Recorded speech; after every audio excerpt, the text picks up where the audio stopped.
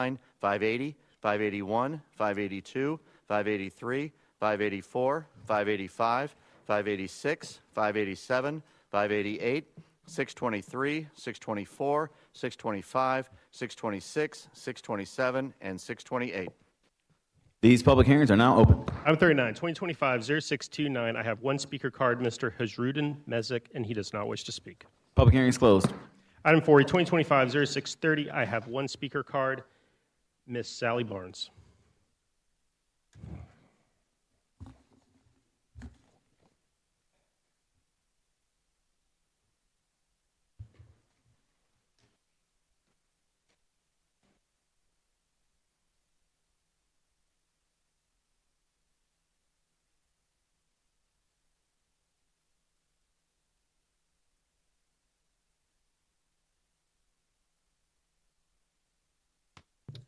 Good afternoon. My name is Sally Barnes. My address is on file.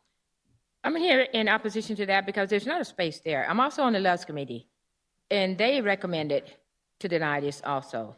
This is a small space. If they put these things up here, it's going to be right in somebody's backyard. There's no space for parking. There's no space even behind there for any room for anything. You're just going to put it in somebody's backyard.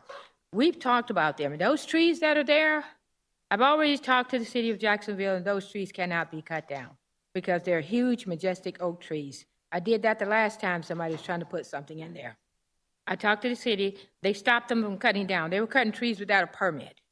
And this tree ordinance that they have, they say you have to replace a tree if you cut one down. Where are you going to put it if they got big high-rise apartments and everything else there? You're complaining about global warming, all this stuff. You're cutting down all the trees. What do you think is going to happen? They're cutting all the trees. Now they're permitting them to kill the bears. Where are they going to live? Where are the animals going to live? If you keep allowing people to kill all the trees and tear everything up, you're guilty. You're making these decisions for the developers. You're not thinking of us as residents. We live here. We want our trees. We want our 300-year oak trees to continue to live and provide shade and protect our area from noise. They're a barrier for noise also. Why are you all doing this? I don't get this. They've tried to put a junkyard there twice. That was shut down. Even the people came to the Millage committee in the CPAC meeting. They said they don't agree with it because of the same reasons that we don't. So I'm asking you all not to pass this one because it's just not right. There's no room. If you look at it yourself, you'll see there's no room for this there. It's just not right for us or our neighborhood. I have no more speaker cards. Public hearing is closed. Item 41, 2025-0631. I have two speaker cards, Carla Battery and Grover Cheshire. Carla Battery or Grover Cheshire, are you here? Please come on down.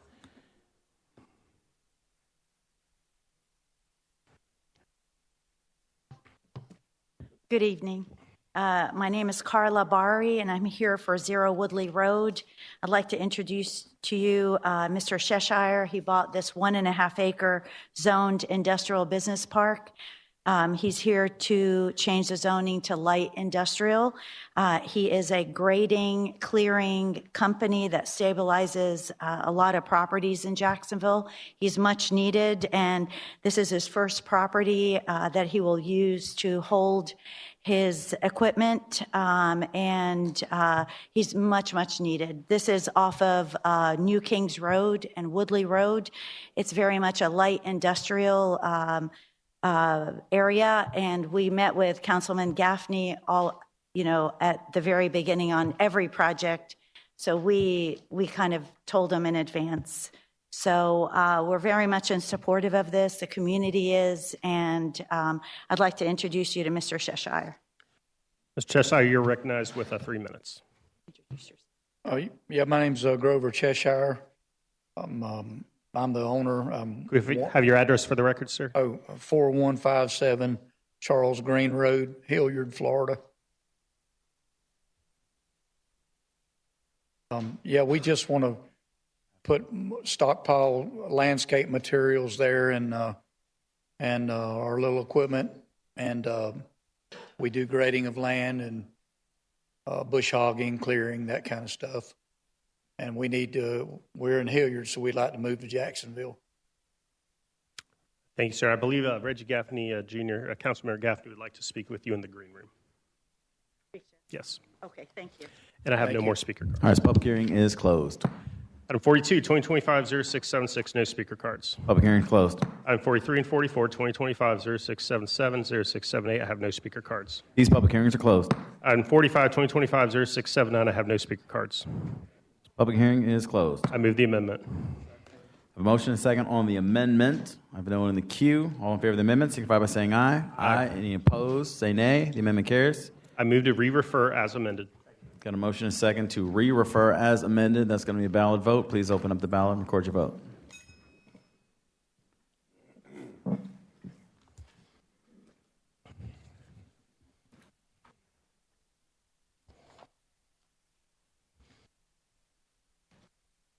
Seventeen yeas, 0 nays. By your action, you've approved 2025-0679. On to page 21, item 46, 2025-0680, I have no speaker cards. This public hearing is closed. I move the emergency. Have a motion and a second on the emergency. We're going to take the emergency by voice. Let's see how that goes. All in favor of the emergency, signify by saying aye. Aye. Any opposed, say nay. The emergency carries. I move the bill as an emergency. Have a motion and a second on the bill as an emergency. I have Councilmember Miller in the queue. Thank you, Mr. President. I'd just like to be added as a co-sponsor, please. Thank you. All right, sir. Noted. All right, there's no one else in the queue. Please open the ballot and record your vote.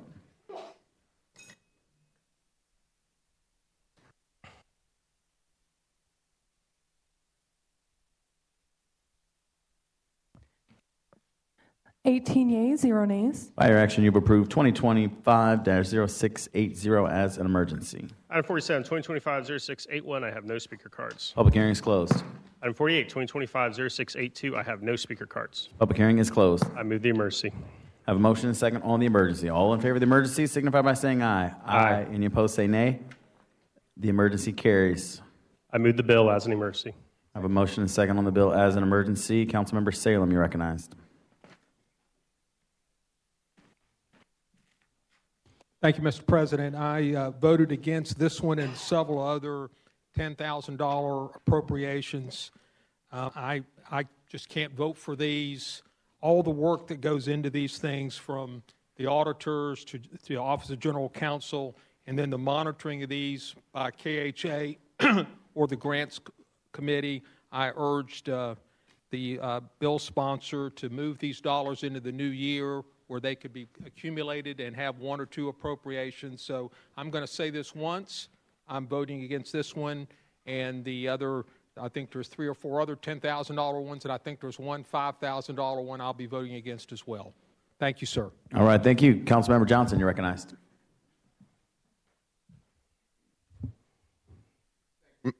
Thank you, Mr. President. I appreciate it. And while I do respect my colleague, we can't change the rules in the middle of the game. This is important because these dollars are earmarked for community organizations. That's why I put them in, and we can't go against trying to help the community. If there was some rule in place that said there could only be limited amounts, then I could understand that. But I did the due diligence, brought every piece of information back. I went to the organizations. I did most of the groundwork personally in my office. So I want to say that it is important that the community sees that they are seen, and that's why these dollars are there. And $10,000 is a game-changing amount for some local, small organizations. That's why I did this, and I want our colleagues to understand it's important that we learn to see all of the community, not just certain parts of it. Thank you. Thank you very much. There's no one else in the queue. Please open the ballot, record your vote.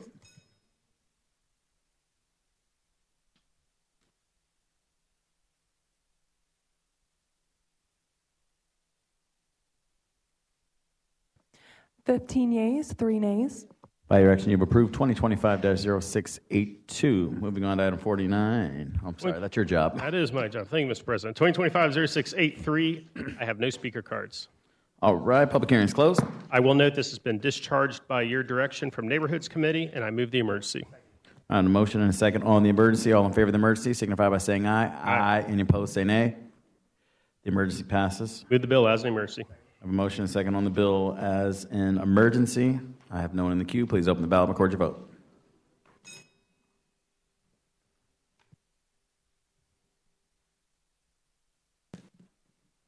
Fifteen yeas, 3 nays. By your action, you've approved 2025-0683.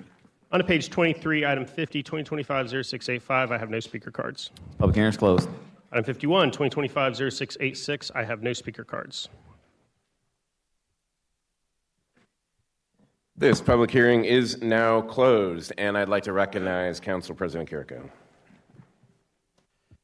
Thank you, Vice President Howland. I rise to abstain from this as my organization, the Boys and Girls Club that I'm employed by, has received grant funding in the past for opioid prevention so we can help kids stay off of drugs. And so I will not vote. I'll abstain or participate in the conversation. Thank you, sir. I'd like to recognize Councilwoman Pittman.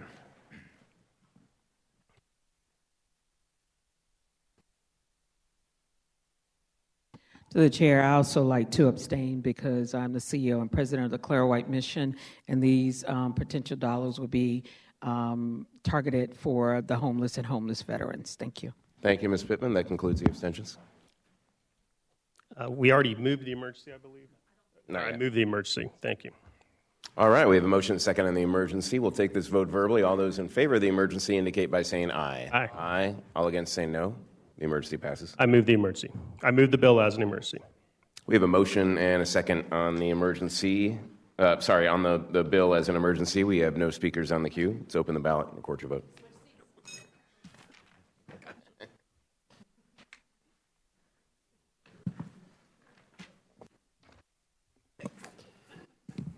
Sixteen yeas, 0 nays, 2 abstentions. By your action, you've approved 2025-0686. On to page 24, item 52, 2025-0687, I have no speaker cards. Public hearing is closed. I moved the emergency. I've got a motion and a second on the emergency. Councilman Harris. Thank you, Mr. President. To Ms. Clark-Murray or Mary, this organization has to do with children, I'm assuming, Ms. Clark-Murray, is that accurate? Through the president to Councilmember Arias, exactly, yes. Okay, perfect. So I'm just curious, why, unlike the other ones, is it not going through KHA? It is not going through the president to Councilmember Arias. It's not going through KHA because this particular organization, this is a step-by-step is an organization that's going to provide a programming for youth within an existing program, which is the Newtown Success Zone, which is in my district. So that's why they didn't need to go through KHA. And also, this is a part of my strategic dollars. Okay, I have no issues with who you're funding. I was just curious about the process as to why it doesn't go through KHA if it has to do with children's services in general. But well, through the president to Councilmember Arias, it's not in general. It's specifically for an after-school program for a specific set of time. okay, Ms. Stefopoulos, can you please? Thank you. Through the president to Councilmember Arias. So while there has been an expression by a number of council members that children's services would all be housed through Kids Hope Alliance, there's nothing that would preclude a council member who prefers their initiative or desires an initiative to be administered through the Grants and Contract Compliance Division to do so, even if it's for youth services. And they have administered those types of programs in the past, so it's not as common, but it is something that does occur, that Grants and Contract Compliance has administered programs that still target youth. Okay, and Ms. Clark-Murray, I have no issue with this at all. I just urge all my colleagues that if you ever fund children's services, they go through the appropriate channels of KHA. That's why they're here for, to support you. But like I said, I have no issues with this at all. All right, Thank you. Through the president to Councilmember Arias, I appreciate that completely. Just bear in mind that with KHA, they have a pot of dollars, and I don't think our strategic initiative dollars go to KHA. They're typically our dollars within the special contingency, and for that reason, we can basically, in a sense, allocate them the way that we choose. Through the president, if you would like me to respond to Councilmember Clark-Murray. So with respect to the allocation of the dollars go to the entity. With respect to who can administer those contracts or programs, Kids Hope Alliance can administer, even if it's strategic initiative dollars, or Grants and Contract Compliance, or there may be an initiative that's better administered through a different department or division. So there's nothing wrong with the avenue you've taken, and KHA would have been another alternative. But again, there have been other strategic initiatives or programs involving youth that have been administered through Grants and Contract Compliance. Thank you so much. Through the president to Ms. Stefopoulos, thank you so much for that. But I also see that as another layer that will basically push the time back for this particular program. and through the council member to council member, through the president to council member Arias and Mr. Fopoulos, my community, specifically this community, Robinson's Addition, there's an urgency there. Time is of the essence, and let me tell you why. I have a kid who I know who he is, but I just don't have the proof exactly who is burning down things. I have kids who get off the bus and they don't have anything to do. And I don't blame the parents because they are actually still working, so they're what we call latchkey kids. So this programming will give them what they need to stop them from damaging the community. All right, that is the time from Councilman Arias. So have we voted on the emergency? We have not. We're ready to vote on. It's been moved and seconded. All in favor of the emergency signify by saying aye. Aye. Any opposed, say nay. The emergency passes. Move the amendment. I have a motion second on the amendment. All in favor of the amendment signify by saying aye. Aye. Any opposed, say nay. The amendment carries. I move the bill as an emergency as amended. We have a motion and second on the bill as emergency as amended. Please open the ballot and record your vote.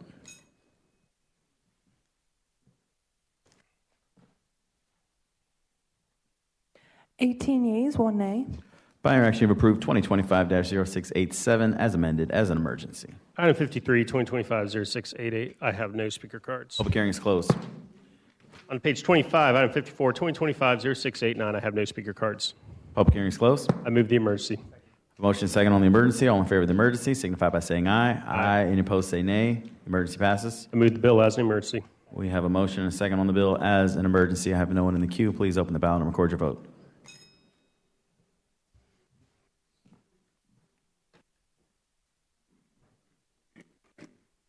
$19 yeas, 0 nays. By your action, you've approved 2025-0689 as an emergency. Item 55, 2025-0690. I have no speaker cards. Public hearing is closed. I move the emergency.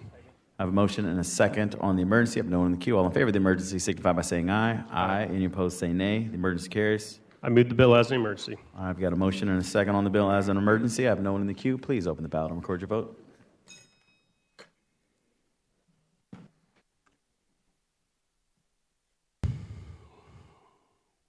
$19 yeas, 0 nays. By your action, you've approved 2025-0690. On page 26, item 56, 2025-0691. I have no speaker cards. This public hearing is closed.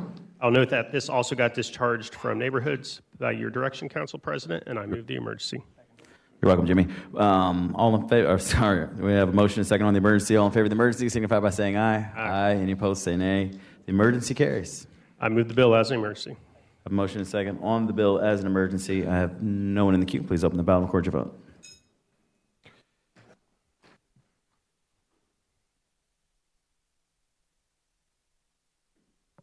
$16 yeas, 3 nays. By your action, you've approved 2025-0691. Item 57 and 58, 2025-0692 and 0711. I have no speaker cards. These public hearings are closed.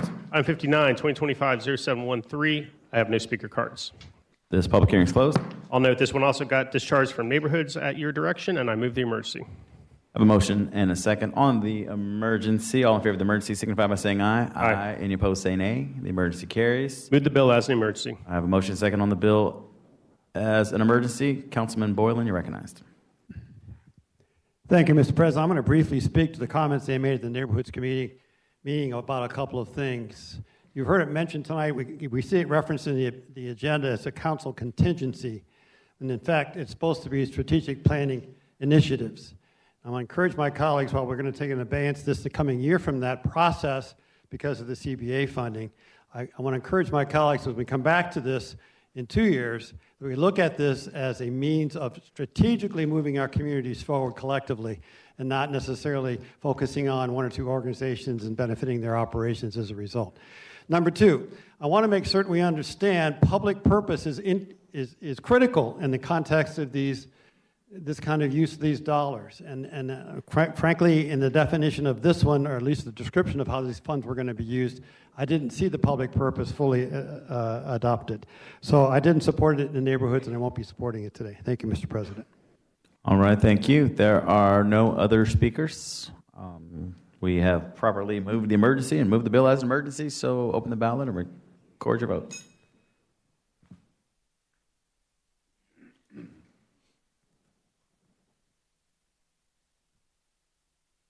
$15 yeas, 4 nays. By your action, you've approved 2025-0713 as an emergency. Item 60, 2025-0714. I have no speaker cards. This public hearing is closed. I move the emergency. I have a motion and a second on the emergency. I have no one in the queue. All in favor of the emergency signify by saying aye. Aye. Any opposed say nay. The emergency carries. I move the bill as an emergency. I have a motion and a second on the bill as an emergency. I have no one in the queue. Please open the ballot and record your vote.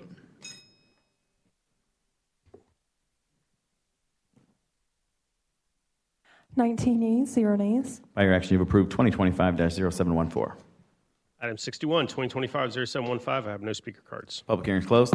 I move the emergency. I have a motion and a second on the emergency. I have no one in the queue. All in favor of the emergency signify by saying aye. Aye. Any opposed say nay. The emergency carries. I move the bill as an emergency. Got a motion and a second on the bill as an emergency. No one's in the queue. Please open the ballot and record your vote.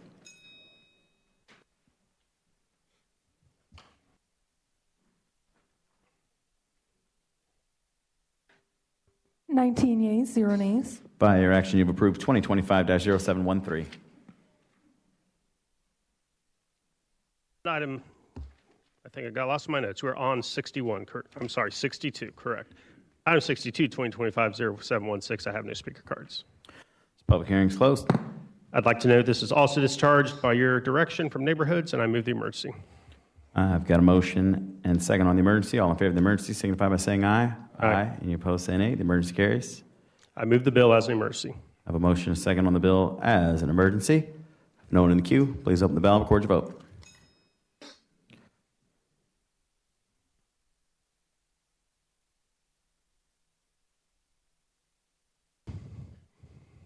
Thirteen yeas, 6 nays. Legislative Services, can you verify that the 2/3 vote requirement was met on that?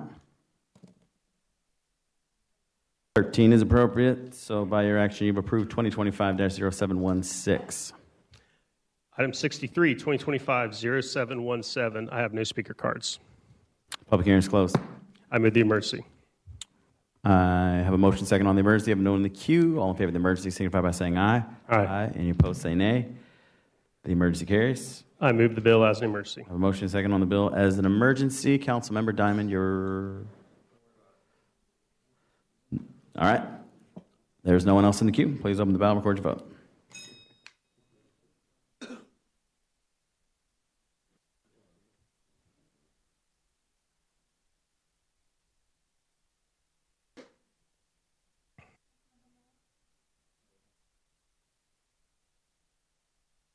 Fifteen yeas, 4 nays.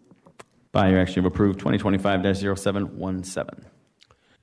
Item 64, 2025-0718. I have no speaker cards. Public hearing is closed. I move the emergency. I have a motion and a second on the emergency. All in favor of the emergency, signify by saying aye. Aye. Any opposed, say nay. The emergency carries. I move the bill as an emergency. Got a motion and a second on the bill as an emergency. There's no one in the queue. Please open the ballot and record your vote.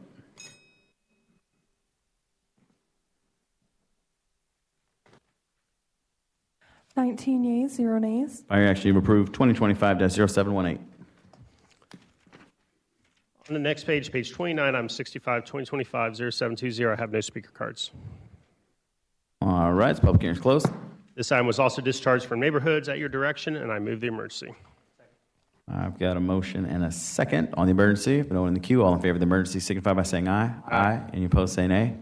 The emergency carries. Move the bill as an emergency. Got a motion and a second on the bill as an emergency. If no one in the queue, please open the ballot and record your vote.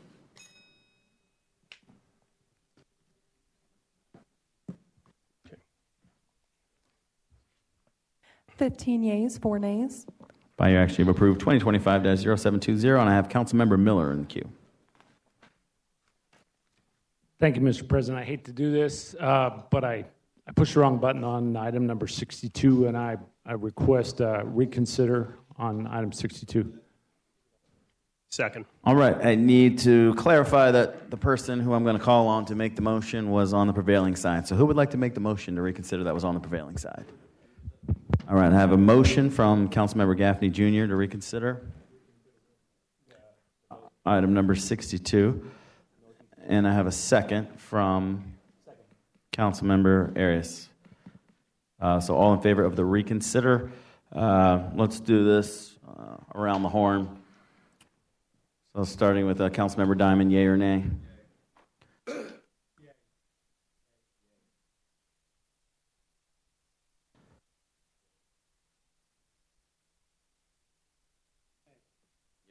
Yay. Yay.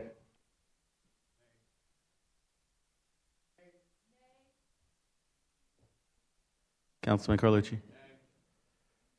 Legislative Services.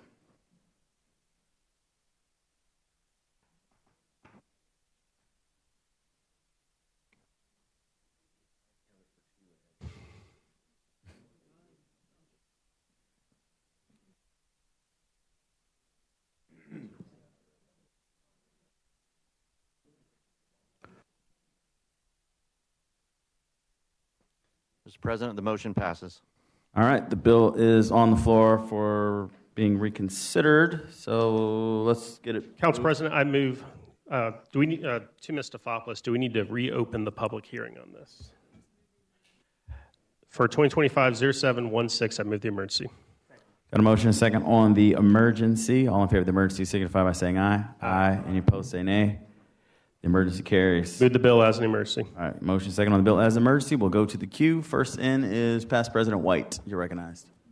Yes, sir. Thank you. And through the president, you know, I thought we had this thing through, and then there was a change. I would just like to urge my colleagues to think about it. This is a big deal for my district, Town of Baldwin, and JFRD. The whole membership is $390, and it saves, I know, Town of Baldwin $200,000, and they spend over $200,000 or $300,000 on JFRD, so it covers the dues. But I just urge one of y'all to try to pass this again. This is means a lot to me. I know it means a lot to JFRD out there. If you want them to stand, it's about half the audience. But thank you for your consideration.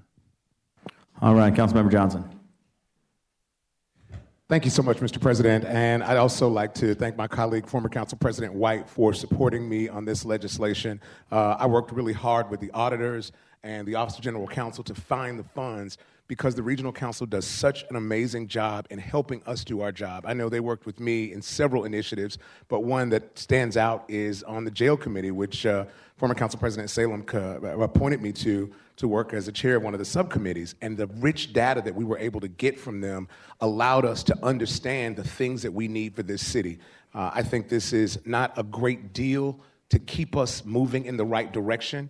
Although Baldwin is not in my district and it is in the former council president's district, it is a part of our community and they utilize this service regularly. I'm so thankful to the first responders, specifically JFRD, who are in the audience with us tonight.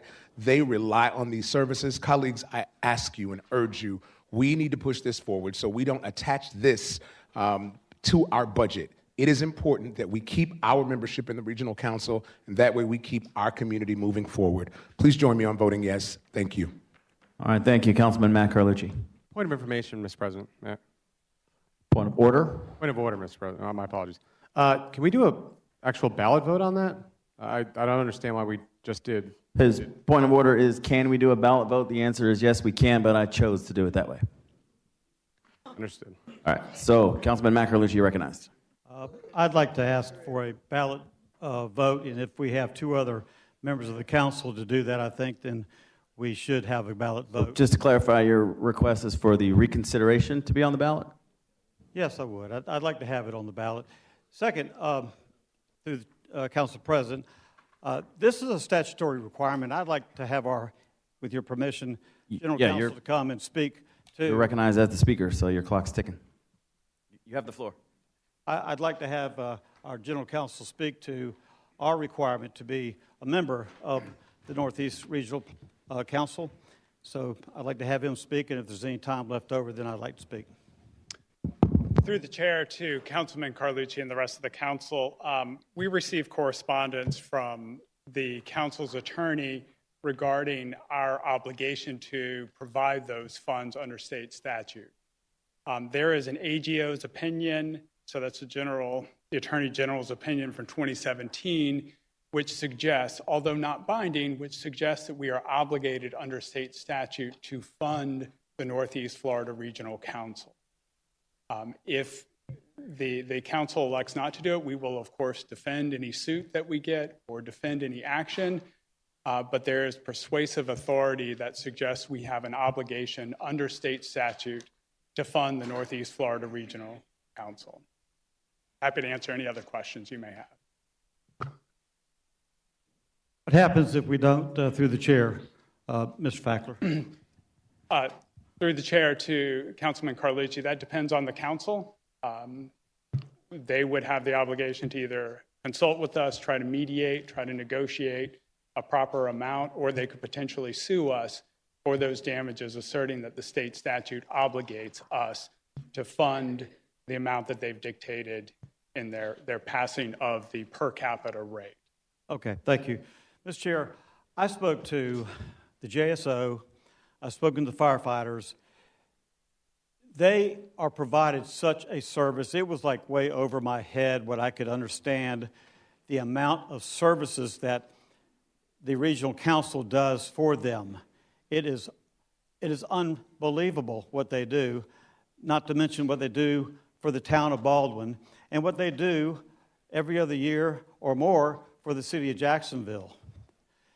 We are the flagship city of Northeast Florida. We are statutorily required to be a member of this council, and to not do that speaks, I think, terribly of the leadership of Jacksonville, Florida. This is very important to Councilmember White in his district and to public safety. If we don't pass this, or we don't pass the amendment later on, then I'm going to tell you, public safety is not going to be happy. And if you hadn't picked up the phone and called public safety to see just exactly how they rely and how they lean on the regional council, you should. All right, thank you. Councilman Arias recognized. Thank you, Mr. President. Mr. Fackler, if you don't mind coming up here again, too. I have a question regarding to that question that Mr. Mike Carlucci had. Are we obligated? The answer is yes. I asked a question during Finance Committee meeting. How much are we obligated? They didn't give me an answer. They said, we'll come back to you. They still haven't came back to me. I asked them, how much are we supposed to pay them? Are other regional councils across the state of Florida paying the same amount? And they said, well, we decide how much we get to charge. South Florida's regional council charges based off of per capita or per whatever the case is. Right now, we have a bill of $400,000, nearly $400,000. Are we supposed to pay that or not? What is our minimum requirement? The answer is nobody knows. Until somebody knows and gives me an answer, I don't want to vote on this. I've been a big proponent on not supporting this because I don't have the answers yet for this. Here's the thing. I will support it if and only they give me the answers I need. JSO and JFRD, the training that we speak about, how much is going towards JSO and JFRD on this portion of $390,000? Can somebody answer that? A lot is not an answer. How much is it? To Councilman Arias, I don't know. I asked their attorney the same question, is what is the ask? And I, too, did not get an answer, an exact number. I was sent a meeting minutes which suggested that it's a $0.41 or 41 cents per capita, which roughly, you do the math, it's $410,000 with a population of 1 million. But like you, I did not get a specific number. Thank you, sir. And then this is why I have hesitation on supporting this. I want to support this. I just don't have the facts in front of me. Now, I see the regional council behind you, so you have a seat. Ma'am, if you don't mind coming up here. Quick numbers, I just need to know. Nassau County, how much are they paying? They pay 41 cents per capita. How much are they paying? It is across the board. How much about $90,000. How much is St. Johns County paying? I'm guessing on these. I don't have the exact numbers. 120. Clay County? Similar to Nassau. Baker? So 12. 12,000. Correct. Per capita. Would be in the middle of that, so 50. 50,000. Yeah, we are Jackson paying $400,000. Per capita is the standard. How much is Miami paying? How much is Orlando paying? 1.5 million to 2 million, I think, is what Miami pays. Miami-Dade County or Correct. Miami, the city of Miami? Miami-Dade County. I'm asking for the city of Miami. I have no idea. Every regional council establishes their own I asked all rate. these questions because we don't know the answers yet. You're giving me numbers that, honestly, those numbers don't bode well with me. Right now, here's the thing. I want to support this. If we come back after the fiscal year with the actual numbers of how much is going towards JFRD and JSO, I'll support it. Heck, what I will do is I'll do a floor amendment tonight to give JSO and JFRD those dollars so they could pay you guys. But I don't want to support $400,000 going towards a regional council that I haven't used in 2 years. I'd rather do a pay-by-play. If we use you guys, we'll pay you guys. Simple as that. Thank you. All right, next we have Joe Carlucci. All right, thank you, Mr. Chair. So for me, the reason I switched my vote from Finance Committee, I did get additional information. I called, our JFRD folks and spoke with JSO, and spoke with Mayor out at Baldwin, Mr. Lynch. And, as I gained more information, I just felt more comfortable supporting it. So for me, as I saw the floor amendments that came out with the Northeast Florida Regional Council also requesting to be taken out of the budget stabilization contingency, I decided, first and foremost, I'd rather it come out of this bucket right here instead of the budget stabilization. So for me, that's why I'm supporting it. And last comment I'll just make what the cue's lit up through the chair to Mr. Miller. You were a nay vote and you wanted to switch to a yay vote?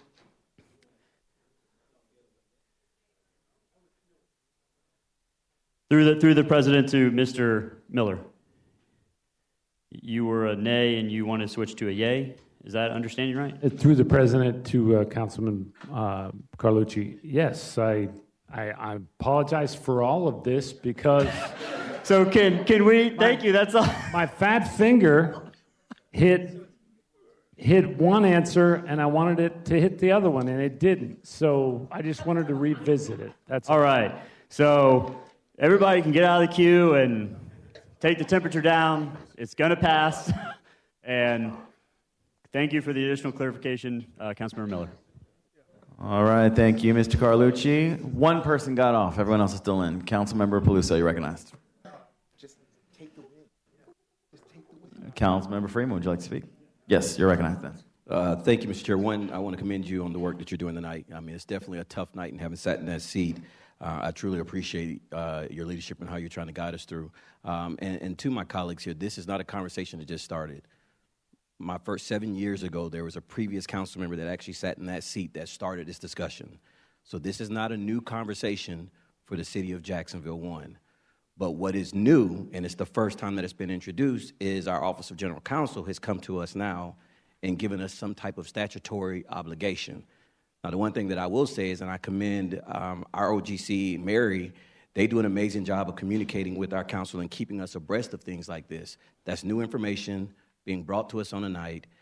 I simply was going to say the same thing that Councilmember Carlucci said. My colleague made a mistake. Never before in this council have I seen a reconsideration that turns out to be debated again. So that is fine.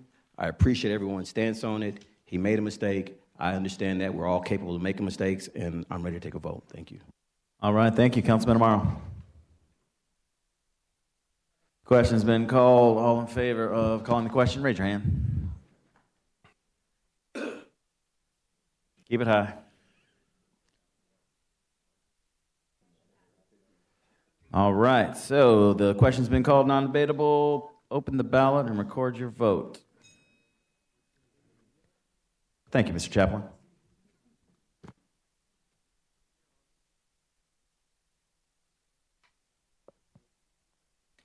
Thirteen yeas, 6 nays. By your action, you've approved. Where are we back at? Item 62, 2025-0716 with the 2/3 requirement.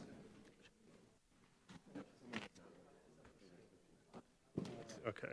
All right, Mr. Floor Leader. All right, Take us with back that, to where we left off. Thank you, Mr. President. With that, we are on to page 30, which is public hearings on land use amendments and certain companion rezonings.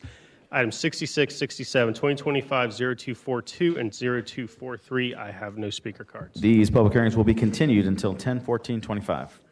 Going on to page 31, item 68, 2025-0493. I have a number of speaker cards. Folks in the audience, if you wish to speak on 0493 or 0494, please come down to the front. I'm going to start reading off the names.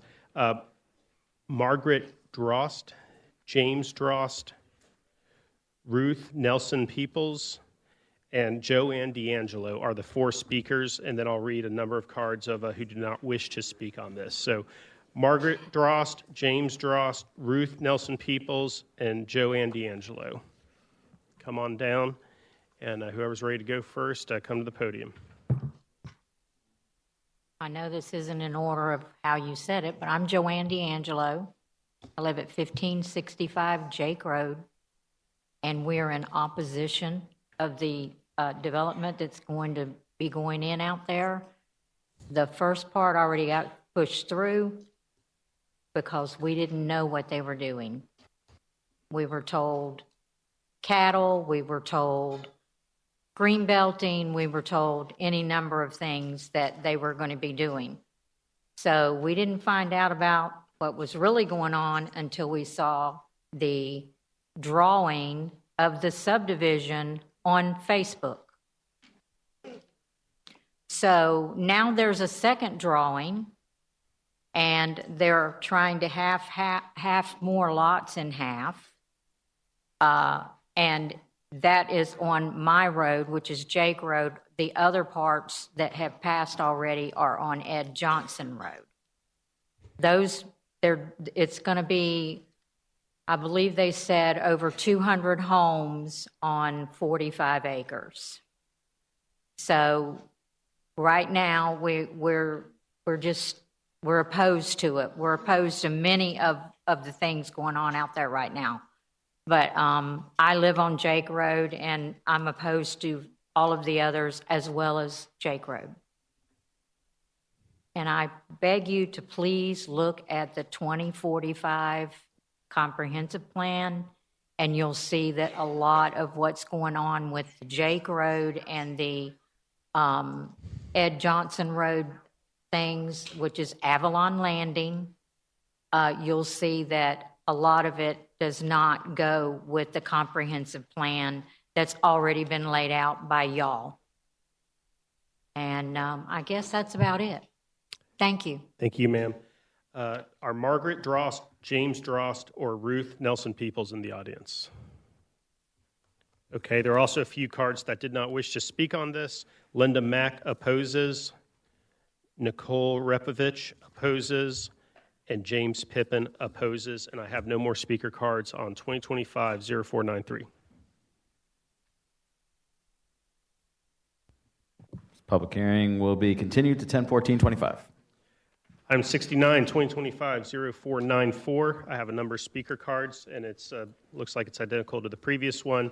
Margaret Drost, James Drost, Ruth Nelson Peoples, and Joanne D'Angelo. Do any of those folks wish to speak if they're in attendance? Okay. And they all noted that they oppose this. Also had some do not wish to speak. Nicole Repovich opposes, James Rippon opposes, and Linda Mack opposes. All right. Thank you, sir. This public hearing will be continued till 10/14/25. I'm sorry, on this one? All right, Councilmember Boylan, you're recognized. Thank you, Mr. President. I stand to declare some ex parte, 2 items from Alan Denise Orcio and Jason Reif, emails from both parties, one on the 2nd of September and one on the 13th of September, both in opposition of this rezoning. All right, thank you, sir. All right, we're on page 32, item 70, 2025-0495 and 0496. I have no speaker cards. These public hearings will be continued to 10/14/25. Next page, page 72, 2025-0578. I have one speaker card, Folks Huxford, questions only. This public hearing is closed. I move the bill. A motion and a second on the bill. If no one in the queue, please open the ballot and record your vote. Okay.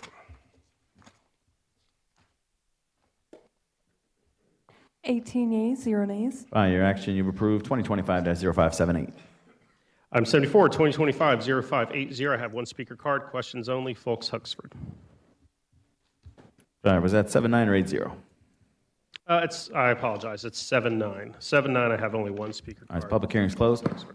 I move the amendment. I have a motion second on the amendment. If no one in the queue, all in favor of the amendment, signify by saying aye. Aye. Any opposed, say nay. The amendment carries. Move the bill as amended. I have a motion second on the bill as amended. If no one in the queue, please open the ballot and record your vote.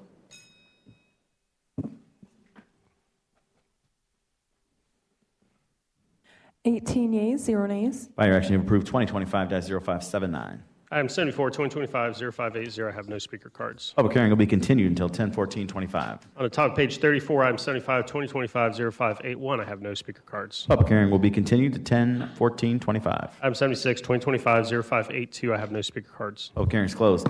I move the bill. I have a motion and a second on the bill. No one in the queue. Please open the ballot and record your vote.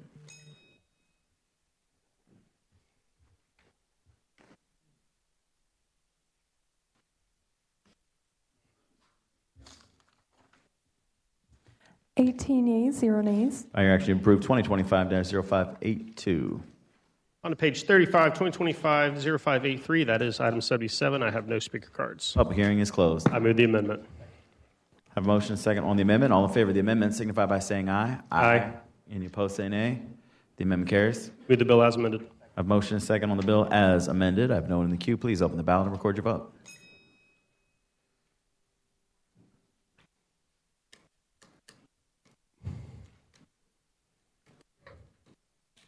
Seventeen yeas, 1 nay. By your action, you've approved 2025-0583.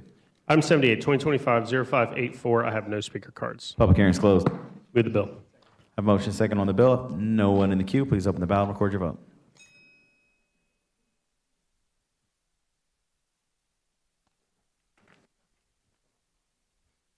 Eighteen yeas, 0 nays. By your action, you've approved 2025-0584. Item 79, 2025-0585, I have no speaker cards. Public hearing is closed. Move the amendment. Have a motion and a second. Actually, we have the amendment, but before that, we have ex parte. So let's just get that out of the way. Councilmember Boylan, you recognized?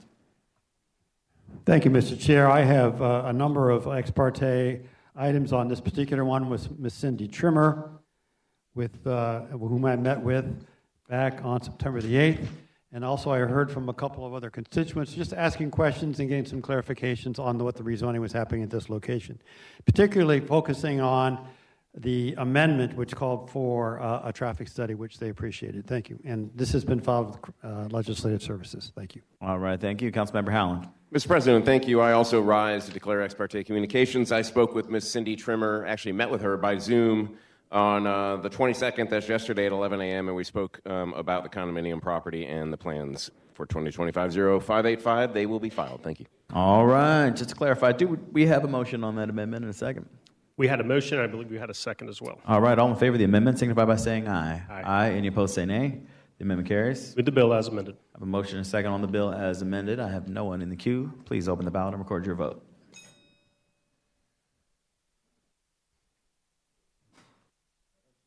Eighteen yeas, 0 nays. By your action, you've approved 2025-0586. I believe that's 85. 0585 has been approved. All right. Item 80, 2025-0586. I have one speaker card. Questions only, John Wallace. Public hearing is closed. I move the bill. I have a motion and a second on the bill. I have no one in the queue. Please open the ballot and record your vote.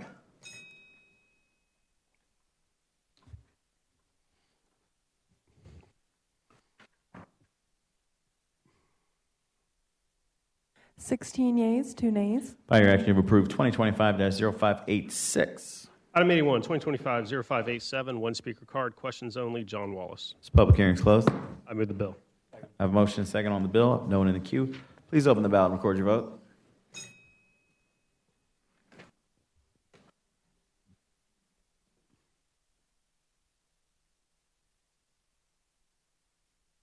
Seventeen yeas, 2 nays. By your action, you've approved 2025-0587, but I think 88 came up on the screen, so we might need to fix that.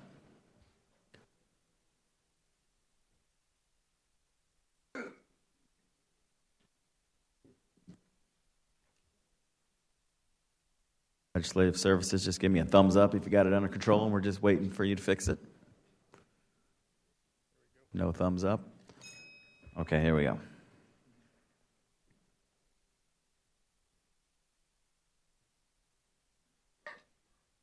Seventeen yeas, 2 yeas. By your action, you've approved 2025-0587. Now we're on to 2025-0588, item 82 on the top of page 37. I have one speaker card. Questions only, John Wallace. Public hearing is closed. I move the bill. I have a motion second on the bill. I have no one in the queue. Please open the ballot and record your vote.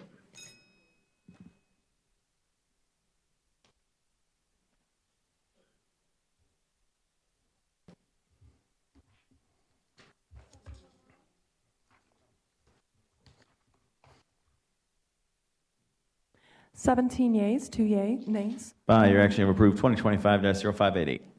Item 83 and 84, 2025-0623, 0624. I have no speaker cards. Both these public hearings are closed. There'll be an additional public hearing on both of them on 10/14/25. On to page 38, items 85, 86, and 87, 2025-0625, 0626, 0627. I have no speaker cards. All these public hearings are closed. They all have additional public hearings on 10/14/25. On to page 39, item 88, 2025-0628. I have no speaker cards. Public hearings closed. There'll be an additional public hearing on 10/14/25. We're now on to page 40, item 89, 2025-0501, and we're going to begin with our council director reading a statement.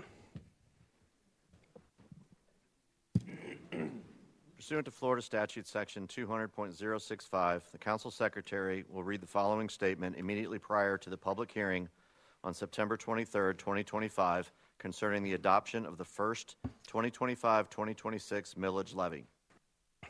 Ordinance 2025-501. The Consolidated City of Jacksonville proposes to levy the following millage rate within the General Fund, General Services District, excepting Urban Services Districts 2 through 5, a total millage of 11.3169 mils for operations. This reflects a 4.19% increase in the operating millage rate from the rolled back rate of 10.8614 mils. Thank you, Mr. President. All right. Thank you, Mr. Secretary. Let's open the public hearing. Councilman Arias? I will move my amendment. Second. We have a motion and a second on the floor amendment. I move the amendment, sir. We have a motion and a second on the floor amendment. Now that that's been properly moved in second, we'll go to the speaker cards, and then we'll open up for a conversation. Thank you, Councilmember Mr. Freeman, President. procedural conversation. We're going to go to the cards. No. I think everyone got a copy, but yes, if anyone would like an explanation, go ahead. Thank you. Councilmember Arias is offering a floor amendment to Bill 2025-501, which would reduce the millage rate from 11.3169 mils, or $11.3169, to 11.1919 mils, or $11.1919. And it would change the percentage over the rollback rate to 3.04%. All right, thank you for that explanation. The bill's been moved and seconded, but procedurally we are supposed to go to the cards before we have any conversation or debate on that. That is correct, Mr. President. We have 53 speaker cards that do wish to speak, as well as a substantial number that do not wish to speak. I will read at the end. Folks in the audience that want to speak on Bill 501, it's going to be just like public comment. I'm going to call 5 down at a time. Unlike public comment, everyone will have up to 3 minutes. And so the first 5 are Ms. Jerry Woodham, LaShonda Holloway, I believe this is Lee Haynes, Darrell Edwards II, and Jacqueline Curry. So if I called any of those 5 names, Ms. Jerry, I see you can go ahead up to the podium whenever you're ready. All right. While Ms. Jerry's coming up, just a reminder to all those who filled out speaker cards that you must speak directly to the nature of the bill. So this is 2025-501, which is the millage rate. And there's an amendment on the floor to reduce the millage rate by 1/8. So any comments made should be directly tied to this bill or the amendment. Thank you. Tonight, I support this bill. The naysayers will say it's not Ma'am, that... can you say your name and address, please? Oh, I'm sorry. Jerry Woodham. Thank you. Tonight, I support this bill. The naysayers will say it's not much, maybe $20 to each resident. Do you all understand that you are to represent the taxpayers? I agree with some that we need to roll back much more. You have to ask the question, if it's such a small amount, why are so many people upset? Do you have a checkbook? Do you spend money you don't have? Well, our mayor is giving money to all these people who have their hands out. It's your money, and it won't stop till you have the courage to pass the bill and say we need some relief. We have been taxed and taxed. We are now paying for our garbage as an extra expense, which should have been covered by our taxes as a service. We pay extra for our schools. When does it stop? We will be paying for a stadium some of us will never use. Stewardship in the Oxford Dictionary, the job of taking care of something or an organization or a property. It is our money. Our mayor is spending money and putting the taxpayer last. She is not being a good steward. It is not her money. It is not the city council's. It's ours. And I say, like many other taxpayers, give us some relief and pass this amendment or increase it to make a real difference. I just want to ask you to really think about this. You have to make a statement. You have to give us relief. As an owner of a business and a taxpayer, and we own our own home, between the insurances and everything else going up, every bit we can save is a difference. Thank you. Ma'am, can you say your address or just say it's on file? You said your name, but not your address. On file. Thank you. Ms. LaShonda Holloway. Ms. LaShonda Holloway here. Lee Haynes. Do I have a Lee Haynes or a Darrell Edwards II? Okay. Jacqueline Curry. Vanessa Collins-Hopkins. Okay. And then after Ms. Collins-Hopkins, there'll be Jeffrey Rumlin. So Jeffrey Rumlin and Dee Dee Weeker, if you're in here, please come down as well. And then Ms. Collins-Hopkins, as soon as you're at the podium, you have your 3 minutes. Vanessa Collins-Hopkins, address on file. We do not need this millage rate reduction. The reason why we don't need it is because it's really pennies on the dollar for most people, especially for you all sitting up there. You know, I do believe that those who receive much are expected to give a lot. Now, that's a rough paraphrase, but you know what I'm saying. You all are up here in a privileged situation. Privileged because you are able to set aside monies, do campaigns, and be able to deal with city council as a part-time job. Now, I know that you always are talking about makers and takers, okay? But it is our obligation to those who have less among us, for those that have more, to be able to give to those that are marginalized, those that need more care. We need exactly what is in the mayor's original budget. Therefore, we do not need this millage cut. It is definitely a political gimmick or ploy. Again, just so you can say during your next campaign that you were able to lower property taxes. It's not right. What's right is to love thy neighbor as thyself, to recognize that not everything is equal. Yes, equal under the law. That's what this country is supposed to be about. But opportunities are not equal. And pulling yourself up by your bootstraps really doesn't exist. Somebody is usually there giving opportunity to those who end up being the millionaires and billionaires. It's just that people tend not to want to talk about it. Well, let's give some opportunity to those areas of the city that have been denied for years and years and years, pre-consolidation, post-consolidation. I'm trying to appeal to you all's consciences. We all deserve better. We deserve your love. And that means not cutting the millage rate. It means passing the original mayor's budget. Thank you. Thank you. Next up is Jeffrey Rumlin, and then after that, Dee Dee Weeker, Dr. Linda Woodard, Kalita Wright Foster, and Blake Harper. Is Jeffrey Rumlin in the room? Okay. What about Dee Dee Weeker? Dr. Linda Woodard. My name is Dee Dee Wicker, and my information is on file. I'm here to protest the millage rate cut gimmick.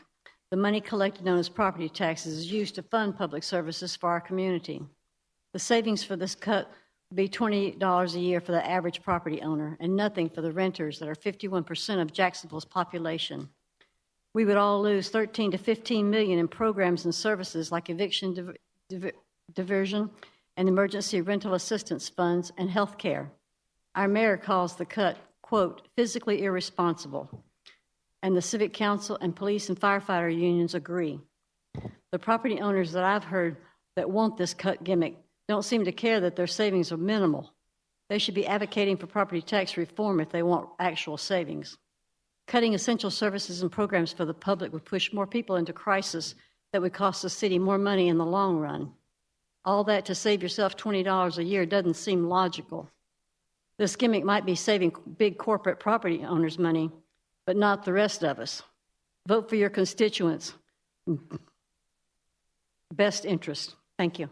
Thank you. Dr. Linda Woodard, and then it'll be Kalita Wright Foster and Blake Harper. Dr. Linda Woodard, my address is on file. I'm just here as a resident of the city of Jacksonville to say this is preposterous. And this is just a move by City Council to join up forces with a corrupt administration. But I will say that I oppose the millage increase. Jacksonville is already facing significant demands from broken up infrastructure to public safety concerns to affordable housing shortages. Cutting revenue now will only force the city to either do borrowing or deferring essential maintenance, and this really harms the residents who are most in need of these of our services. Furthermore, the amendment is fiscally irresponsible because it offers no replacement revenue source to offset the cuts.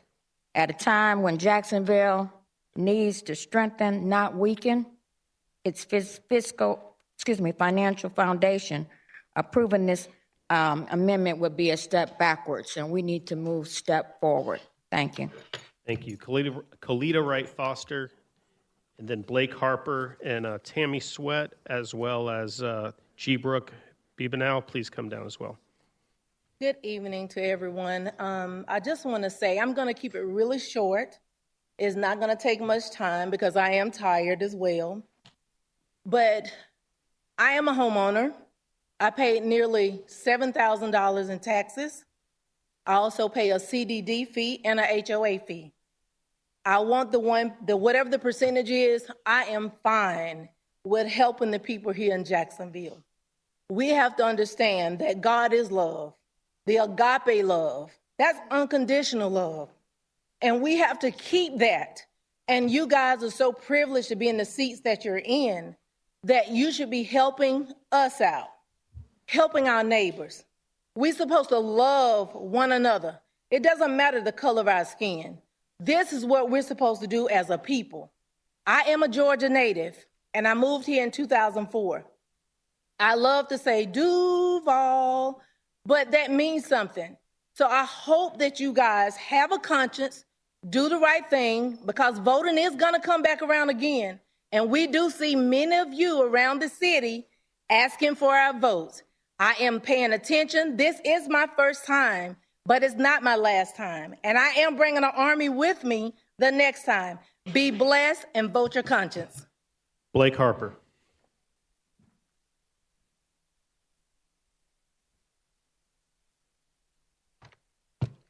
My name is Blake Harper, information on file. I'm going to focus on the comments of the Vice President in the last meeting when he talked about everything that this budget does for our first responders. The first responders seem to have forgotten something. And that thing that they've forgotten is who has had their back over and over and over and over again. When city council members wanted to defund JSO, when they've tried to put in citizens review boards, you all have stood against that. You've provided them with adequate funding. The reality is that you have established decades-long support for law enforcement. On the other hand, Democrat Party here in Jacksonville, in Florida, and the United States has attacked law enforcement and first responders ever since Barack Obama. There is a war against law enforcement, and why these guys why they don't stand with you and support you on this particular issue, I don't understand. It doesn't make any sense. But then we have to remember that the reason Donald Trump won is because union leadership supported the Democrat Party, but the rank and file voted for Donald Trump. Y'all need to wake up, folks. This budget is this rollback, this decrease is nominal. I had asked myself, I said to one of the city councilmen, this is such a small amount. Truly, I'm wondering what would happen given this scale of response of hate that we're hearing and all these attacks on you. I'm wondering what would happen if you put in a $1 or $1.5 million cut. Would this building be burning? I mean it. That's a genuine question. Would this building be burning? Because that's exactly what we see across the country. Folks, you have done the right thing. You started the process. This is an incremental change. It's not a change that hurts anybody. And I'm absolutely amazed that people won't wrap their arms around it and support it. Do the right thing. Pass the millage cut. Our next five are going to be Tammy Sweat, G. Brooke Babineau, Jess Boaz, Christine Matson, and Mary Robinson. Tammy Sweat, go ahead. Hi, I'm Tammy Sweat. My address is on file. Like I said it before when I was up here, and I speak from my heart. I don't speak for a lot of people, but I'm speaking from my heart. And that is, we need to help others. God has always said, do unto others as you would have them do unto you. How would you like it if you were down and out and needed some kind of support, needed some help finding home, homestead or something, a cover over your head? Wouldn't you want that support? By making this millage cut, you are taking so much away from the people that need us the most. So I am hoping that you will not pass this millage cut. Leave the mayor's budget as is and pass it. Please, I'm begging all of you to deep down in your heart and ask, what would happen if I were in someone else's shoes? Thank you. G. Brooke Babineau. Jess Boaz.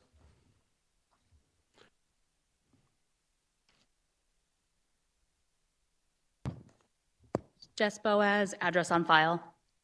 I'm a longtime criticizer, first-time public commenter. I want to say today, just like everybody else, that this doesn't really work for anybody. It seems as though this is just another way for tax cuts to be given to people with all the money. I own a home, and I'm going to tell you right now, with most of us, $20 a year isn't really doing anything for me. I would rather you take that $20 and give it to the people on the streets who need money to survive, because in this country you have to have money just to be alive. I don't think that's okay. So to me, this budget, cutting money and turning around and giving a tax relief to us isn't going to do anything. There's no point to it other than, as has been said by many other people, we've said outside, we've said to the news, and we're getting tired of saying it over and over again, but the bottom line is this helps only your people and not us. It tries to compensate for the fact that you've cut so much money out of it. This is just not helpful. It doesn't help renters. It doesn't help me. And I don't know why you would do it when you could be putting the money towards something more important. There are so many other things that we could be doing with this money. I would love a tax break too. I love money too, but it's more important for us to give to the people around us. It is more important for us to keep the people off the streets and for us to actually have proper education in this city. There's so many things we could be doing except for giving me $20.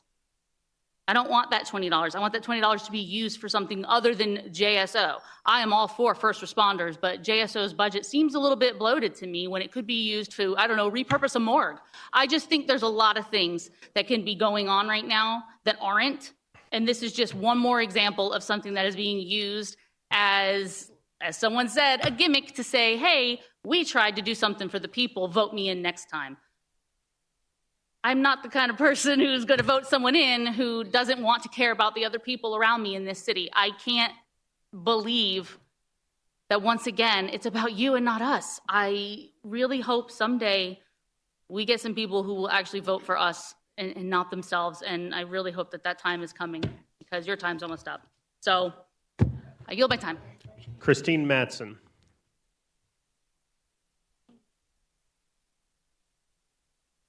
After Christine, it'll be Mary Robinson, and then Catherine Del Rey, and then Tom McGuire. Good evening, council members. My name is Chris Mattson. My zip code is 32266. My address is on file. I am a homeowner at the beaches in Duval County. I am a homeowner that wants my property taxes to maintain public safety, ensure quality of life, and manage growth rationally and responsibly. So I am urging you to vote no on the millage cut. With Jacksonville's area's population, the need for public services growing and costs inflating, we can't afford to reduce revenues with a tax cut. Definitely, those 9 billionaire developers are going to benefit from the millage cut. But the proposed millage reduction is a token tax relief for the rest of us property owners that will force program cuts and in the future risk funding for public safety. We all know that the renters outnumber homeowners in Duval County, and we all are aware that the so-called tax relief does nothing for renters and guts the services that we all rely on. Cutting funding for nonprofits and non-core services that function as public safety net that provides people with housing, that feeds them, that cares for them is foolish as well as immoral. Our council, some of our council members profess that public safety is our #1 priority. If that's the case, then it makes no sense to support tax revenue reductions that will force cuts in city funding that is crucial for preventing public safety crises. I don't need the token so-called tax relief from a 1/8 mil tax cut to reduce spending. The Florida CFO Enoglia's recent grandstanding based on his DOGE team audit report has yet to provide the math behind his allegations that specific programs are overspending. He hasn't shown the work behind his numbers. And as a career healthcare provider and a retired physical therapist, I can testify that if it's not documented, it didn't happen. His allegations have serious implications for legal accountability. Without concrete evidence, his overspending assessment and directives for spending cuts are empty gongs. Cuts now will cost more later. We need tax budget with strategic long-term plans to manage Duval's growing pains. Thank you. Next up, Vote Mary no. Robinson. Is Mary Robinson here? What about Catherine Del Rey? All right, Mr. McGuire, you're up. And after Ms. McGuire will be Dr. Barbara Darby and Rose Steele. So please come on down. Good evening. I am, again, Tom McGuire, 4711 Herder Road, Jacksonville, Florida, 32210. The meager results of this millage reduction is of limited value to the average tax-paying citizen of Jacksonville, but it does provide a significant value to corporate property management companies that are destroying our neighborhood communities and owners of very expensive homes, like you. Fortunately, the city has many that are willing to rise above petty self-interest. The cuts to the mayor's budget will hurt many of the most needy in Jacksonville, leaving the citizens of the city hungry and without medical care. Remember, Jesus said, as much as you did this for the least of these, you did this to me. But if you really want to do Jacksonville people a favor you can start investing in economic development for this city. We live in a city right now where starting wages are decreasing steadily. We need you to invest in jobs. That's what's going to move this city forward, and we trust you to do that as a council. Thank you. Thank you. Dr. Barbara Darby, are you here? Okay, Rose Steele. John Scott. I think I saw him. John Scott, you have the floor when you get to the podium. And then Senator Audrey Gibson and Norman Brewer. Again, that's Dr. Barbara Darby, Rose Steele, John Scott, Senator Audrey Gibson, and Norman Brewer. And I think it's you, Mr. Scott. Thank you, Mr. Floor Leader. Good evening, ladies and gentlemen of the City Council.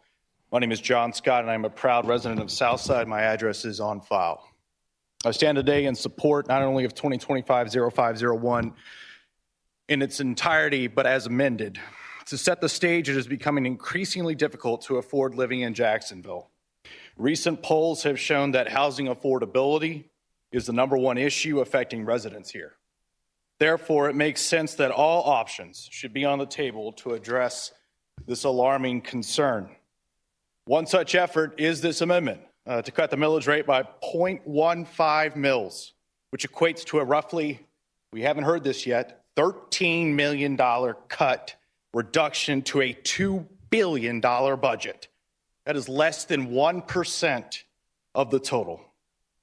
You heard recently that Florida's Chief Financial Officer, Blaise Ngolia, after his team reviewed the budget numbers provided by the city, acknowledged there have been significant issues with spending, and residents have been overtaxed by almost $200 million over the past 5 years. Like businesses, like individuals, like families, government should live within its means. Curbing spending is not only an appropriate exercise for government, but providing tax relief is good for taxpayers and the economy. Opponents say there are potential reductions in funding for a number of social programs, but we know the government should prioritize helping residents become self-sufficient, not create more reliance. Additionally, we should focus on our core services of public safety, infrastructure needs, and sanitation. None of the articles from the media suggest that any of the cuts from those areas will actually occur. The only ones that are being mentioned are social programs. And finally, opponents who have come before you tonight bemoan that this is an insignificant relief. It's only going to be $1.50 per month. It's only going to be $20 a year. If that's truly the case, I challenge each and every one of them to put their money where their mouth is and advocate for greater cuts. In closing, ladies and gentlemen, thank you for the ability to speak tonight. I encourage you to support the amendment, and I hope ultimately the budget passes with same. Thank you. Next up, former State Senator Audrey Gibson.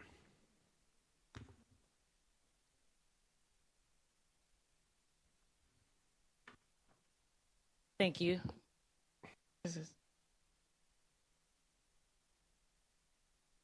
Thank you. Thank you so much. And good evening, Mr. President and members of the council.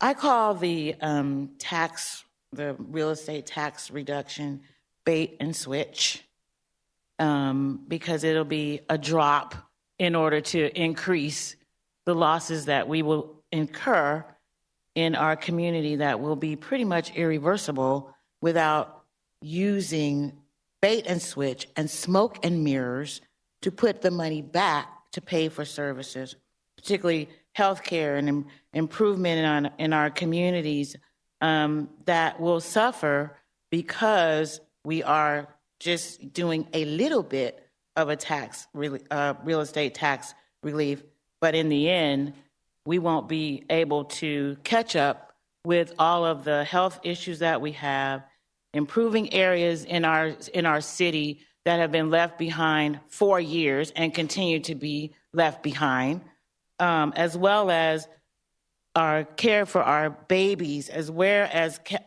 as care for our seniors. All of these things will suffer for a smidge of a reduction over a short period of time, hopefully, and then we will have to catch up to where we left off, which there's no data to support why we're even taking a millage cut without considering all of the things that we are paying for. And so I urge this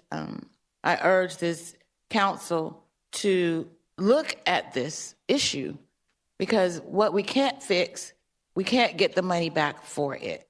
And as far as I'm concerned, I am willing to give away my $1.15. Thank you. Thank you. And ma'am, please say your name and address, please, Oh, just so sorry. it's on the record. Senator Audrey Gibson, and my address is on file. Thank you, ma'am. Next up will be Mr. Norman Brewer, and then Beth Z. I heard you say it. I'm still not going to try to announce it. Zeta Roberts, Judy Holmes, and I believe this is Mickey Roman. So, Mr. Brewer, go ahead. Norman Brewer, my address is on file. Without order, there is chaos. And I do oppose the reduction of this millage rate for one reason: public safety. And I speak firsthand. As a retired police lieutenant, I can tell you we endured many years, directly or indirectly coinciding with reductions of budgets, where police officers, firefighters, correctional officers went without step raises, hiring freezes, 10 years without raises, but yet they're expected to perform more with less. I am sorry. This is not good governance. And I said it earlier in my preamble in open comments, there is no need to crack that window open. No need. And I've heard of the reserve account. And I will say this: if your conscience leads you to vote for that reduction, you have a reserve account. I challenge one of you or many of you to fund that reserve account for first responders to the tune of $13 million. Okay? Who's going to be bold enough to do that? I had to wrap my head around these numbers. What does it mean to me? Listen, I am not marginalized. I am not a victim. So I can't speak from that perspective. But I can tell you, $19 to me equates to 2 Happy Meals and a gallon of gas. And looking at me, I don't need any Happy Meals. And a gallon of gas won't even get me back to my house. Don't open Pandora's box. Without order, there is chaos. Don't govern from a stance of reserves. And I respect my friends over here. We differ on this. And I've heard what the Doge Czar from Tallahassee has said. And I was listening to it. It comes without substance. I haven't heard definitive line item issues that warrant that response. But one thing he said to me bothers me. He said, well, you can always tap into the reserves. Well, I live by this premise. Lack of planning on your part does not constitute an emergency on mine. And if we're governing from an emergency fund, we're doing it wrong. Thank you. Thank you. Next up is Beth Z. still here. Okay. Zeta Roberts, Judy Holmes, Mickey Roman, Wade Mask. Is any one of those 5 names I just called here? Okay, thank you. Again, Zeta Roberts, Judy Holmes, Mickey Roman, and Wade Mask. Sir, are you Mickey? Yes, Mickey Roman. My address is on file. I'd like to submit for the record my new song called Give Me Back My Freedom. I'm going to fatten it up a little bit before I release it. A lot of y'all thought I was just cattleman, but I guess I'm out there singing to the cows because I'm actually crying these days. I don't look it. I'm 66 years old, and maybe I sweat a lot and drink a lot of water. But I never thought in a million years, I thought I'd be able to hunt a little bit and trout fish a little bit and sing to my cows, that I'd have to be, working so hard to pay taxes. And to me, I feel like I'm being pitted against people in this community that I actually like, because like the quote he just mentioned, poor planning on your part shouldn't, be a crisis on mine. It's like $145 million for another park. We already had, 405 parks in Jacksonville? I know that's 2 separate bills, but they're like joined at the hip. 6, 7, 800 million for the Jaguars. It just seems that why should all these social services, and I'm hearing these people's hearts saying, why are we being unfunded and what the heck on $19? But at some point in time, we got to draw the line. You know, at some point in time, a senior citizen, and each one of you all are going to be a senior citizen soon, okay? One of these days, all right? I know I don't look like a senior citizen, but I am a senior citizen. And it just seems unfair that I would get a bill on my personal property tax for 10 times the amount of last year. I mean, just crazy stuff because of mismanagement of money, you know. And now maybe to you, the Jaguars are important. They're not important to me because I don't know anybody on the team anymore. No, none of them are local, you know. And the issue of the parks, 405 parks. Am I wrong? Is it 404? Is it 405, 406? Okay, and aren't you all, don't you have more money that the mayor just asked after you gave her 7%? Isn't she asking for more money for another park? And by the way, there's 2 national forests within 45 minutes of here, and there's I don't know how many state parks, you know. And so at some point in time, we have to say, okay, let me see here. We spent about, you know, $1 billion in the last year on some, you know, stuff that, you know, if this stuff wasn't purchased, you know, then I could be more friendly and people, we'd have that benevolence. We'd have money left over. So I'm not sure if I'm able to orate things correctly or if I'm coming across correctly. It's not that I'm not benevolent. It's not that I can't afford $19. It's I resent being put in a position, you see, you know, to have to express this position. All right. Thank you. Next 5 names I'm going to call: Hazel Gillis, Leslie Jean How about my Bart. song for the record? Thank you, sir.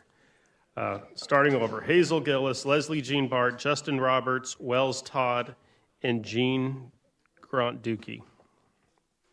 Any of those 5? Come on down.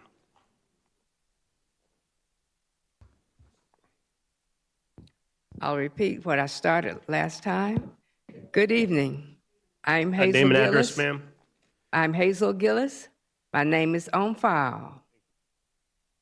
I am a homeowner in District 8, property owner in District 7, 10, and 14, speaking in opposition to the millage rate cut.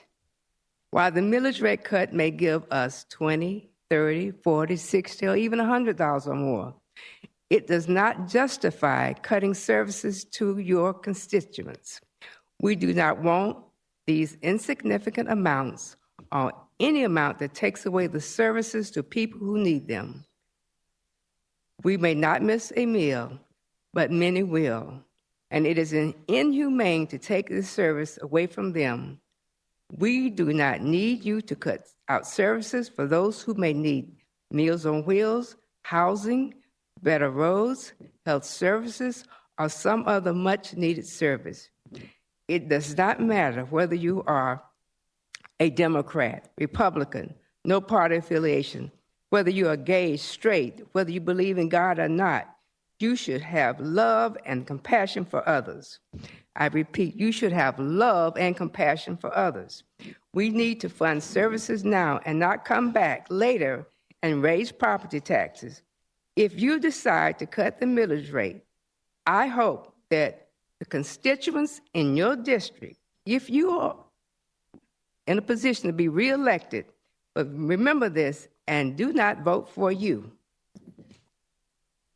Mayor Deegan is the mayor of Jacksonville who was elected to serve all the people of Jacksonville, regardless of race, color, creed, or national origin.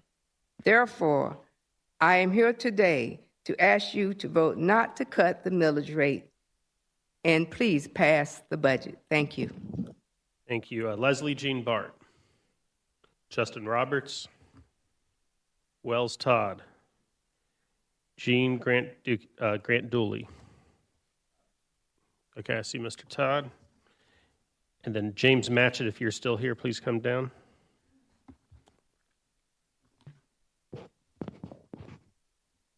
My name is Wells Todd. My address is on file, and I'm a member of Take 'em Down Jacks.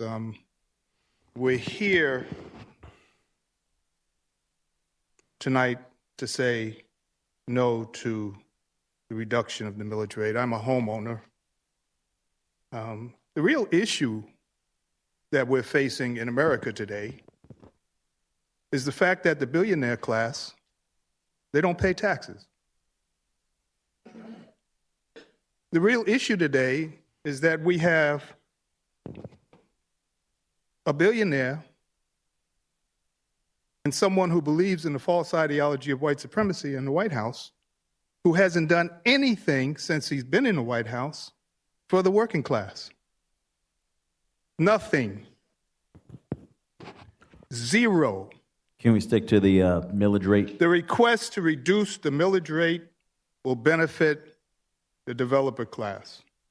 Groups and corporations like JWB, this corporation has been responsible for the majority of evictions in Jacksonville, standing at a count right now of 588. The majority of the people in Jacksonville are renters. Where is their financial relief? The issue here, and I'll raise it again when I speak again, is to throw a monkey wrench into this budget so that it'll be turned over to Governor DeSantis. And I hope that if that happens, that this city comes out by the thousands to deal with that issue.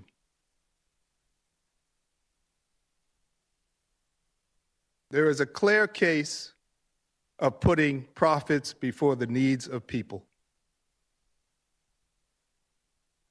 It's a clear case of benefiting those who have already benefited. It's a clear case of one of your fellow city council people here, Blake Harper, of using racism, the false ideology of white supremacy, to continue to try and divide this community.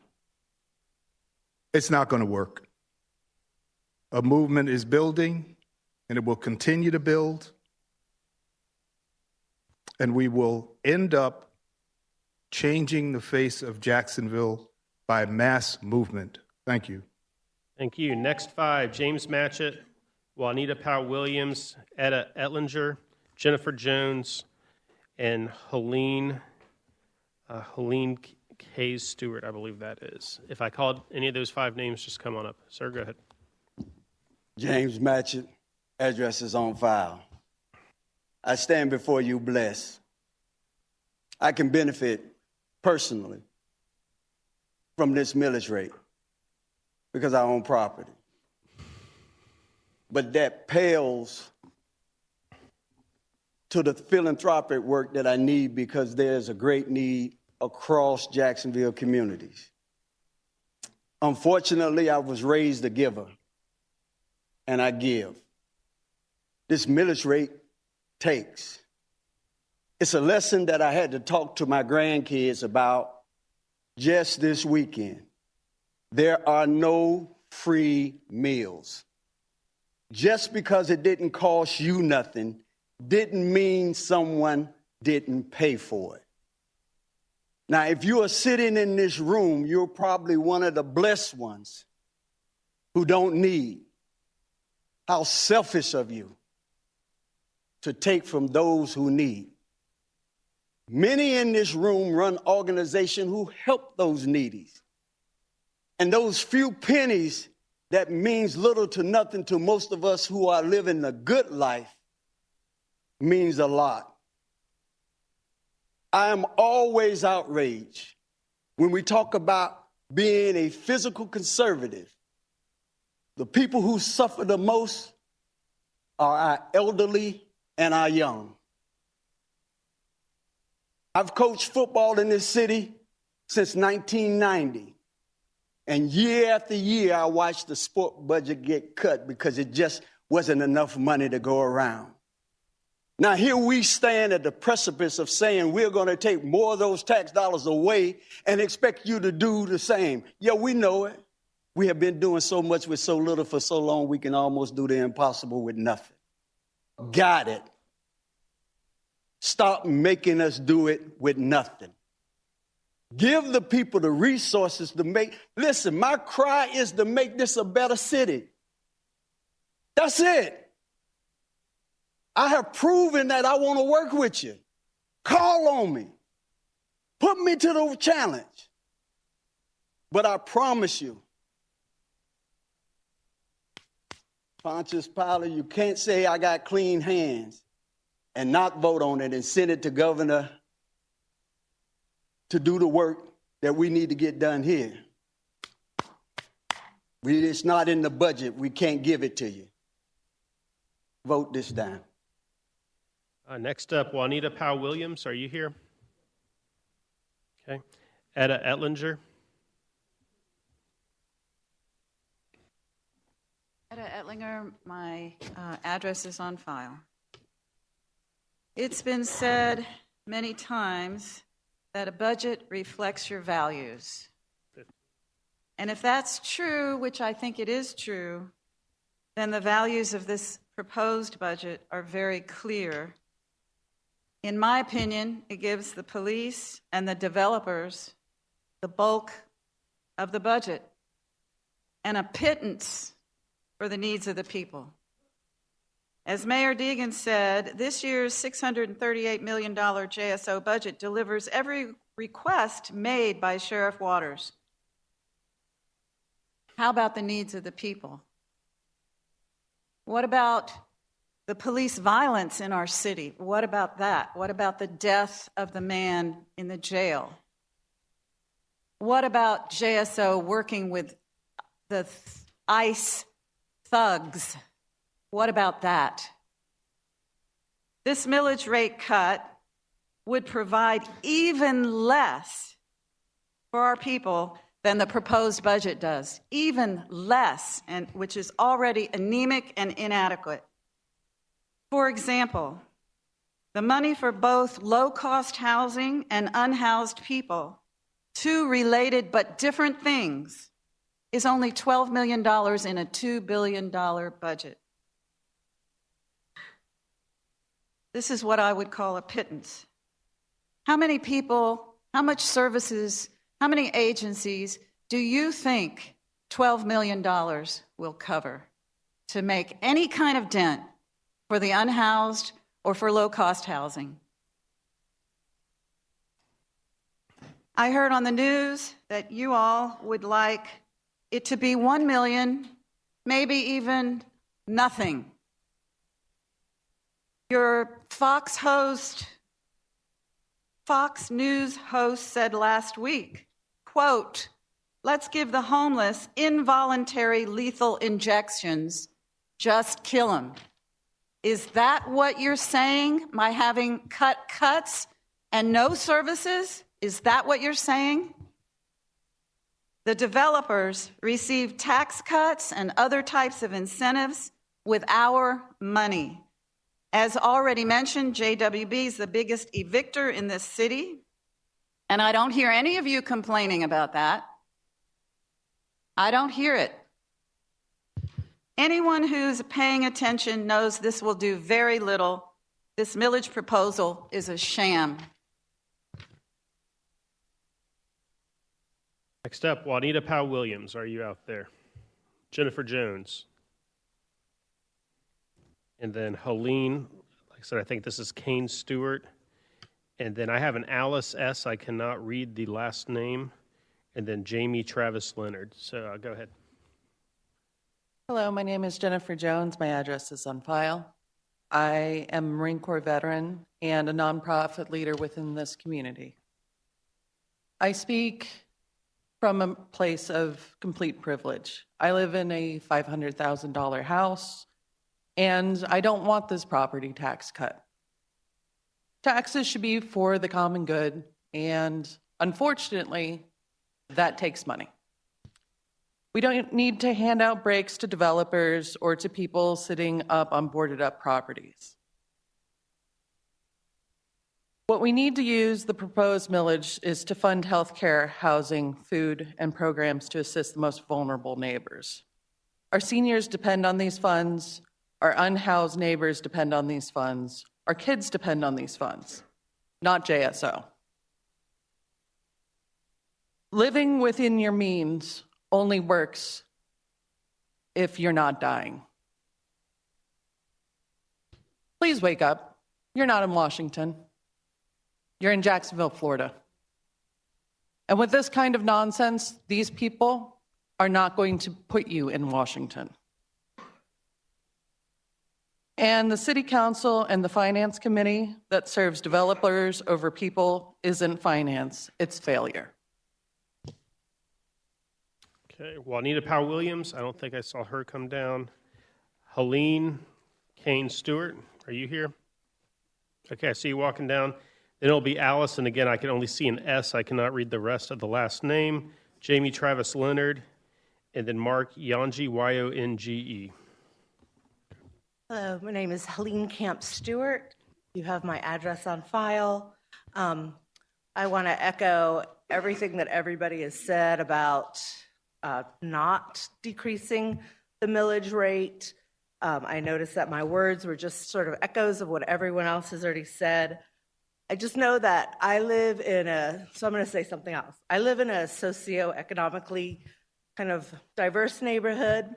I see people who are sometimes going through our trash cans, looking for cans just to make a few dollars. And I see people who are pretty well off too. Living in the urban core, you get to see a little bit of everybody's lifestyle. If we reduce these social services even more, I'm going to see more people looking for cans in my trash. And this is just not the way to live.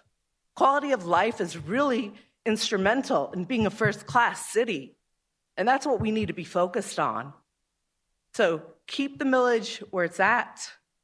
Let's make the city great and stop thinking about the short term and start thinking about the long term. Thank you. Thank you. Alex, last name S. Last call on that one. Okay. Jamie Travis Leonard. And then Mark Yonge, Y-O-N-G-E, will be after Jamie. Good evening, City Council members. My name is Jamie Travis Leonard. My address is on file. I own a home. It's in the north side in the Highlands area. Very diverse, very beautiful. Close to some of those 400 parks that we heard about. On the surface, reducing the property millage rate sounds like a win for homeowners like me, but it takes very little effort, very little, to understand the long-term consequences. Property tax is the financial backbone of our local communities. I personally am a proud taxpayer. They fund the things that make neighborhoods livable and properties valuable. Important things like public schools, fire departments, libraries, infrastructures, municipal parks, again, all 400 plus of them, and more. When we cut the millage rate, we cut funding to essential services. This leads to overcrowded classrooms, of which we already have, slower emergency response times, and deteriorating public spaces, like all those roads I keep mentioning. All of which directly impact, you guessed it, property values. That includes yours too. The tax savings for a millage rate is a great soundbite for the press, but the actual dollar amount going back to regular homeowners is minimal. And let's not forget the broader economic impact. We've seen on the national stage what happens when government agencies start unnecessarily tightening funds, jobs are cut, infrastructure projects are delayed, and businesses close. I don't know if you've been in some of the areas recently, but that's already happening. Let's not make it worse. Arbitrary tax cuts reduce economic growth and lead to higher costs for the many. Reducing the millage rate isn't a generous gesture. It's a short-sighted decision that jeopardizes the stability of our communities. Listen to the majority. We've shown up today, and I appreciate all of you showing up. Do not reduce the millage rate. Thank you. Thank you. Mark Yonge, Amanda Nelson, Reverend Adam Gray, Reverend Madison Hilt, and John Turner. So, sir, go ahead. Good evening. It's pronounced Mark Young. Young, and my address is on file. I'm from District 9, and I'm happy to have Councilman Tyrona Clark Murray as my representative. This is only my second City Council meeting, first time speaking. I appreciate all of your service. I understand you probably all have the right motives to be here, but I am speaking against the millage decrease. I am a homeowner. I've lived here more than half my life. I have a child that's been through the school system here. I've been a nurse in this community for over 15 years. I've been in the recovery community for over 21. Lots of family here. I've got family in the services. I've got family in JSO. So when I say that I'm affected by this and the people I care about are, I mean that in many ways. Civic Council voted against this. The police and firefighter unions voted against this. The people you profess to be supporting are telling you no. This is a $13.5 million shortfall, and we have the police, firefighter, corrections officers, they have raises and pensions. We are in that 3-year period. The UF graduate campus, the Florida Semiconductor Institute, the Everbeck Stadium rebuild, the jail. There is a ton of stuff coming up that this money would help. I understand that yes, I could save for my $250,000 house with my homeowner's exemption. Yes, I could save $20, $30 for a year. I'd much rather that money go to helping other people to pay it forward. That money steamrolls into so many other services that can help so many other people. And I have to say, I was kind of disappointed that I was here 2 weeks ago. Long night. I appreciate the people that stayed. And welcome back, Councilman Miller. Glad you're here. But I will say that I noticed both then and tonight that there are some council people here that while people are speaking are having little asides and jokes and little smirks, and I find it very disrespectful. I really do. I think people took a lot of time to come here. There's 53 people that want to comment, a lot of people that are just willing to come to the cards. It's a lot of time and expense that they come because they care. When is the last time you heard people are willing to pay more to help other people? Like, that never happens. I really think the gestures here speak a lot of volumes about what people want to do here. And the fact that you can stand there and say that you're representing us just really seems disingenuous and a little bit obtuse. So I really would wish you would just listen and realize that people do care and they want to give back. And please listen to us. Thank you. All right, thank you, Mr. Young. Amanda Nelson.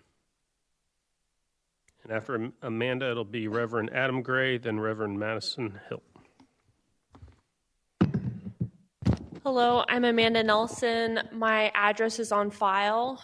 I came prepared to talk about, that I've lived in Jacksonville for 23 years, that I'm a homeowner in this city, and the reasons that I want to make sure that our city is set up for success. It has a millage rate that produces enough tax revenue to afford services that are really important and life-saving. But I just couldn't help but wonder, why are there people on our city council still supporting this tax cut when there are so many people in this room, including so many homeowners, speaking out against it? And so I pulled up some campaign finance records, and it's crazy what you can find on there.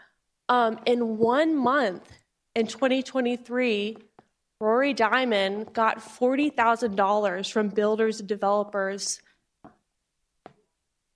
So I wonder, as a homeowner myself, the millage rate cut per month savings wouldn't buy me a carton of eggs. But if you're a company or a firm who owns hundreds, maybe thousands of properties all over town, then the millage rate being cut is really beneficial. And I just want to encourage those of you who are on the council to answer to care about the voices, our voices, the people in this room, as much as you care about the people who gave you money when you were campaigning. Next up, Reverend Adam Gray, and then Reverend Madison Hill, John Turner, Caroline Schultz, and Anissa Pearson.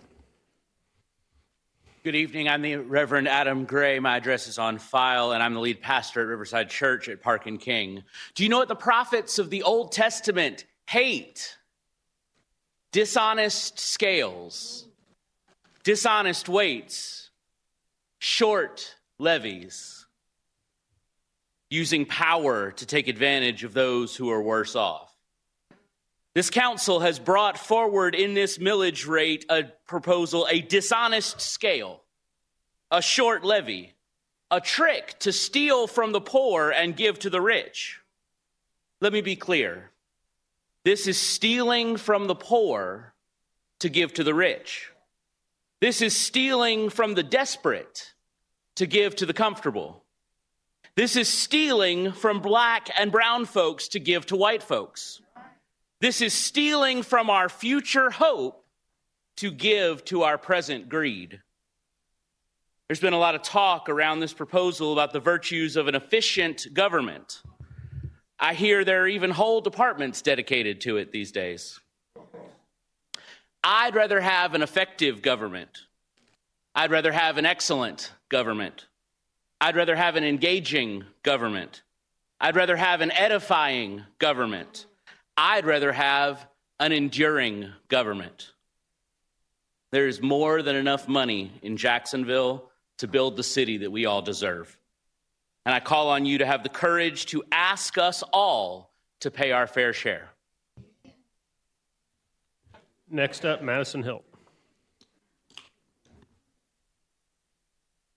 Reverend Madison Hilt, my address is on file. Know what Jesus really didn't like?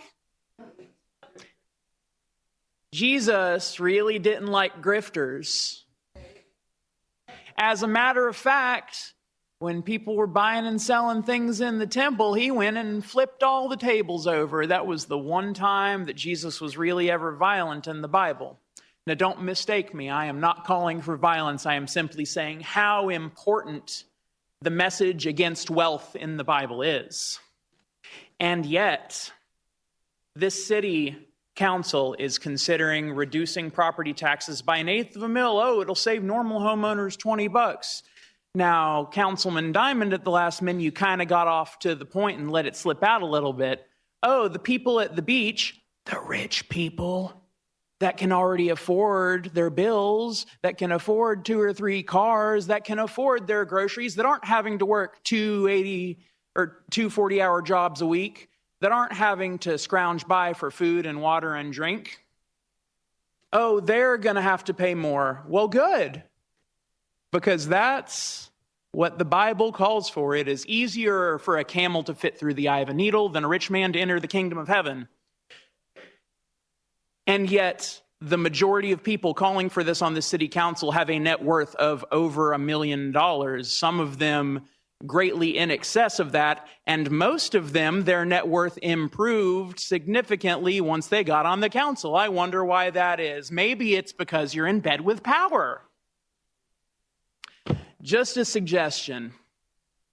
Maybe the fine folks at Dreamfinders Homes, at JWB, the folks that own so many of the houses in the city can afford to pay their fair share because the poor folks in this city have pulled their bootstraps up so far that they're dang well earrings by now.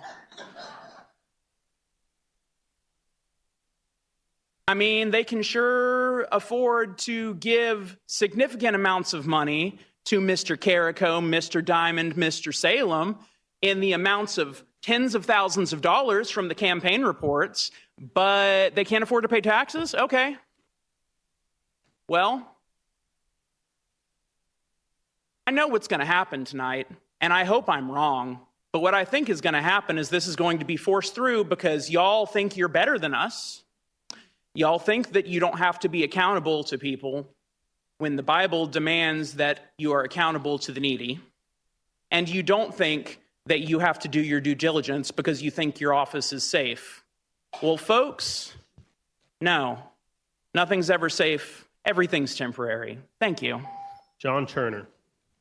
Then it'll be Caroline Schultz, Anissa Pearson, Samantha Saris, and Janine Williams. I'm Pastor John Turner. My paperwork is on file. I'm also a member of Riverside Church. My 2 pastors before me have spoken eloquently about what is needed in this community. They've spoken about the need to take care of those that have less than what I do. The responsibility for each of us to be our brother's keeper.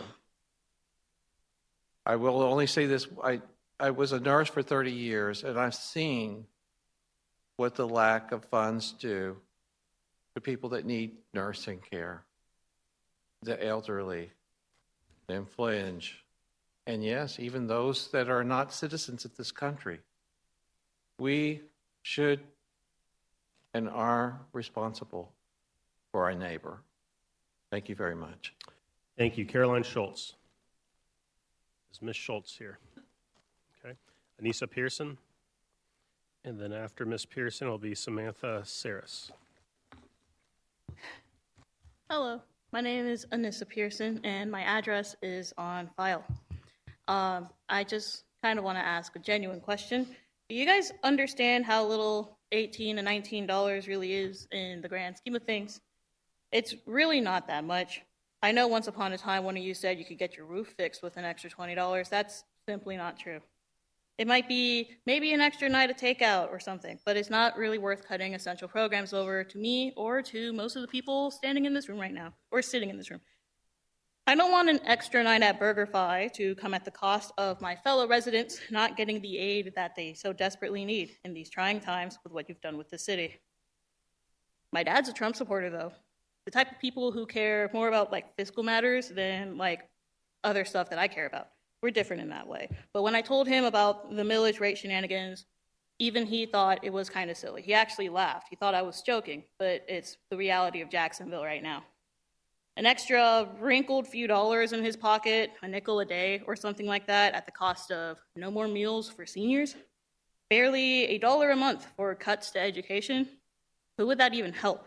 It's not helping homeowners, not really. It's definitely not helping renters, which is what a significant portion of Jacksonville is, in case you guys forgot.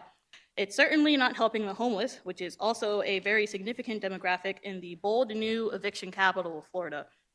All of this chaos, all of this madness, all of this silliness is for the sake of real estate developers.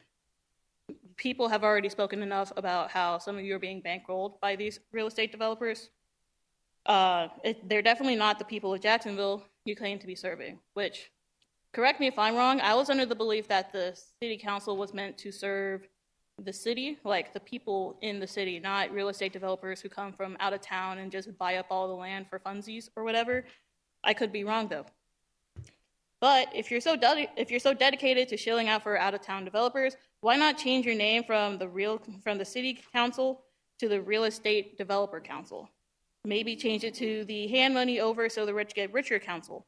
So you can just be upfront with it and people like me don't get confused over whether you serve the city or a couple of people who aren't even from this city.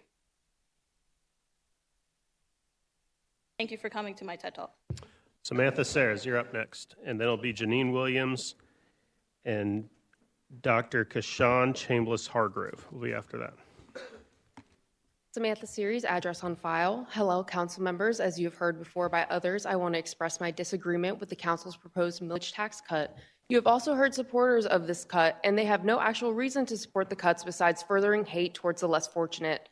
Unfortunately, I know my statement against your proposed cuts will not persuade those members planning to vote for approving them, but I still felt it was necessary to speak out against them.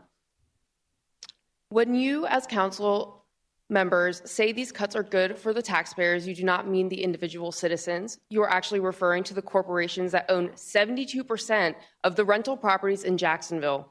At least 9 of the 10 members needed to pass the proposed cuts have had campaign contributions by the top companies that own those rental properties.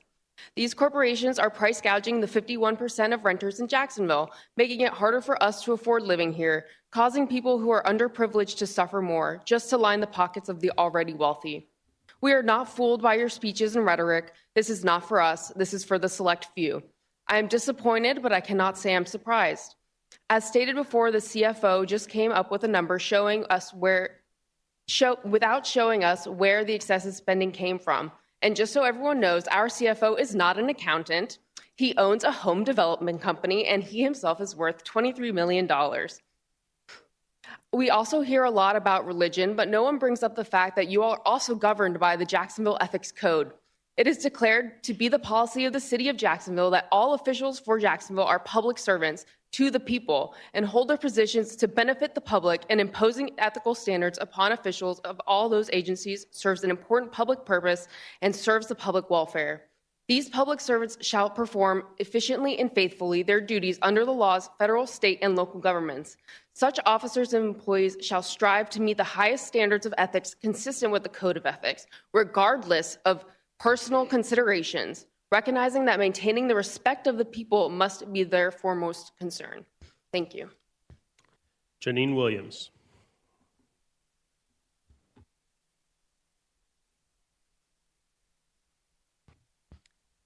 My name is Janine Williams with Harriet Tubman Freedom Fighters. My address is on file.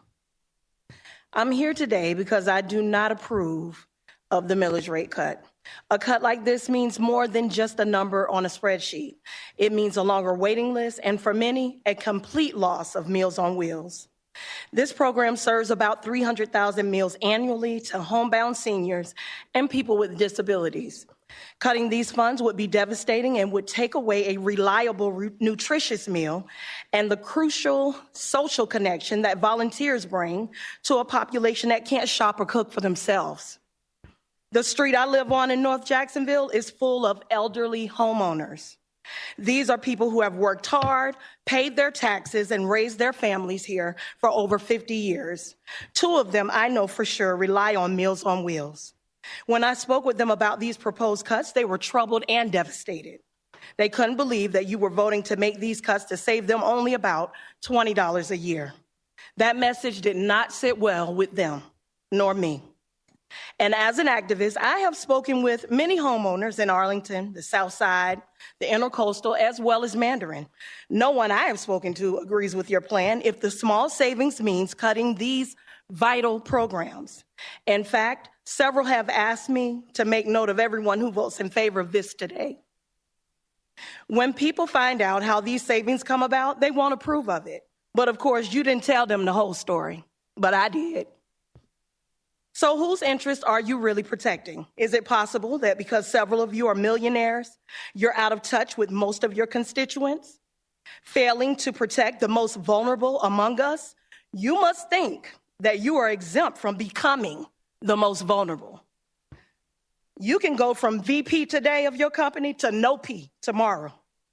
The Bible says in Isaiah 3:14, the Lord will enter into judgment with the elders and princes of his people. For you have eaten up the vineyard, the spoil of the poor is in your houses. And I heard someone come up here and say today, we need to help those people be more self-sufficient. Well, I doubt my 84-year-old neighbor will ever be self-sufficient again. Now, and forgive her for living and becoming old and vulnerable. I would love to see you guys get old and become vulnerable. And I'll come up here and speak for you too. To the members who stand with us today of the City Council, we thank you. And to those who choose to stand for themselves, may his judgment bring you to humility. Thank you. Dr. Kashawn Chambliss Hargrove, Sherry McGill, Kimberly McIntyre, and Terry Bork. Okay, good afternoon or good evening. My name is Dr. Keishan Chambliss Hargrove, and I served 33 years in the military. I'm retired now, and I'm now working with RTC program. I come to you tonight to ask you definitely not to increase the millage rate, because I see nothing significant of it other than hurting others, the needy. Also, I stand before you saying, definitely when you make a decision, make sure you think about everybody. Always keep the main thing, meaning that you represent your people, your constituents. So when you make a decision, make sure you're looking out for everyone, black, white, whatever race, whatever it is. You represent the poor, the rich, what have you. Do the right thing about your people at all times. And I'll also urge you also to vote yes for the budget, the mayor's budget. Make sure you vote for that as well. But again, as a leader, look out for your constituents at all times. Do the right thing. Thank you. Thank you. Sherry McGill. Kimberly McIntyre. Terry Bork. Are you Kimberly McIntyre? You may go ahead. Hello. My name is Kimberly McIntyre, and my address is on file. I'm here today to express my support for the millage rate as defined in the original version of the ordinance, and I urge the council members to vote against the amendment that intends to reduce that millage rate. I understand that some members of the council have expressed a desire to cut the rate, advertising that such a cut would provide substantial windfall for the working class families that are struggling to get by in these troubling times. But what windfall is there when half of us can't even afford a house? For those that do, what windfall is there to be able to afford one fast food meal a year when stagflation will offset that affordance to us by the next? Meanwhile, any cuts to the millage introduces unnecessary risk to the future funding of nonprofit organizations who play a critical role in serving the less fortunate in our community. What happens next year when we realize that a millage cut was a mistake? What will happen to our struggling neighbors, our brothers, our elderly, when Meals on Wheels has to turn them away?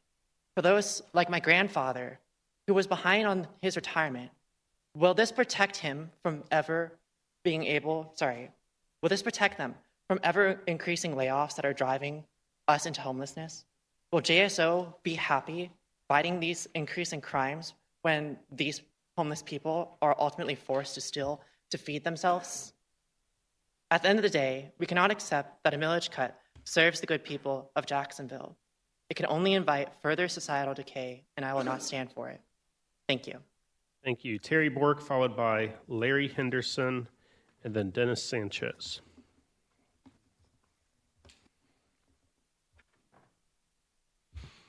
Hello, my name is Terry Bork.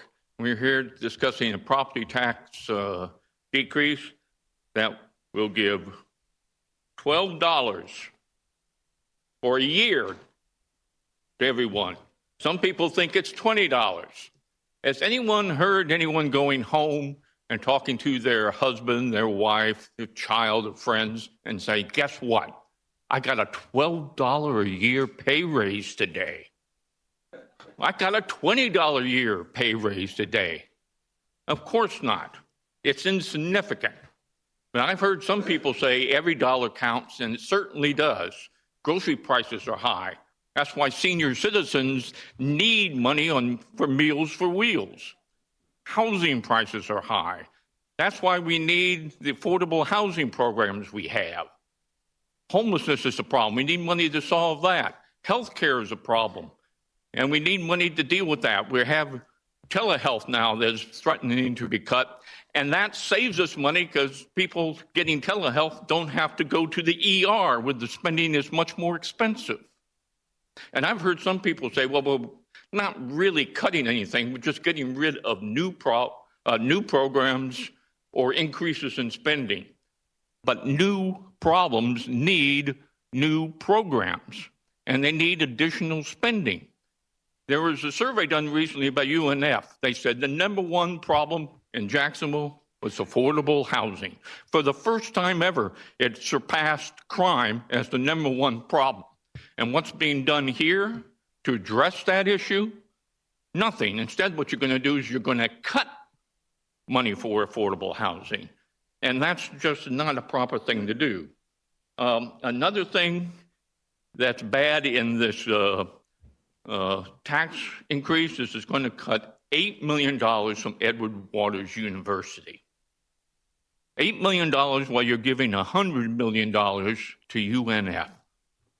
That is not a good look for this city, to have white city council members take $8 million from a basically prominently black university and giving 10 times as much to a largely white university. That's not a good look for the city, and it's going to discourage businesses from coming here because they want to come to a place that has some inclusion to it.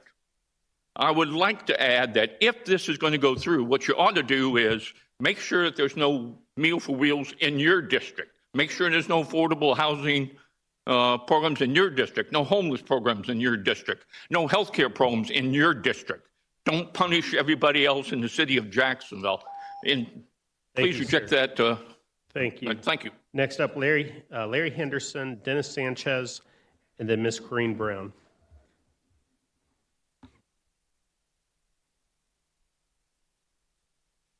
My name is Larry Henderson, and my address is on file. I've been here, seems like all day, and I am a retired Air Force disabled veteran. I have a home in Jacksonville. This reminds me of like Robin Hood in reverse.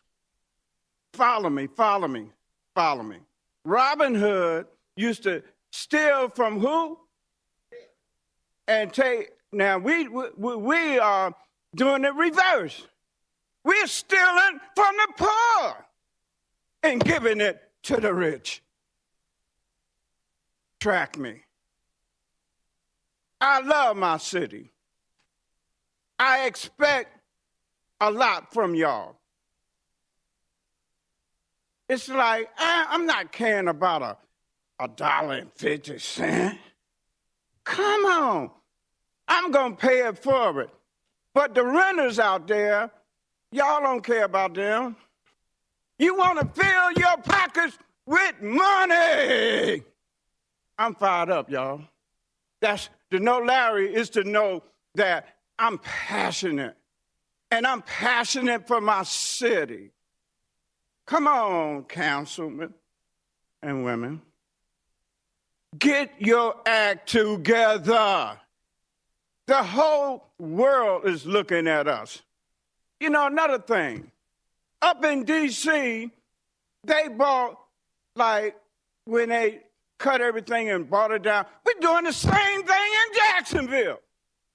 We don't bought the federal government to city government. Come on. We are better than this. Thank you. Dennis Sanchez. Then Ms. Corrine Brown, and then the last speaker, Eunice Barnum. My name is Dennis Sanchez, and my address is on file.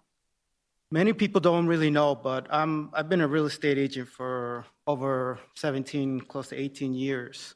And when I moved down to Florida, I moved down here obviously to retire my parents. But the one thing that I noticed, a big difference between New Jersey and Florida, is these very nagging calls from these investors, practically spam, calling me and telling me, do you have any properties that need work so I can make money? And who are they going to make that money from? Because who's actually has properties that need work, right? So the problem with Jacksonville, most of it is investor owned. It's aggravating, right? I mean, you're talking about a $19 a year in tax break. Makes no sense for highly intelligent people sitting here. You guys are highly intelligent.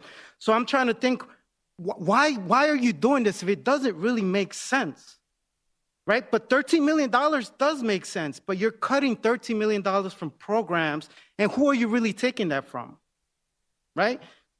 43% of the households are tenants. 70% of the apartments are corporate owned.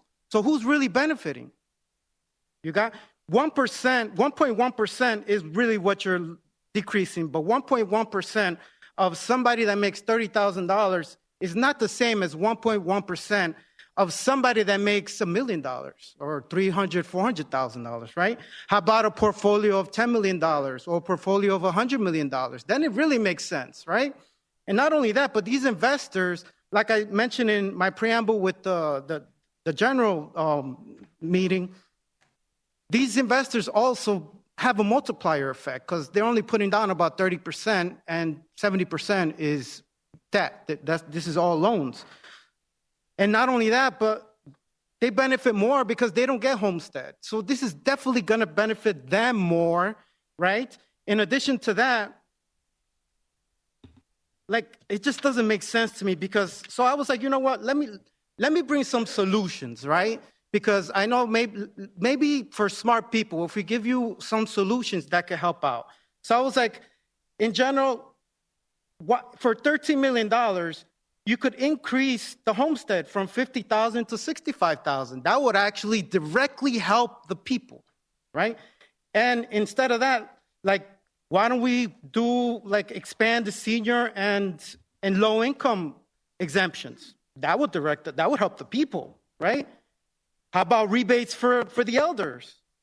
How about fees like solid waste, stormwater, that infrastructure? That $13 million will make Thank a you. deep debt. Ms. Corrine Brown, then Eunice Barnum, and then I'm going to reread the cards of the people I called that did not come down the first time that I read them. So, Ms. Corrine Brown, the floor is yours. God is good. Oh, you can do better than that just because we're in city council, and I've heard a lot of prayers today. God is good. All the time. I want you all to know that I'm here because my phone has been blowing up the last few days, and I felt I needed to come down and look at my council people.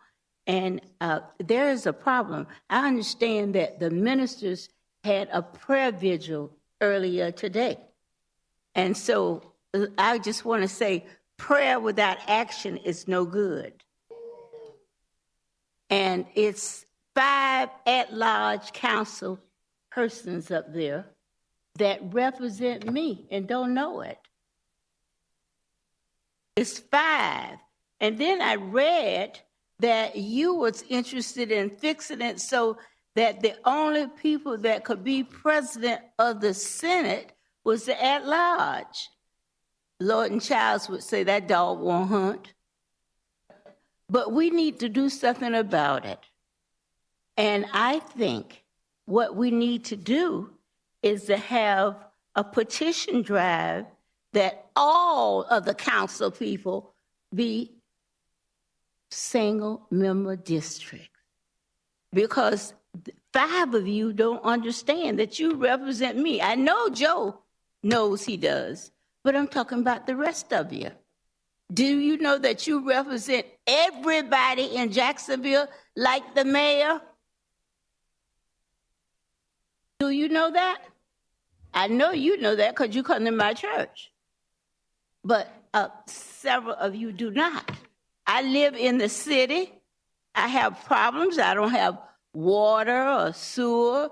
I can't sit outside because of the mosquitoes. And oh, goodness, you're talking about cutting Meals on Wheels?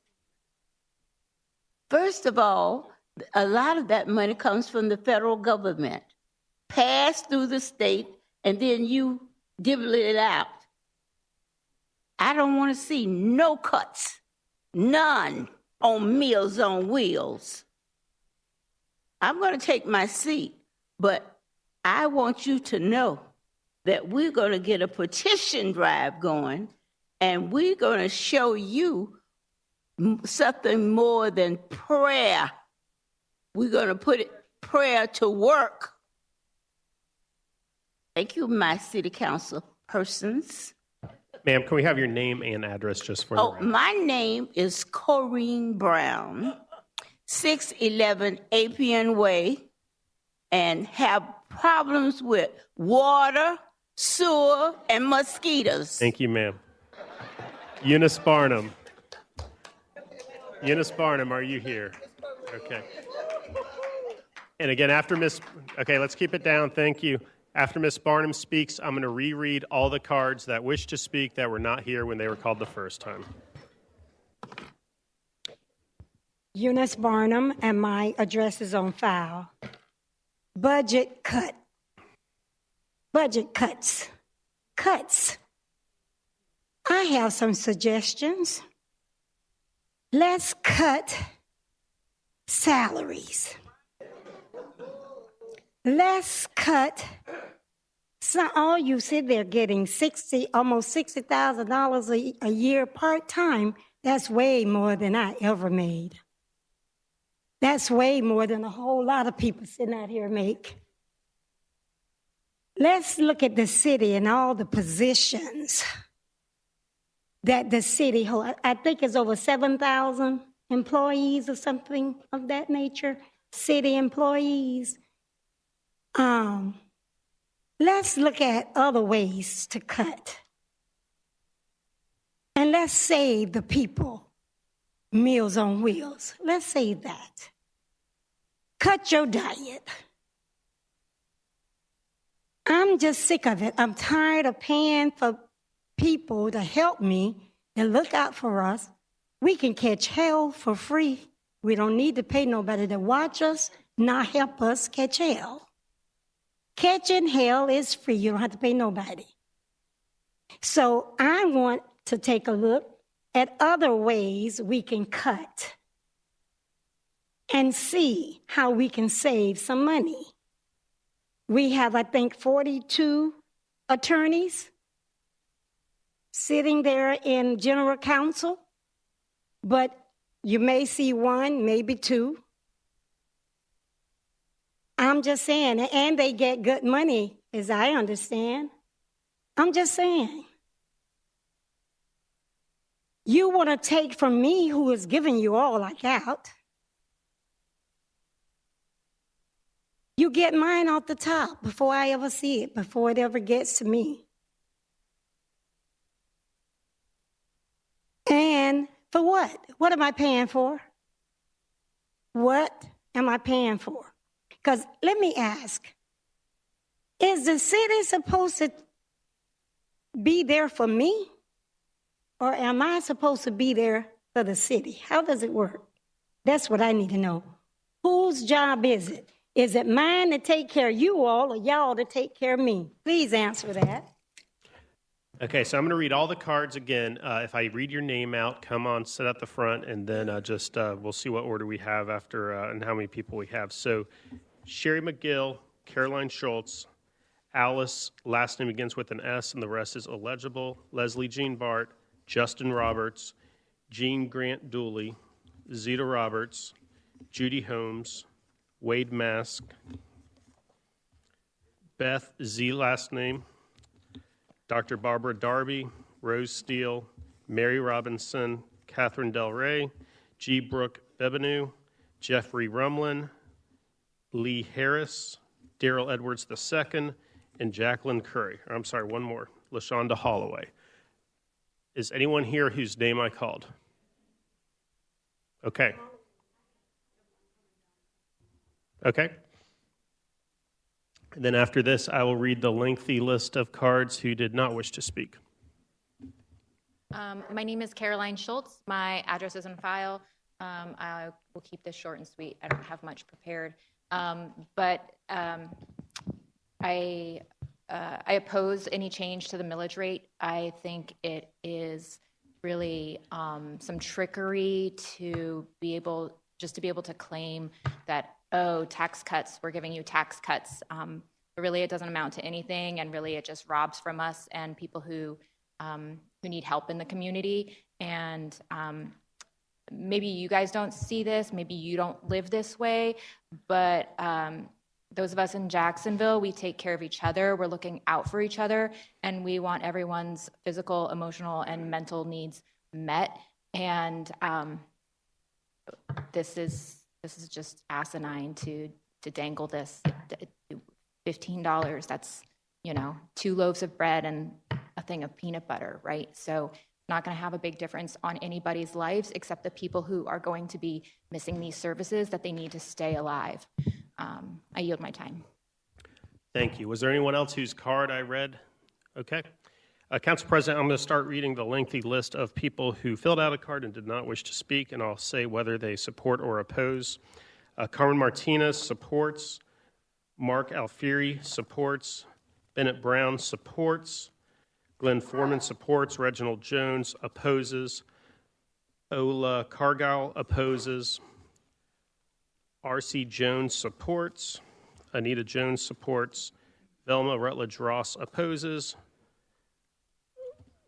Marioso Belgrano supports. Shirley Russian supports.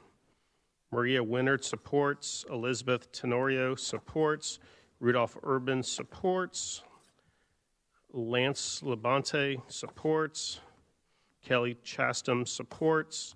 Christopher McKee supports. Love Phillips III supports. Last name Bollinger supports. Pamela Barker supports. Margaret Latimer supports. W. Bollinger supports. Monica Davis opposes. Denise Traeger opposes. John Darby supports. John Darby Jr. supports. Tamara Witherspoon supports. Isla Ray Merton just wrote, I oppose the millage cut. Thomas Kinsborough opposes. Margaret Barton opposes. Earl White supports. Stephen Johnson opposes. Leslie Wheeler opposes. L.M. Carey supports. Maria Garcia opposes. Gloria Duvall opposes. Rachel Grage opposes. Lisa Dernberger supports. Beatrice Poberis, or I believe that is, supports. Betty Hayes supports. Nancy Murray Settle opposes. Tyra Smoot opposes. Timothy Bramwell supports. Echo Nova opposes. Courtney Ellerton opposes. Dakota Spring opposes. Charlene Clark supports. Darnell Cohen did not write whether he supports or opposes. Pamela Jackson supports. Nancy Powell supports. Patrick Parlino supports. And I have no more speaker cards. All right, Mr. Floor Leader, it does appear as if we have two people in the aisle that wish to speak. Maybe they filled out a card with the wrong number. Maybe they just didn't get a chance to do one. So it would be my desire that they be heard. So one at a time, if you could come down, state your name and address, and then we'll get you to fill out a blue card for this particular bill so we can have it on the record. Thank you, Mr. President. Okay. Thank you, President of the Council, and good evening to all the council members. My name is Evangelist Joyce Johnson. My address is on file.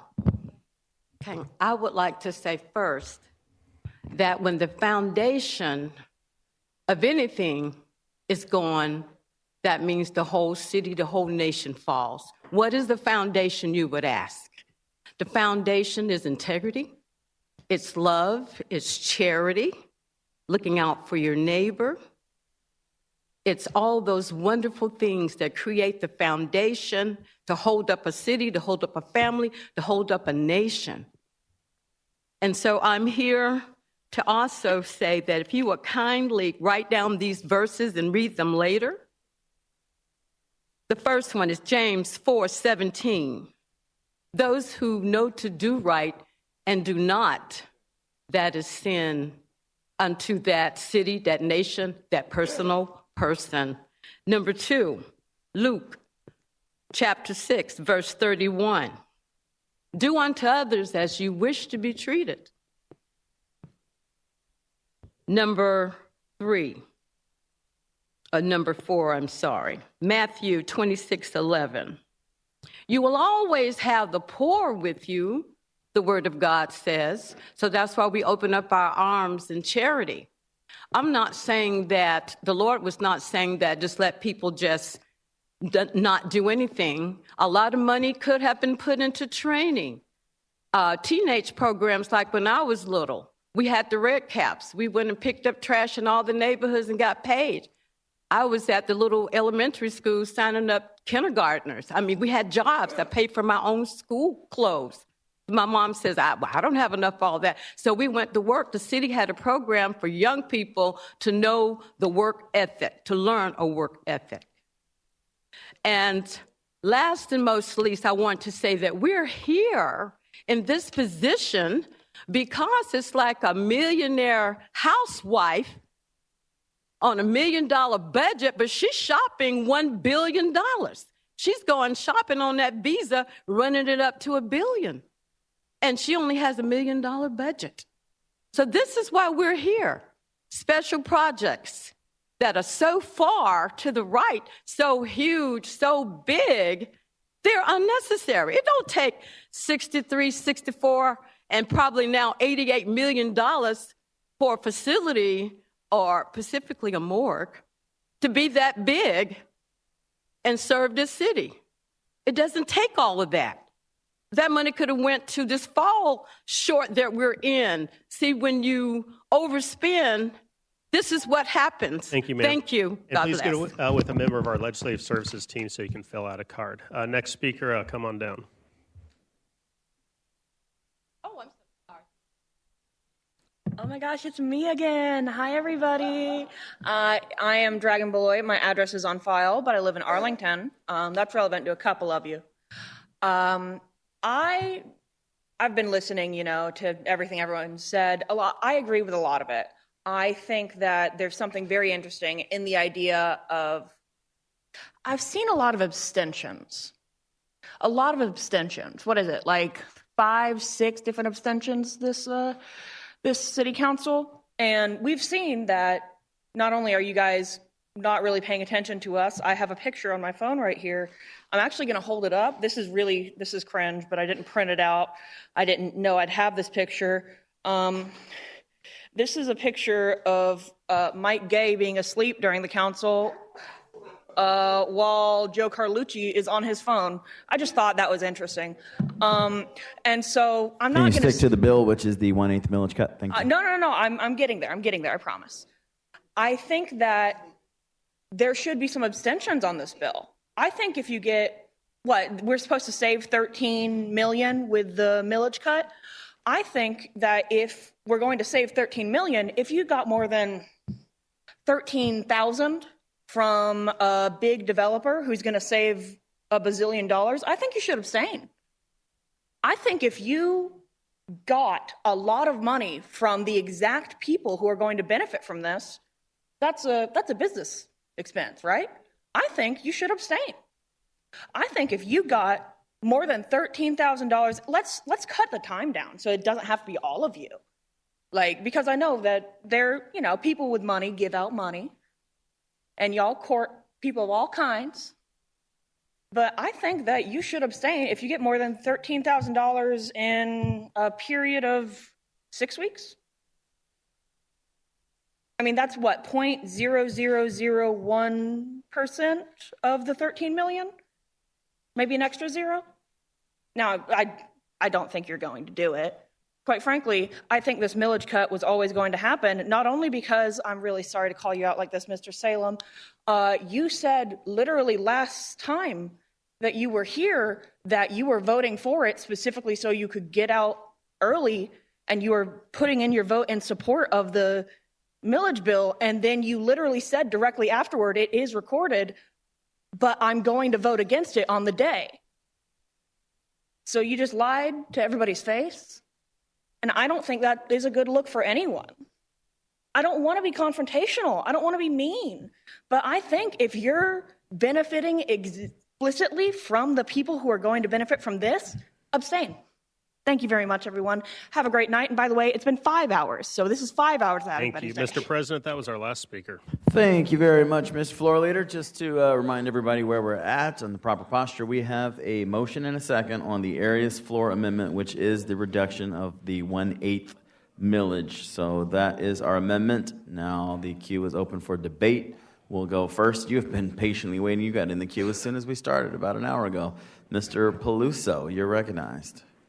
Thank you, Mr. President. And kind of before I begin, I want to thank the individuals who spoke this evening. We had 35 people speak against this amendment, which I am very much against as well. We should not cut the millage rate. 35 people spoke. I know there were 6 others whose names were called that I knew would speak also in a similar fashion. We had 4 people speak in favor of it, with one person that I believe was going to speak in favor. And then all the names that were brought up that we said support or oppose, I think that was kind of taken out of, I don't think a lot of people understood what that meant. So I'm kind of discounting those. But just based on the number of people that have spoken, I think we can see people do not want this cut. I also, for the purposes of later on this evening, there are lists for people to grab of roads that could be resurfaced this year and potentially future years that if people want to take a look at. There is a tab that shows where the cutoff is this year. There are multiple infrastructure projects that are still awaiting funding.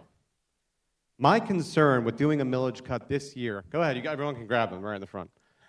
My concern with doing this millage cut is that there are hidden deficits that we still have yet to pay. We already know about the future deficits that are in our table 3 Bravo, I believe. But we still have the UF deal. We still have future Jaguars projects. We still have a jail, potentially, that we may have to fund. And then, of course, these roads and sidewalk projects that we have neglected for years. In this year's budget, we only have $22.5 million for roads. And again, I'll get to that in my amendment later. But We have hundreds of roads that we still need to fund and get to a standard that they should be. And if we cut this millage, I'm afraid we're never going to get to them. I'm afraid that the needs of the city as the years go on is going to be far greater. We already know police and fire are against this. We know that because we have signed up for FRS, for the retirement system. And we still don't know how much that's going to cost, let alone for every new officer and new firefighter who comes into the city, they must go on FRS. And we don't know what that will cost. We have so much ahead of us that we don't know at all how much it's going to cost. And to cut this millage now, when not only the public is against it, but several of us are against it. These hidden deficits could crush us. In the 80s and the 90s, we kept cutting, and we found ourselves in a hole. We helped fill that hole last year with the garbage fee increase. There are so many more to go if we don't. And every dollar that's spent, that's tax dollars for this city, goes back to the people, goes back to these neighborhoods. If it's state taxes or federal taxes, those go to other counties, those go to other states. This is our money. Thank you, Mr. Peluso. Our next speaker will be Councilmember Diamond.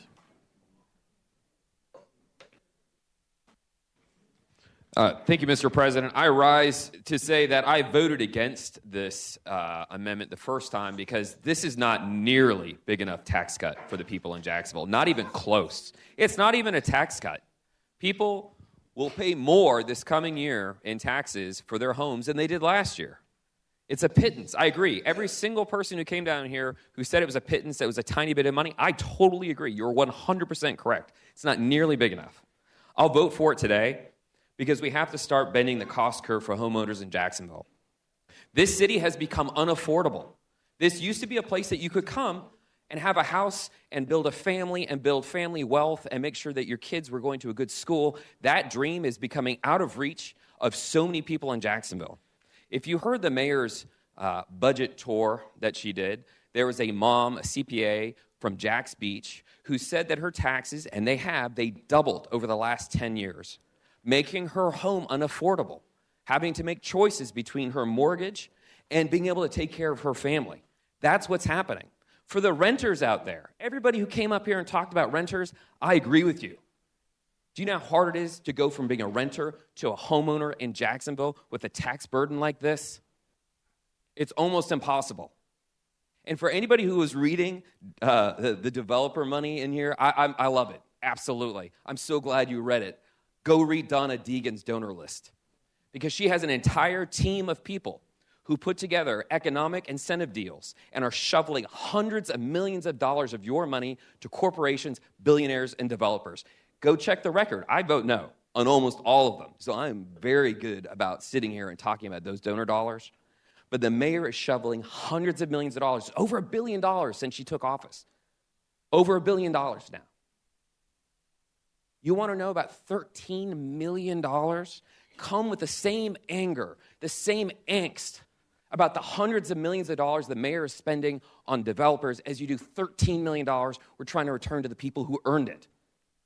It's a pittance. I agree. It's not even close to enough. There is a revolution happening in Jacksonville. I agree. People say that all the time.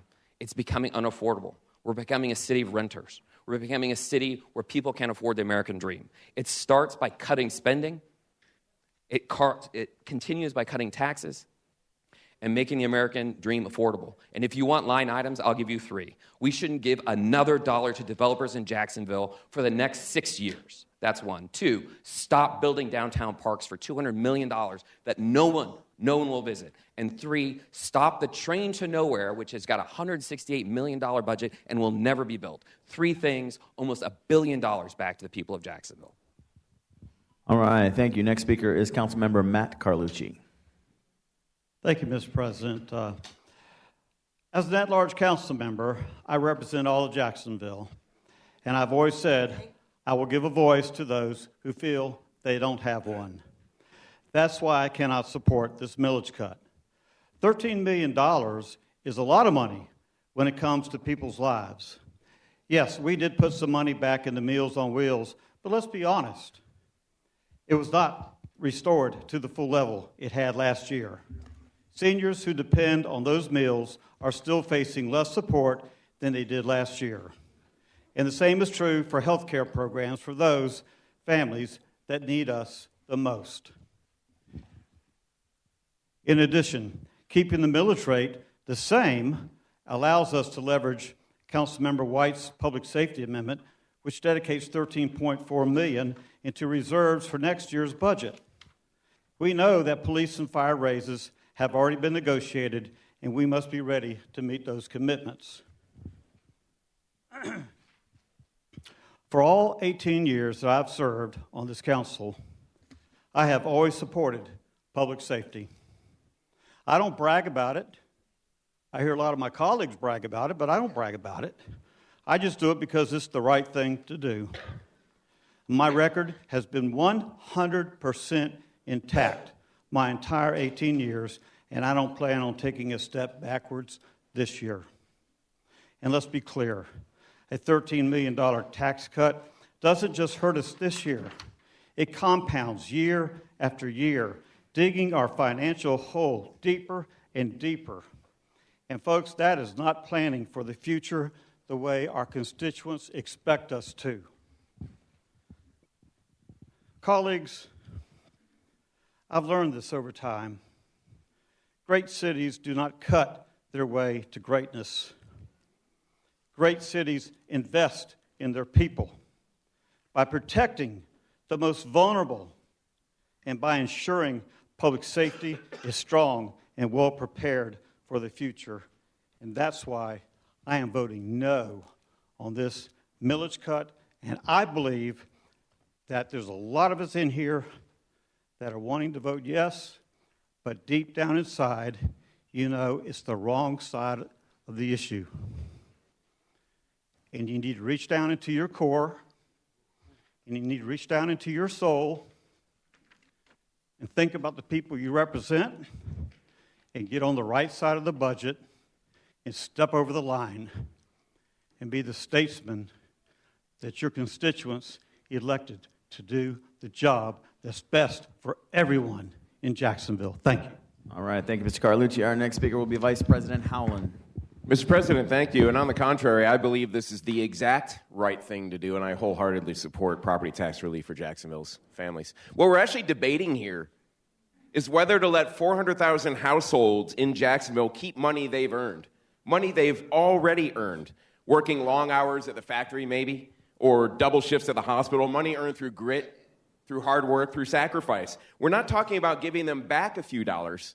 Not at all. We haven't even collected those dollars yet. Tonight we're debating whether to take a few more dollars out of their wallets, and we're debating, frankly, just how much we think those dollars matter to them. Think about that and how out of touch that is. I've heard people say a cup of coffee a month, or an extra night at BurgerFi, or 2 loaves of bread and some peanut butter. Well, I'll tell you, to the thousands of Jacksonville working families I know, having run manufacturing plants here for the last 20 years, every dollar matters. Particularly when the price of chicken and the price of Cheerios, the price of macaroni and cheese and chips have all doubled over the last few years. And believe me, this government has extra dollars. Let's talk about that. We are investing in our city. Great cities do need investment. We are a great city, and we're investing in it. This Finance Committee delivered the largest operating budget in our city's history, the largest capital budget outside of a few BJP years, that's a Better Jacksonville plan, in our city's history, the largest public safety budget ever, and one of the largest nonprofit budgets ever, even with this modest tax reduction. In fact, we collected over $120 million more than we thought we would at this point last year. We're expected to collect it this year. That's a lot of extra dollars. The mayor's proposed budget planned to spend it all, including records of new millions of dollars on new and recurring programs. Our modest tax decrease simply checks that excess spending and lets Jacksonville families keep some of their hard-earned money. We're not reducing social services. Look at the aggregate of nonprofit. We're actually increasing them. $59 million for kids after-school programs, $56 million for indigent health care, $23 million, $3 million more than last year for Medicaid, $7 for PSG, $7 for juvenile justice, $7 for Civic Council. It goes on and on.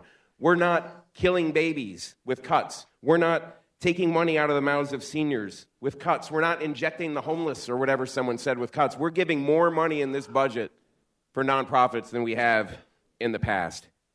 Let me be clear about something here. The threat to public safety funding is not our modest proposed $13 million tax reduction. It's not even close.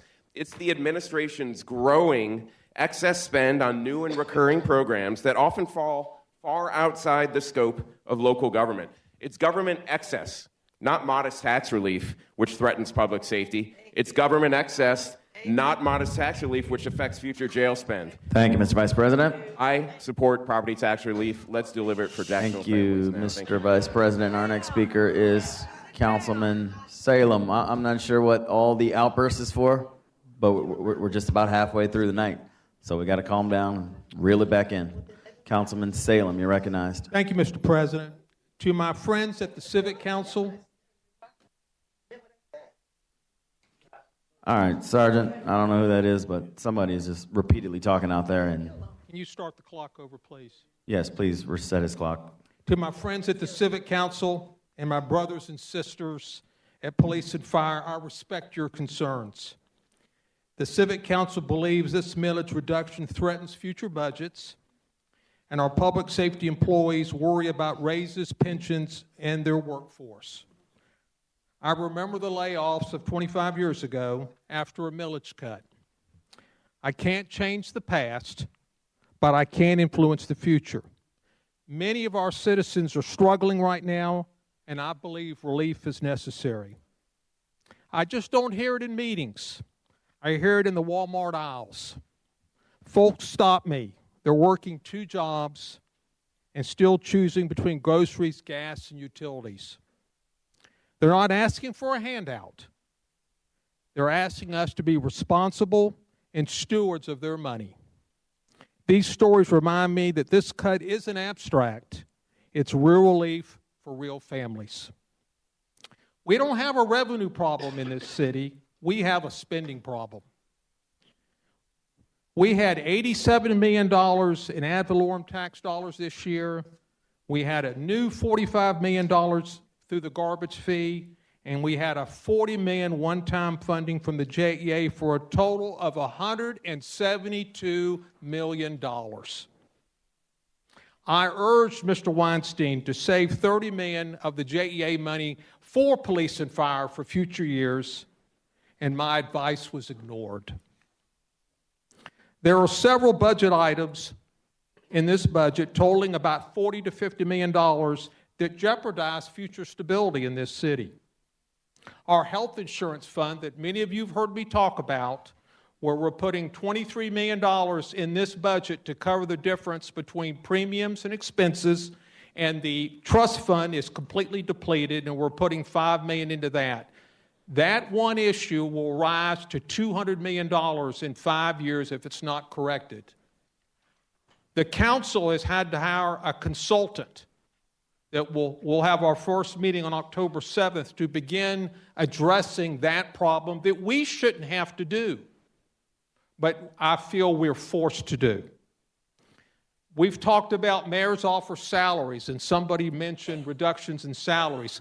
We have 9 people in the mayor's office making over $200,000. Yes, wow, I agree with you. It used to be in the old days where you came to work for government and you sacrificed. You got maybe a little bit better benefit package, and you might have gotten a pension or a nice 401k. You came in for 2 to 4 years and you served your community.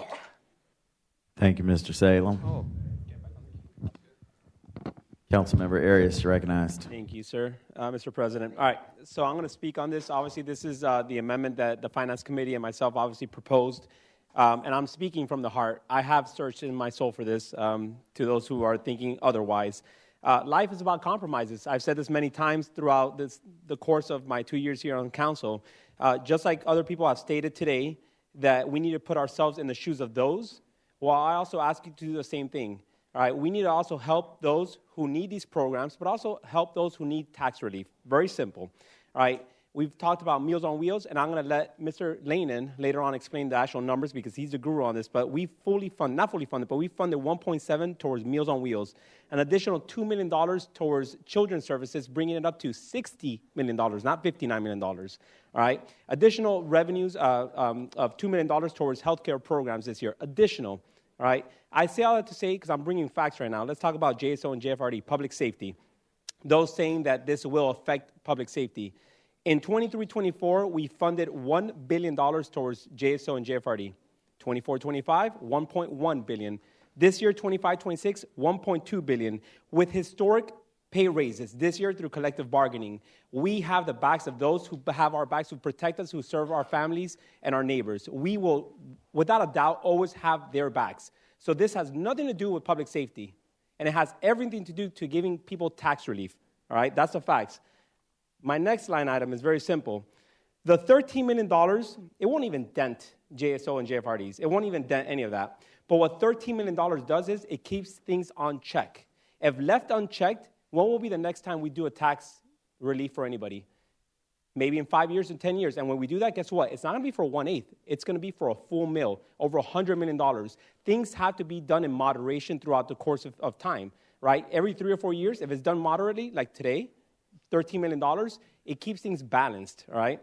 Because then if we do it a full 1 mil, then we're really going to have issues with JSO and JFRD funding. I'm going to continue some more facts before I run out of time. The property taxes that we have right now at hand, this year alone, have been an additional $87 million of additional revenue collected through property taxes. Wrap that around your heads. An additional $87 million plus $40 million of JA and $40 million of solid waste. That's $167 million of additional revenue. Additional. We're cutting $13 million. Guess what? Next year, we're still going to have an additional revenue of $160 million. Nothing will be affected. I have 20 seconds. I'll get back on the queue to finish this up. But one thing I heard about road resurfacing, Mr. Peluso, we fully funded the mayor's request at $22.5 million this year. Last year was at $26.2. Why didn't she prioritize it this year? It's not us. It's the administration. Thank you. All right, thank you, Mr. Arias. In the future, if you want to address another council member, go so everyone speak through the chair so we can keep the meeting civil. All right, we're going to have several members that are in the queue for the second time, and I'm going through those who haven't spoke. So for the first time, Councilmember Johnson. Thank you so much, Mr. President. And tonight, we are not just debating decimals on a tax bill. We are deciding whether to stand with rhetoric or to stand with people who say they want to keep this city alive, and especially our first responders. Now, one of my colleagues said we are not debating a tax bill. We're trying to keep money in people's wallets. And he said that we are debating whether or not, and I think I want to make sure I get this right, whether or not to take money out of people's wallets. And with all due respect, through the chair, council member, that's just not true. The law says that we have to have a balanced budget. And I just heard a few people lambaste the administration for sending over a budget that's balanced. It just doesn't make sense. It's incongruent with reality. Some even say that we have a spending problem, but what I do believe is that we have a listening problem, because the people told us what they want to hear and what we should be doing, but we don't seem to be listening. And I understand some of my colleagues may have survived on a few shekels back in their day, but it's 2025, so we need some money to live. So instead of coming up with that's right, a few shekels. So instead of coming up and talking about salaries, how about we listen to people and give them what they need? Now, I know, and I only have a few moments here, Florida CFO came in and talked about a formula where he said that Jacksonville overcharged taxpayers. And I'll be clear, it wasn't an audit, it wasn't a peer-reviewed analysis, it was arithmetic, bad arithmetic at that, on the back of a napkin. And as an award-winning professor, and as someone who has done work in research and is internationally certified, if the individuals that came up with that formula on the back of the napkin were in my class, they would fail. A formula without testing is not analysis, it's propaganda, because we are here as people in a living, breathing city. We are neighbors and not numbers. We are not Excel sheets. We are the people that propel Duval forward. And that is how we move things together. Not divisiveness, saying that we need to save money that really doesn't exist. This $13 million will delete programs. And as Corrine Brown so eloquently said earlier, in the words of Lawton Childs, that dog just don't hunt. The eighth of a mil means this money that is carved out from our budget takes things away from people. So you can't talk public safety. You can't. I said it earlier, if you don't make sure that everything is funded. And get this, credit markets understand we are doing the right thing in Jacksonville. We've got strong AA ratings. We've done what we've said we were going to do. But here is the problem. The police have spoken. The firefighters have spoken. The unions have spoken. The residents have spoken. The people want stability and not slash and burn. So I urge you, colleagues, keep our promises, keep this millage rate flat, and let's do the work to keep Duval moving forward. Thank you. Thank you, Councilmember Johnson. Next, we have, for the first time, our floor leader, Mr. Will Lanning. Oh, thank you, Mr. President. Through the President, first through the President to Mr. Arias, thank you for, I think you saw I wanted to talk about Meals on Wheels. I hope we don't talk about Meals on Wheels again tonight after this. Again, just the math on Meals on Wheels, the last 2 years of the Curry administration, $150,000 a year. The first 2 years of the Deegan administration, $3.4 million over 2 years. The budget bill, as substituted by finance, $1.7 million, which is 3.4 divided by 2. So we are budgeting what we've been spending the past 2 years. So again, the whole Meals on Wheels being cut, that is not factual. It's a fairly similar story when we start talking about telehealth, some of the safety net clinics, some of the other things out there as well, which I'm sure we'll talk about more when we get to the budget bill. So just let's not talk about Meals on Wheels again tonight. It's funded at the same level as the past 2 years. And then, Mr. Johnson, you said, or through the President to Councilmember Johnson, you say we're not talking about decimals, we're talking about big numbers. I completely agree with you. And the biggest number that we've had in a while is the $340 million that came with the trash fee bill in May. And again, that $340 million over 5 years far dwarfs what a 1/8 millage rate reduction does. And even with that 1/8 rate reduction, our deficit went from being $330 million projected over 5 years. Last year on this budget night, we knew we had a budget deficit of $330 million. Now, again, the finance bill as substituted, it's a projected 5-year deficit of $80 million, $75 million of which is me and Councilmember Diamond's favorite, downtown cash completion grants. So without that, we're pretty much projecting flat. There's going to be good guys and bad guys in the next couple of years, but they're projections. $80 million is on $10 billion plus in our projections. I mean, that's, we've heard $20 a year doesn't mean much. Also immaterial is that level of a deficit. Last year, it was a big deal, $332 million projected deficit. Councilmember, through the President to Councilmember Carlucci, I was the first co-sponsor on the trash fee bill, if you remember. That was a big, scary number with what I was seeing in our financial future. I had concerns that would be passed on to the 6th generation of Lanans here in Jacksonville. We fixed that. We got $340 million. Our deficit is pretty much flat. And again, my hometown, like a lot of ours, I wouldn't be doing this if I didn't think our city could support it. We're going to be fine with this 1/8 rate reduction. Thank you. All right, thank you, sir. Next, we have, for the first time, Councilmember Ken Amaro.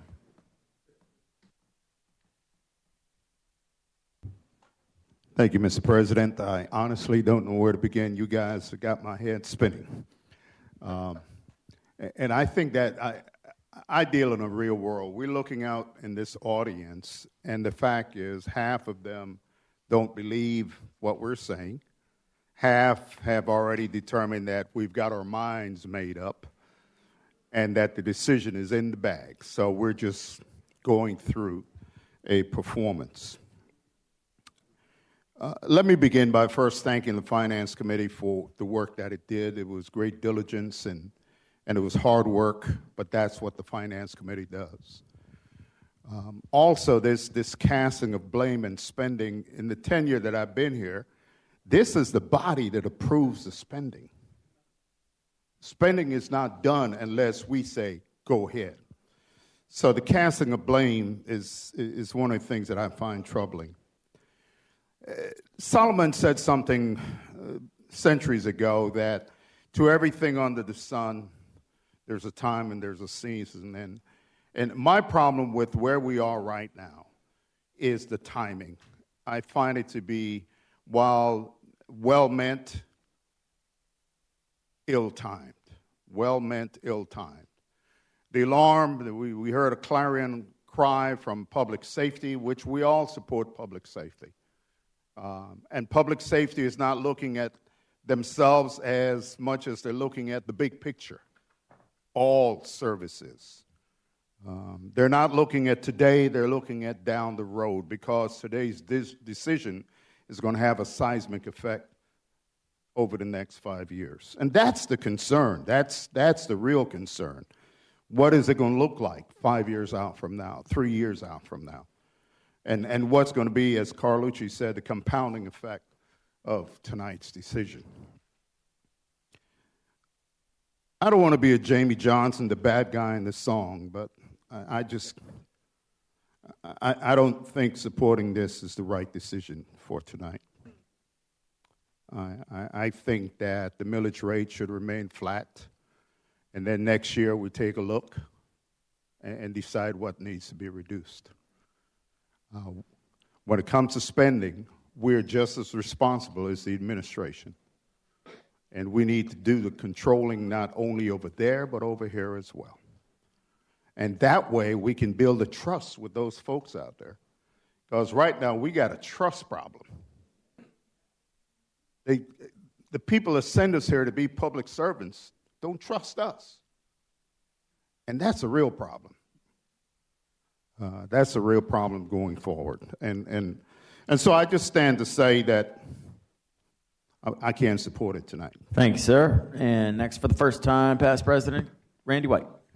Thank you, Mr. President. I'll be brief, very brief. I'll try to quit talking before people quit listening.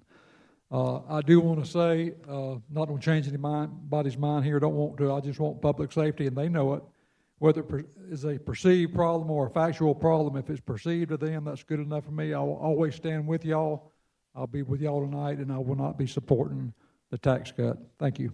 Thank you, Councilman White. And let's see, for the first time, Councilmember Gaffney Jr. Thank you, through the chair. I heard so many numbers tonight. I think it's important that we hear it from the horse's mouth.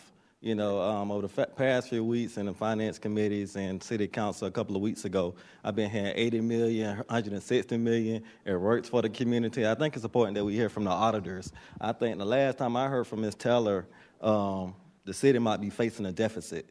So I'm not sure, but if you could help me out, the next couple of years, what the numbers look like. Yes, sir. Through the president to Councilmember Gaffney, for fiscal year 26-27, so after this budget year, about $61.6 million. For that next year, 27-28, $57.2 million. And then from there, kind of leveling out. But what I do want to mention is that Councilmember Lanen was referencing the total of the next 4 years forecast after 25-26. So that's how he's getting to that net. We've got about 120 negative offset by about a 40 million positive in year 30. So that's how he's getting in the next 4 years about an 80 million overall deficit is what he's getting to. And through the chair, so you said 61 next year, 57 the following year, correct? Through the chair, yes, sir. Is that a deficit? Yes, sir, that's correct. That's enough for me. I mean, that's why I listen to the auditors. I understand property taxes can increase. We could get another income inflow from JEA. That's enough for me. She just said 61 next year, 57 the following year. We in the deficit. This is from the auditors. This is from the horse mouth. I didn't make this up. On this note, before I sit down, I want to bring up Randy and Kelly. Before, we have to make this decision. If y'all don't mind, Randy Reeves and Kelly Dobson.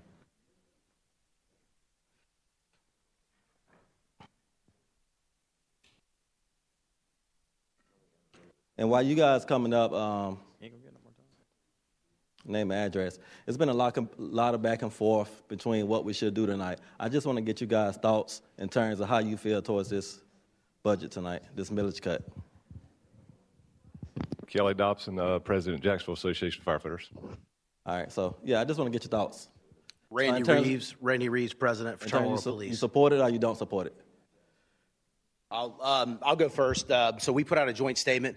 I know every one of you council members have read it and seen it. I'm not going to concentrate on all that. You guys have already understand that. And I know a lot of you guys, I've talked to a lot of you guys, are set in your position. What we have to do for our members and the men and women that put on a gun and badge every day and go out here and protect this street, all these streets, We're here to defend them. We have the past to go off of, and we have to look at the past. I think other than Councilman Matt Carlucci, we've been defending our members over the last 20 years, 30 years, and nobody up here was even thinking about running for council. All right, sir. That's the time you have, Mr. Gaffney. Yeah, so and I understand. I appreciate Gaffney, that, fellas. that's your time. Thank you. All right, our next speaker who hasn't spoke is Ms. Pittman for the first time. All right. We can go. We can talk out in the atrium. You want to talk out in the atrium? Thank you. To my colleagues, first of all, Oh, you don't back you up, all but leave it's because I time's want to up. make sure that you finish saying what you want to say. Can you finish your comments? Yeah, so going back to that, we have to go off the past, okay? And I've heard a lot of people up here talking. You guys know our positions, but I've seen it over 20 years. Millage has been rolled back. Budgets have been balanced on the back of law enforcement. We went 10 years with no pay raises when that happened. We went those 10 years and we took a 3% pay cut. I was here when we laid off 50 police officers that had to come in and turn their cars and gun and badges in because balanced budgets had to be done and millages were rolled back. 7 years ago, we were promised that we were going to be the first one to take away a defined benefit that's an industry standard for police and fire, and it was going to be great, and it was going to be good, and we were going to protect public safety. This mayor's office and this council, you guys had to correct that mistake. We put our stake in the ground on the pension issue 7 years ago, and when this came up, we put our stake in the ground now. We've been right in the past multiple times. I hope that we're not right here, but history will tell us that we're going to be.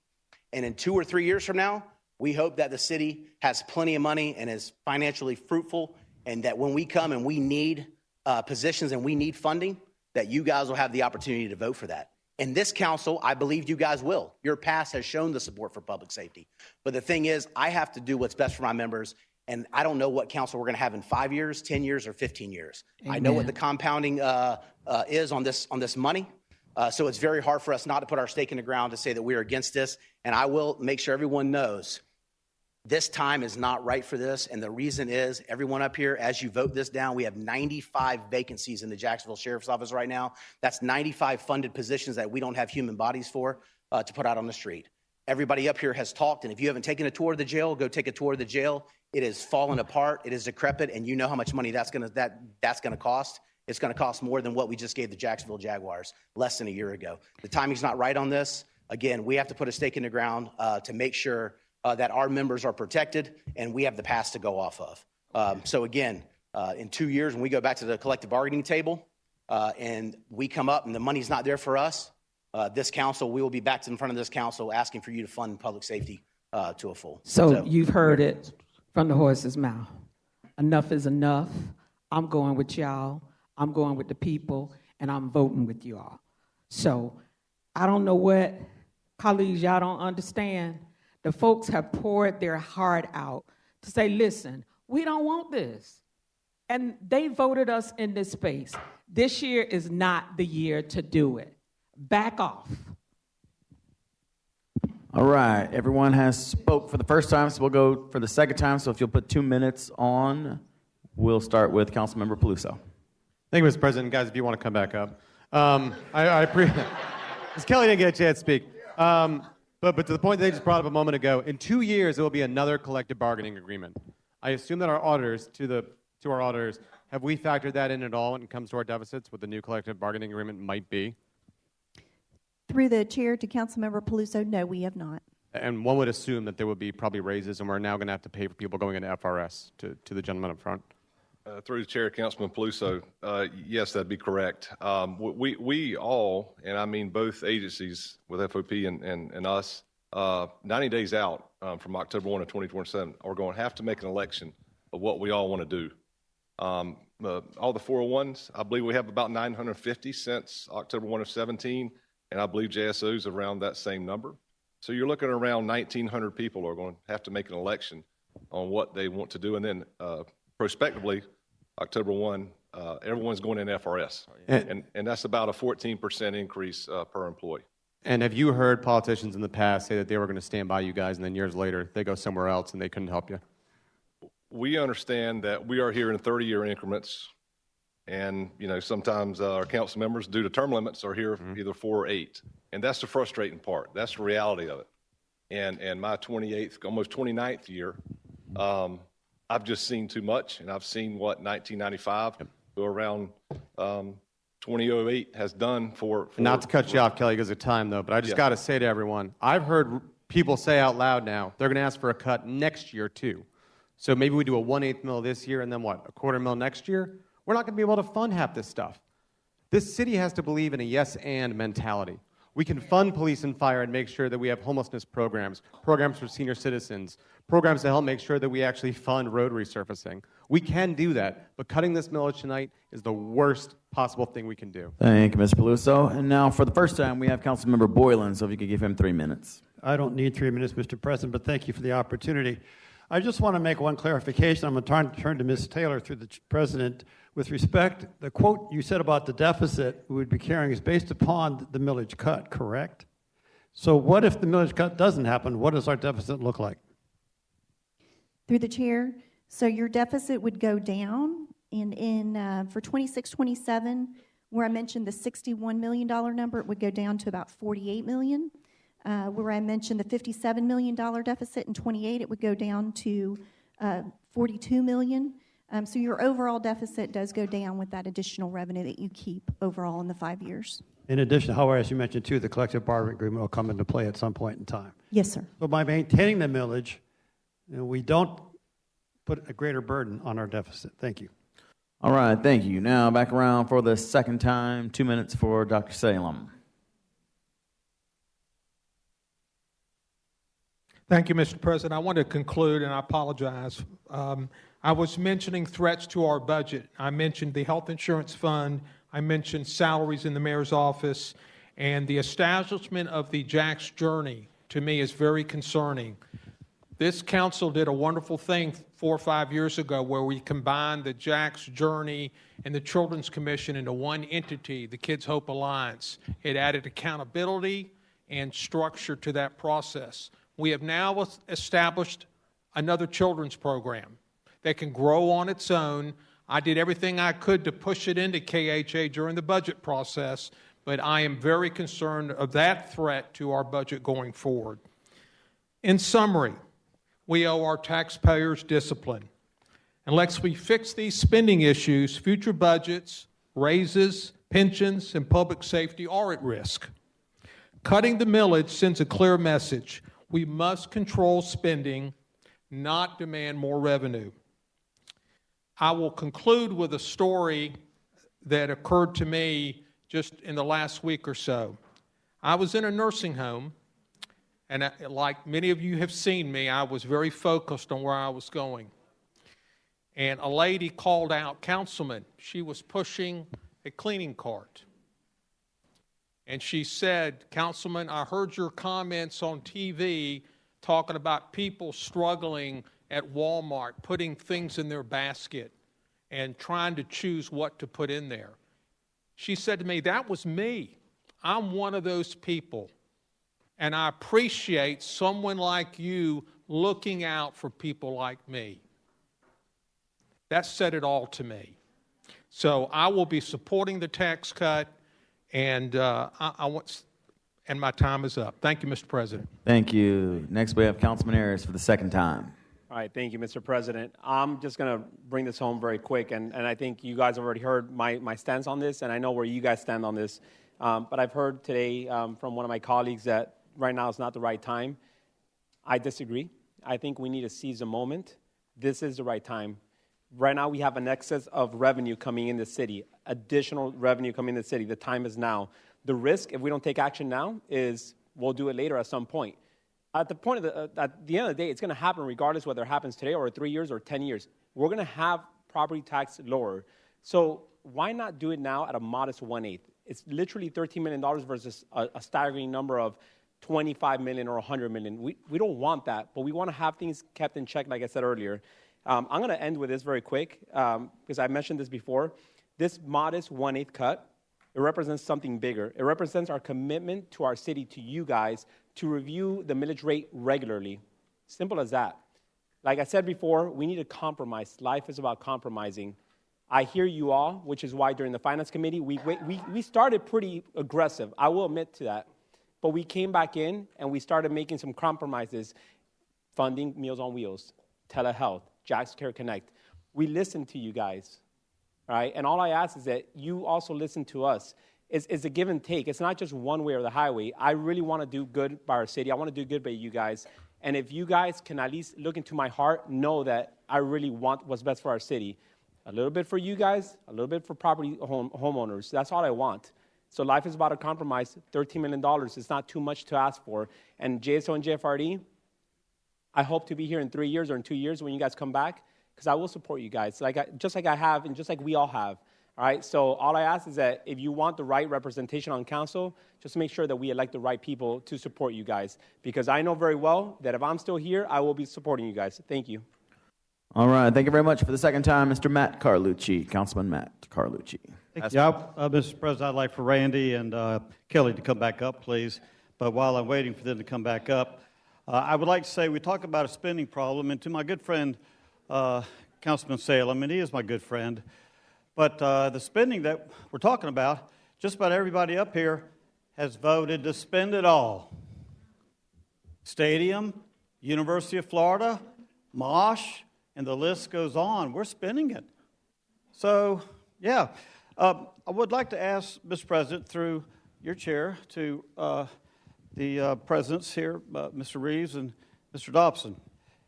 So is the best scenario for y'all in your membership for us to keep the millage the same, which would then help us leverage Councilmember White's bill that would put $13,400,000 into a reserve, so we would have that ready next year and not lose the millage and the money we have in this year's budget to be prepared in planning ahead for what we have to do to fund your raises and so forth. Kelly Dobson, President, Jacksonville Association of Firefighters. That was my pause to start with all this. I would feel much better, and we're taxpayers also. We're rural people, and I understand how polls are done. But I just have a lot of pause because I have the presence of history, and I think that's the way you predict the future. So that's the, when you're talking about putting money aside, yes, that's the best scenario. Yes, I just have great pause going backwards right now. Okay, that's where we're at. Okay, so real quickly, that's why I say, so we did the garbage fee, and I appreciate those who stood up with courage to vote for the garbage fee. And I did that because we needed it this year. I'm saying what we need now is to not reduce the millage because we're going to need that next year. Thank you, Mr. Carlucci. My favorite poem is The Bridge Builder. Go home and read it. All right, sir. Last speaker in the queue is going to be Councilmember Lehnen for the second time. Thank you, Council President. Again, just to touch on the deficit, I said from the beginning that my decision on this would be if we showed significant improvement year over year on our deficit projections, and we improved by about $250 million, and that was nearly all due to the trash fee that we passed, I co-sponsored, and we had to do that. We would not be talking about any sort of millage rate reduction tonight if we had not done that. But I do also want to point out something, like we talk about our future deficits, and it's good we do that. And this is kind of more on 504, but very relevant to our vote on the millage rate here on 501. So through the President, Ms. Taylor, what has the biggest 5-year projected deficit? Was it the mayor's proposed budget, or is it the budget proposed by the Finance Committee as substituted? I'm looking for the difference between the 5-year deficit with the budget the mayor proposed versus what left finance that we'll be taking up later tonight. Through the chair to Councilmember Lehnen, it was about an overall $90 million deficit over that 4-year period. The next 4 years, it got reduced down to about $80 million by the Finance Committee's actions. Through the President, thank you, Ms. Taylor. And again, my point on that is I'm sure that our finance chair is going to bring up that trifecta when we get to 504, but there's also a fourth thing that the Finance Committee did. We reduced future deficits beyond just this year, even with the 1/8 millage rate reduction included in that budget. So I think I'm the last speaker. I'm ready to vote yes on the amendment. All right, thank you very much. So just to put everyone in the proper posture, we have moved and seconded the Arias amendment, which is to cut the millage. So, Mr. Peluso, you are in the queue. Would you like 1 minute for your third time? I just wanted to say, just to make sure, voting no means we vote to keep the millage the way it is. Oh, yeah, I was going to get there. That's what I figured. All right. So, because we're not going to be able to tell from a voice vote, and we've had issues with people forgetting how to raise their hand and keep it up, so I am going to go around the dais. I'm going to call your name, use your microphone so it's on the record, and yay or nay, starting with Councilman Diamond. We are calling for the millage vote. Councilman Diamond. Absolutely yay. Councilman Salem. Yes. Councilman Miller. Yes. Councilman Freeman. Yes. Councilman Gaffney Jr. Nay. Councilman Gay. Yes. Councilman Carlucci. Yay. Councilman Boylan. No. Councilman Howland. Yes. Carrico is a yay. Councilman Arias. 100% yes. Councilman Leanin. Yes. Councilman No. Morrow. Councilman White. No. Councilman Pittman. Councilman no. Johnson. For the people, no. Councilman Clark Murray. Councilmember. No. Sorry. Councilman Matt Carlucci. Councilman Jimmy Peluso. No. Mr. Secretary, can you call the vote? 10-9 in favor of the motion. All right, so the millage has been, the amendment has been approved, 10-9. I move the bill as amended. I have a motion and a second on the bill as amended. There's no one in the queue. Please open the ballot, record your... I'll recognize Mr. Teal to read an additional clerk statement. Pursuant to Florida Statute Section 200.065, the Council Secretary will read the following statement immediately prior to adoption of the first 2025-2026 millage levy. Ordinance 2025-501. The Consolidated City of Jacksonville proposes to levy the following millage rate within the General Fund, General Services District, excepting Urban Service Districts 2 through 5, a total millage of 11.1919 mils for operations. This reflects a 3.04% increase in the operating millage rate from the rollback rate of 10.8614 mils. Thank you, Mr. President. All right, thank you. We're now on the bill as amended. Councilmember Peluso. Thank you, Mr. President. I am voting no on this. Everyone who just voted no a moment ago should continue to vote no on this. This is bad for the future of our city. It's bad for public safety. Again, we have heard it already from certain individuals in the media. There's going to be an ask for more cuts next year.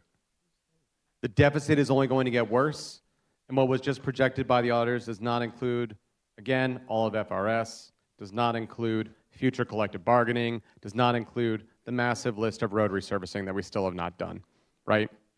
There are hidden deficits that we still have to account for. Vote no on this. I will also vote no on the budget. That needs to be continued this evening. I will stay here until 4 in the morning until we get a real budget that's appropriate for a city of our size and for the hundreds of people who showed up this evening who care about this city and have written us emails. And by the way, today is also Rosh Hashanah. I have emails from members of the Jewish community who could not be here this evening who also don't want this millage cut. Vote no on this. Continue to vote no this evening. I will stay here as long as it takes until we get the right kind of budget that we deserve. Councilmember Johnson, you're recognized. Thank you, Mr. President. I rise to join my colleague, Councilman Peluso, in also voting no. Colleagues, we have the opportunity to do the right thing. I stood earlier in the park today with some preachers, and these pastors came together to talk about the necessity and needs of us helping other people. And when we put these millage rate cuts in, what we're doing is setting up so that we don't have to help others. It's so interesting. I hear all of my colleagues say, oh, well, we're doing what the people say. But I'm taking score and listening. And the people that I've heard today and the thousands, literally, of emails that I've gotten over the past few weeks, when I look at them in the aggregate, are people saying they don't support it. It's only one or two that are saying they do. And even when I've taken the time to explain or have conversations with the one or two, they are saying, I support our city keeping the millage rate flat. This is what it takes to move our community forward. We don't need to be cutting at this time. We literally heard our first responders come up and tell us we need this, and we see what can happen based on what has happened in the past. And we just put it. So again, I heard it earlier and I'll say it again. We don't have a spending problem. We don't have a revenue problem. We have a listening problem. Colleagues, I urge you to listen. Let us hear what our community is saying to us. Let's keep this engine we call the city of Jacksonville moving forward. Thank you, Mr. President. Councilman Arias, you're recognized. Thank you, Mr. President. I'll be very quick. I'm actually going to lean to the auditors for this question. We talked about deficits and revenues and our projections moving forward, but one thing we didn't take into account today was the fact that we did pass a solid waste collection fee, an additional revenue source of $40 million this year. However, we're going to do it 2 more times in the next 2 years. Ms. Taylor, how much of additional revenue will that be in 26, 27, and also 27, 28? Additional revenue of solid waste fees collected. And if you don't have the exact numbers, give us a rough number. Through the chair to Councilmember Arias, very rough numbers, about 7 to 10 million additional revenue each year for the 250 increase. Thank you. That, to the point, is that we're bringing additional revenues that we haven't even addressed that will offset some of this $13 million of I guess, loss of revenue. So the point is, we're going to have additional revenues coming in from property taxes. More people are moving to Jacksonville because this is the greatest and the best city in the state of Florida. People are moving here. We're growing exponentially, number one. Number two, solid waste collection fees are increasing as well to offset the revenue. So when people say we're talking about a deficit, I beg to differ. Watch next year. Additional revenues for property collections will be even higher than this year, guaranteed. So I just urge you guys, and I don't have to urge you guys. I know what you guys are going to do, and do this, vote up this millage. Councilmember Freeman. Thank you, Mr. Chair. And I must say that sitting here is not uncommon from some of the other difficult votes that we've had to take over my time here. But listening to all of my colleagues, one of the biggest things that stood out to me is we have a trust problem, and I heard that. And I believe that that is something that we can work on, and it doesn't have to be 2 councils from now, and it doesn't have to be 3 councils from now. That can actually start when the budget is talked about in March. And that was one of the discussions that I had today, was that for the first time since my time being here, I've heard people on both sides of the conversation support our first responders. When I first started here, we would take tallies of how many times they complained about us giving JSO too much money over and over again. And I didn't hear that tonight. And that, to me, warms my heart. The next thing that I wanted to ask is, because I was not around when these things happened in the past, but who has the ultimate say when they're sitting at that negotiating table with the unions? And whoever that person is that is sitting at the table with the unions, I would strongly encourage them, as they've watched this discussion tonight, to operate in good faith with them. Because as the union leaders have said, they have a body here that has proven to be supportive of them. So if we know we have a body here that has proven to be supportive of them, when we are negotiating in good faith with them, and I think that we can start that in March, and I've given my word that I'm willing to try to join in that fight, and I've asked for it. Give me the numbers. What do those numbers look like that we can do to help you fill those 95 positions, that we can do to help you ensure that you're able to recruit the best and the brightest? Because you have those members or these members up here that are willing to do it. So I'm going to close, but as I shared with groups today, I hear everyone. I enjoy the passion. I enjoy the emotion, but I am a solution-based guy. So when all of the noise starts to silence, I want to understand, how can we solve a problem? And the best way I see us solving this problem right now is making sure that we have the men and women and our first responders taken care of when they're looking to transition over to FRS, all while paving roads, because I'm all in on that, all while taking care of the least of them in our communities. And we've done that. But unfortunately in government, when we're dealing with dollars and cents, what might be $100 in one year may be $85 the next. We're still doing something, and we're still helping. So I was not going to speak tonight, but finally, after just listening to everyone and trying to truly make sure that we bring this back down to a level that I appreciate so many of my colleagues doing, we are honestly doing what we think is best for our city. Whether we agree or disagree, guess what? We're going to agree to disagree on this one. But we're going to make sure, and as my pastor said this weekend, for those of us who do believe, if our first thought when we don't agree with someone is to automatically turn to politics, race, gender, anything else, we've lost focus, because it should be turned into prayer. Thank you. Thank you, Councilmember Freeman. All right, there's no one else in the queue. The bill has been moved and seconded as amended. So open the ballot and record your vote.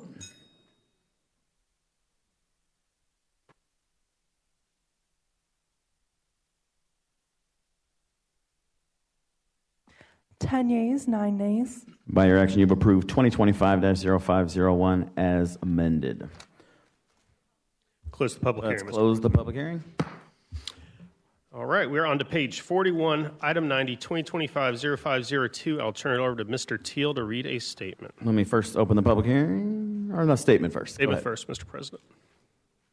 Pursuant to Florida Statute Section 200.065, the council secretary will read the following statement immediately prior to the public hearing on September 23, 2025, concerning the adoption of the second 2025-2026 millage levy. Ordinance 2025-502. The Consolidated City of Jacksonville proposes to levy the following millage rate within the General Fund, General Services District, including only Urban Services Districts 2 through 4, a total millage of 8.0262 mills for operations. This reflects a 5.94% increase in the operating millage rate from the rollback rate of 7.5765 mills. Thank you, Mr. President. All right, thank you. Let's open the public hearing. I have a motion and a second on the area's floor amendment. Ms. Stefopoulos, can you explain the floor amendment? Yes, thank you. Through the president to the council. So ordinance 2025-502 is the millage levy for the beaches, and the amendment proposes to reduce the millage, which was originally proposed at 8.0262 mils, to 7.9012 mils, which is a 4.29% above the rolled back rate. All right, thank you for that. We have a motion and a second. We have one member in the queue, Councilmember Peluso. Thank you, Mr. President. It's interesting that we now have the beaches in front of us. We had members of the beaches come up here this evening, and as far as I could tell, every single one of them said that they were not in favor of cutting taxes. The council member from the beaches earlier brought up that we need help in order for people to purchase homes. I had one. Couldn't agree more that we need more people to help purchase homes. If we had programs here in the city to help first-time home buyers, perhaps, that would be huge. $20 a year is not going to help somebody purchase a home. If somebody from Walmart comes up to you and says, I could use help, there's a great chance that they're a renter, and this cut will not help them. All right, I say we vote no on this. I say we continue to vote no on these. I ask that you vote no. Thank you. All right, thank you, Mr. Peluso. I made a mistake. We have one speaker card. Thank so you, we're Council President. Mr. Tom McGuire, if you're still here. He's going to come down. You are our one speaker card on this bill. Again, Tom McGuire. And 4711 Herder Road, Jacksonville, Florida, 32210. You know, it's impressive. We had unity out on this side of the dais. and we have division on that side. I want to see this city move together, move forward as one unit. Come on, let's get together and do this because, you know, this is just disappointing. We're really just benefiting the property management companies that overpay for properties, raise the prices in the neighborhood, raise my taxes, and then charge such high rents that it reduces the quality of life in the neighborhood. Let's not do that. And remember, you quoted the Civic Council earlier in your rationale for the property tax cut, and the Civic Council was against this. Come on. Let's not do this. Let's do what's best for the city, and that is definitely not this. Thank you. All right, thank you. I have no more speaker cards. That's our last speaker card, so we are going to continue down with our council members who want to speak. Councilman Diamond, you're recognized. Thank you, Mr. President. You know, one of the hardest things to learn in life is to be a grown-up and learn how to lose. Sometimes you don't have the votes. Sometimes democracy, representative democracy, means that you lose. Our rules say if we've got 10 votes, that's the majority. And the side that doesn't have 10 vote lost. And then you accept the L. That's what grown-ups do. So for the beaches and the millage, please vote yes. I'm sure there are 10 votes for it. But I just encourage my colleagues over there who are going to try and do more of these histrionics, have the grace to lose. All right, Councilmember Johnson. Thank you so much, Mr. President. It's interesting for those who don't even understand how to have the grace and intelligence to lose, to talk about losing. Someone who, and I know we're talking about this bill specifically, but the gentleman from the Beaches decided to put a piece of legislation forward, and it lost to this council, and now they're bringing it back in the form of amendments. Now, I know that's not on this bill, so no, we're not going to talk about it, but that shows the lack of intelligence of the gentleman from the Beaches, because he clearly doesn't understand the grace to lose. We're getting personal right now. The grace to lose means the intelligence, first of all, of listening, Mr. President. The people have spoken. The people have spoken, and when the people were speaking, seems as though those who talk about histrionics decided to leave the room.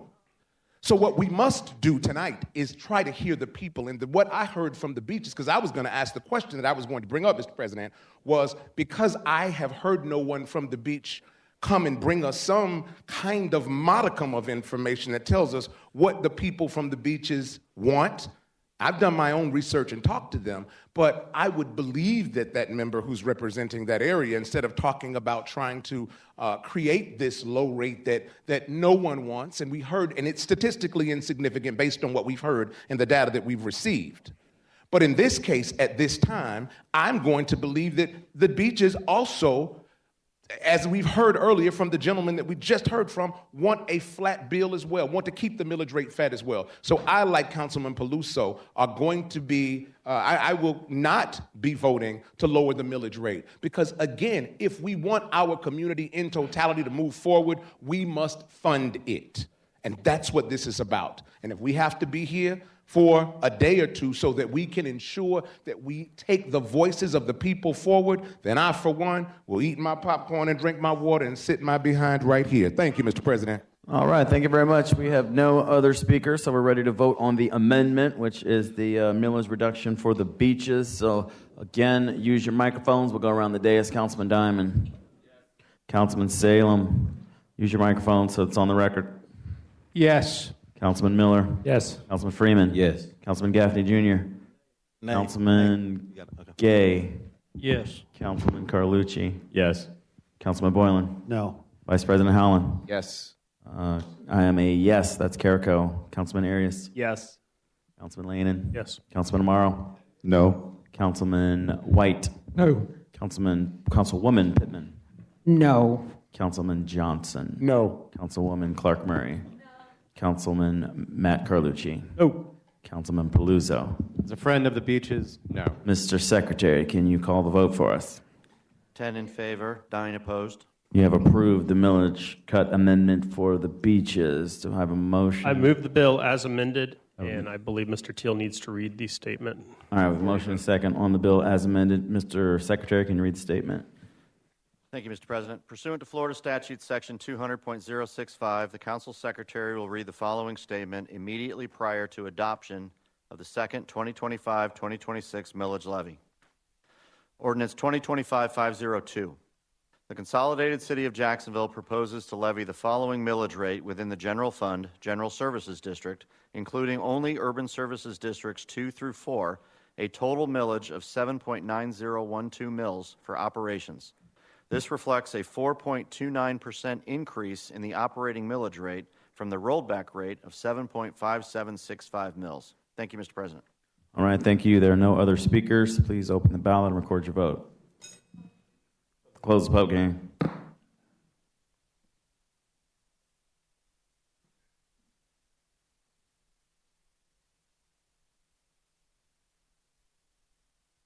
Ten yeas, 9 nays. By your action, you pass 2025-0502 as amended.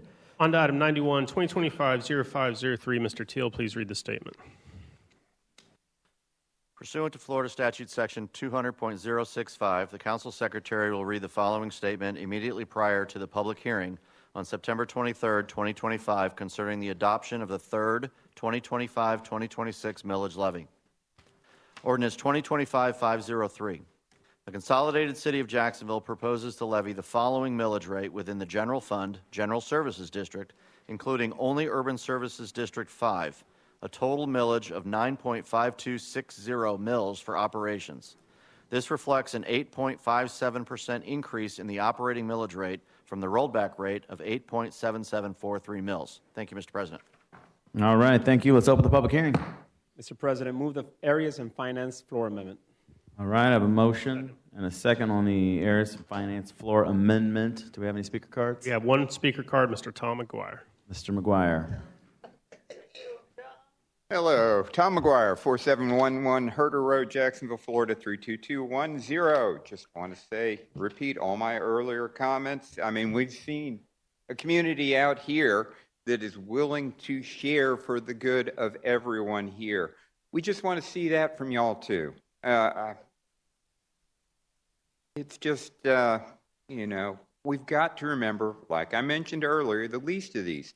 And I go back to what I said in my public comment when I mentioned how the city came out after September 11th and wanted to sacrifice for the good of the larger community.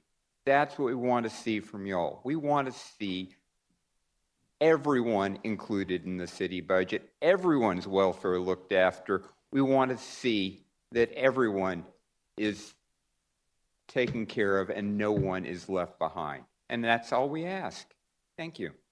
Thank you. All I have no right. more speaker cards. All right, thank you. That is our last card. We'll go to the queue. Councilmember Peluso, you are recognized. Thank you, Mr. President. Like the others, vote no on this. It's going to be a very long evening, I believe. I will continue to vote no until we get millage rates and a budget that works for the people. Vote no. All right, all in favor of the amendment, we'll go around the dais. Councilman Diamond. Yes. Councilman Salem. Yes. Councilman Miller. Councilman Freeman. Yes. Councilman Gaffney Jr. No. Councilman Gay. Yes. Councilman Carlucci. Yes. Councilman Boylan. No. Vice President Howland. Yes. Yes for Carrico. Councilman Arias. Yes. Councilman Leanin. Yes. Councilman Amaro. Councilman White. No. Councilwoman Pittman. No. Councilman Johnson. No. Councilwoman Clark Murray. No. Councilman Carlucci. Nope. And Councilman Peluso. No. Mr. Secretary, can you call the vote? 10 in favor, 9 opposed. The amendment carries. Move the bill as amended. A motion and a Mr. Teal, second. read the statement, please. On the bill as amendment, we have a statement from the Secretary. Thank you, Mr. President. Pursuant to Florida Statute Section 200.065, the Council Secretary will read the following statement immediately prior to adoption of the third 2025-2026 millage levy. Ordinance 2025-503. The Consolidated City of Jacksonville proposes to levy the following millage rate within the General Fund, General Services District, including only Urban Services District 5, a total millage of 9.4208 mills for operations. This reflects a 7.37% increase in the operating millage rate from the rollback rate of 8.7743 mills. Thank you, Mr. President. All right, thank you for that. And I do have Councilman Lean in for an explanation I think we all need to pay attention to. Thank you, Mr. President. To the President, I'm going to have Ms. Stefopoulos explain the two-thirds rule required on this vote. So, Ms. Stefopoulos, if you could explain this rule to us. Thank you. Through the President to the Council. So you'll note on your agenda, it's marked that there is a two-thirds vote required on Ordinance 2025-503. The two-thirds vote requirement is triggered because of the percentage over the rolled back rate that would be established by this millage levy for the town of Baldwin, which is, even with the reduction, still is going to require a two-thirds vote. So just for the council members to be aware, you need 13 votes to approve the millage levy as proposed as amended. It also says that for 502. Should we have done that for I recognize your point of order. Ms. Stefopoulos, can you explain what's the difference between 502? Yes, thank you. So through the President to Councilmember Peluso, going in as proposed, the beaches would also have required a two-thirds vote. However, with the reduction that was approved by the council through the Arias amendment, it reduced the percentage over the rolled back rate to the point where it no longer required the two-thirds vote as amended.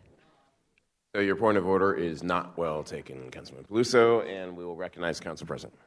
All right, thank you, Mr. Vice President, for recognizing me. So this is the town of Baldwin, as was just explained. if we go around the dais and vote the same way, 10-9, it's not going to get a 2/3, and we're going to have to start over on Baldwin, and we could end up not passing a tax reduction for Baldwin. So they would pay a higher tax rate than everyone else in the city. So we would need 3 people to come over to fix this so Baldwin could match up with the tax cut on everyone else. If not, I do have an amendment that will only require 10 votes. So if it does fail, we'll introduce my amendment, but Baldwin will pay higher taxes than everyone else. So if you think that's fair, continue to vote no. Chair, back to Council President Carrico. Councilman Amaro.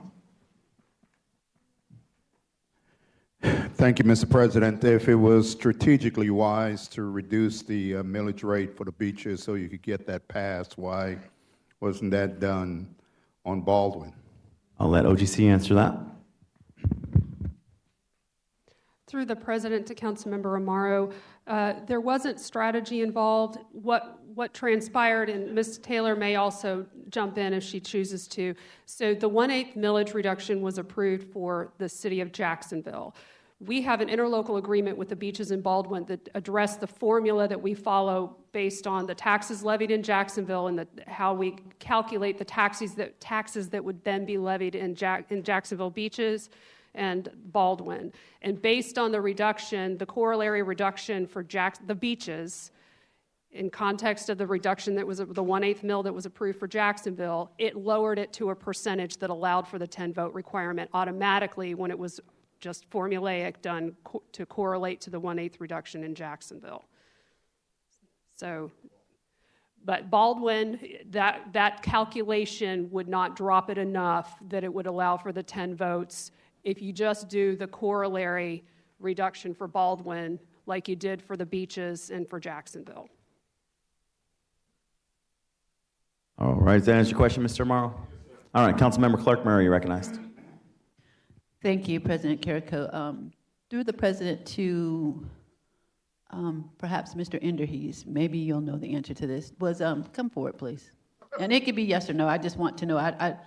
This is my 4th budget that I've sat through, and no one has ever asked this question. Through the president to Mr. Enderhees, is there ever any dialogue between the mayor's administration and Baldwin or some representative that indicates like whether or not they're interested in a reduction, an increase? Is there ever any conversation? Good evening, Joe Enderhees, Deputy Chief of Staff, Mayor's Office. Not that I'm aware of, but either Ms. Brochet or Chief Weinstein, who's listening, might be able to better answer that. Thank you. Mayor Baldwin is here. Please come forward, sir. Thank you.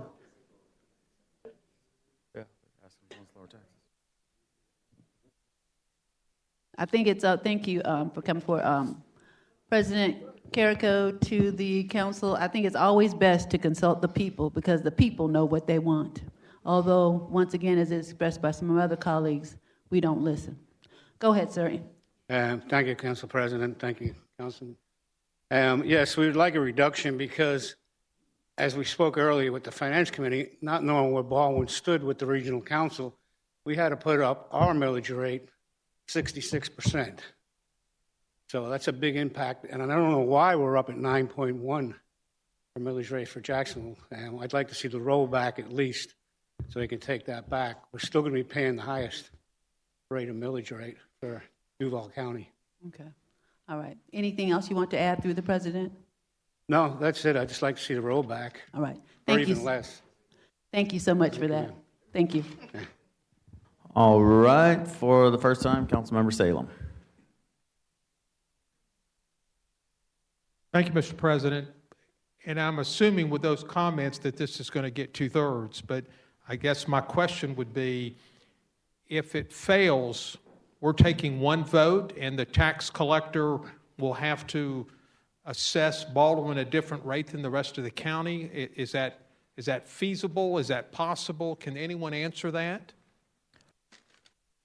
I'll attempt. I have an amendment that would slightly lower it at a point where we could meet the threshold. That would only need 10 votes, so we can pass it that way. But they would still have higher taxes than the rest of the county, which could open us up for a lawsuit as well. Baldwin could sue the city of Jacksonville if we tax them higher than everyone else. So it would behoove everybody to just vote it through with the 2/3. So your plan is to move towards your amendment if we don't get 13 votes on this particular vote that we're about ready to take. That's the plan. Thank you, sir. All right, Councilmember Boylan. Thank you, Mr. President. Mayor Lynch just referenced it. I want to turn to Ms. Taylor, if I can, through the president. He had mentioned they have an additional millage fees. How does that play out? Through the chair to Councilmember Boylan. So for both the Beaches and Baldwin, they each pay a city millage levy, and then they're also levied by the county. So they pay both within their millages. And Mayor Lynch, I think I just heard you say you've raised the millage rate. Is that a yes? Okay. Thank you. I'd be inclined in this case to support the millage. Thank you. All right, thank you. Councilmember Matt Carlucci for the first time. He had to raise his millage, Mr. President, because that's the pickle we put him in, because he was trying to get the dollars for the Northeast Florida Regional Council. And I had a meeting on this, and very few people showed up. Councilman Salem was there, but he left a little bit early, and this is what he explained to us that he had to do. So I'm going to support the increase. But I try to explain, we have been members of this regional council for 50 years. It is the thing we do as the flagship city. Let's not go through this exercise again, because it's put him in an awful position, because we wouldn't listen to the mayor of Baldwin until the last daggum minute. Do you understand that now? Councilmember Arias. All right, thank you, Mr. President. I rise just to support the town of Baldwin. Obviously, I was not in support of the Northeast Florida Regional Council, but that passed already tonight, and we got to make sure that the Mayor Baldwin knows that we have their backs. So just support this millage rate reduction for them, because ultimately what I don't want is having, once again, I talked about compromising. We all have to be in the same boat. And I don't agree that they have to pay higher taxes than everybody else here in Jacksonville and the city and also the beaches. So I just urge my colleagues, come over, all right, support this millage reduction for the town of Baldwin, and let's move on, because ultimately we already heard from the mayor. That's what they want. So please just support them. Thank you. All right, thank you. Councilmember White. Yes, sir. Thank you through the chair. I want to say that the town of Baldwin, I think, is 600 folks, 660 people, something like that. 1,400 to 600 families. So it's very big to them and very small as far as the amount of dollars. So I'll be able to support the reduction for Baldwin, because it does not affect what I would think would be public safety money, because it's a very small number. Thank you. All right, honor system. Dr. Johnson, you spoke on this one? All right, for the first time, Dr. Johnson. Let me say for the record, Mr. President, I do not support this, but I do support Mayor Lynch and the town of Baldwin. I was initially elected to office back in 1998. When I was elected, it was to the Duval Soil and Water Conservation District. Our offices, and Mr. Mayor, you know that our offices were located in Baldwin. So I spent the entirety of my term going back and forth to Baldwin and working there. I just can't for the life of me understand why we could not have taken care of the regional council, and now we have forced our brothers and sisters in Baldwin to have to pay. Did you hear what he said, Mr. President? 66% increase. Just think about that for a minute.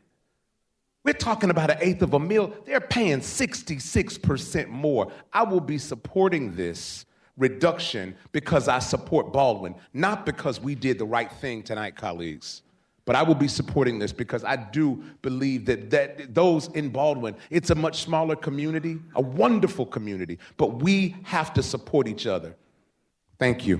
All right, Councilman Amaro for the first time, I believe. Yes, sir. You're recognized. Thank you, Mr. President. Sun Tzu in his book, The Art of War, says the art of war is deception. And I feel there's so much of that taking place. It's just some of the narrative that I hear up here. I don't expect us to be bosom buddies. I don't expect us to agree on every single thing. I expect us to be decent to each other. I expect us to live our convictions. I don't think we should get into that posture of coming over to this side and that side, because we're all here for one side, the city of Jacksonville. And so I'm a little bit disheartened, but that's all I have to say. All right, for the second time, Councilmember Peluso. Thank you, Mr. President. It's actually my first time on this item. I'm voting no on this, as I voted no on the other millage items. I think this vote is going to be a canary in the coal mine for other votes that we're going to have coming up. I think that we're going to have to vote to reconsider certain bills. I think we're going to have to do a lot of sausage making tonight. This is going to be one of many problems that we're probably going to have as the night goes on. I'm voting no on this. I suggest everyone else votes no on this, and that we find ways to go back and correct this millage problem and correct this budget. All righty. No one else is in the queue, so let's vote on the amendment by going around the dais. With your microphones, Councilman Diamond.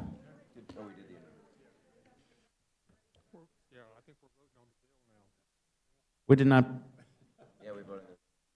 Oh, that's right. We passed the amendment. We need 2/3. All right, let's put it on the ballot. Thank you. Hey. Yes. Yeah. Even if I'm out.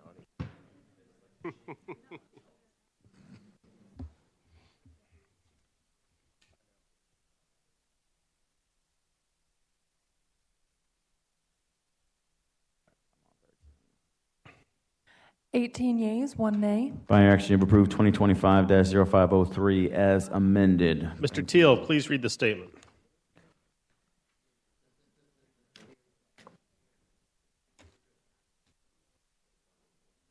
No, 503. I believe you have to read another additional statement since we moved it. All right, well, let's close the public hearing. All right. All right, well, with that, we're on to 92. Item 92, 2025-0504. I believe you need to open the public hearing. All right, let's open the public hearing on 504. Council President, I have 73 speaker cards that wish to speak and a number that do not wish to speak.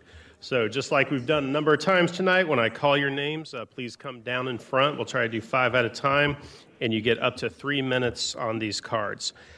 First person is Joy Vaya, I believe. Then Kathleen Pereira, Valerie Benham, Jerry Woodham, and LaShonda Holloway.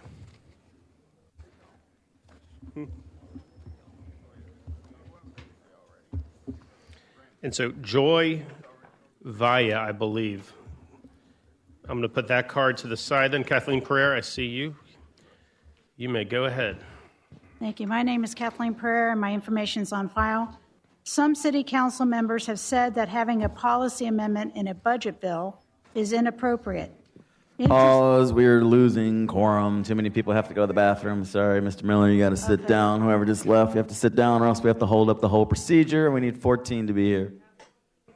We have quorum. You may proceed, Ms. Pereira. All right, keep going. Okay. It's interesting that that person would say that, because by the definition of policy from this member, the entire budget itself is policy, because it's a course of action on how to spend taxpayers' money. Just look at the way the ordinances of the budget are worded. Those are courses of action. And you can certainly have amendments to particular sub-policies of the budget, like we've been doing tonight, or else there would be no need at all to submit a budget to the council, much less discuss, amend, or vote upon any sub-policy of the budget. Therefore, it is very appropriate to state in the budget that there should be no dispensing of monies to illegal aliens, abortion, or DEI programs. The council then watered down this objective with a resolution to require the administration to report to the Finance Committee any monies used to support these kinds of unwanted initiatives. This is a naive way of saying that the fox will be in charge of the hen house. And if you take this amendment out of this bill, for the sake of passing this bill and ultimately the budget, then I'd like to see another ordinance introduced in the future which will reinforce state laws and prohibit funding for illegal aliens, abortion, and DEI programs. Let's think a minute about reinforcing state laws, which is one of the arguments against having this amendment. So does that mean that the city doesn't need to have a law against murder because the state has that covered? Pass the amendment. Valerie Benham. Jerry Woodham.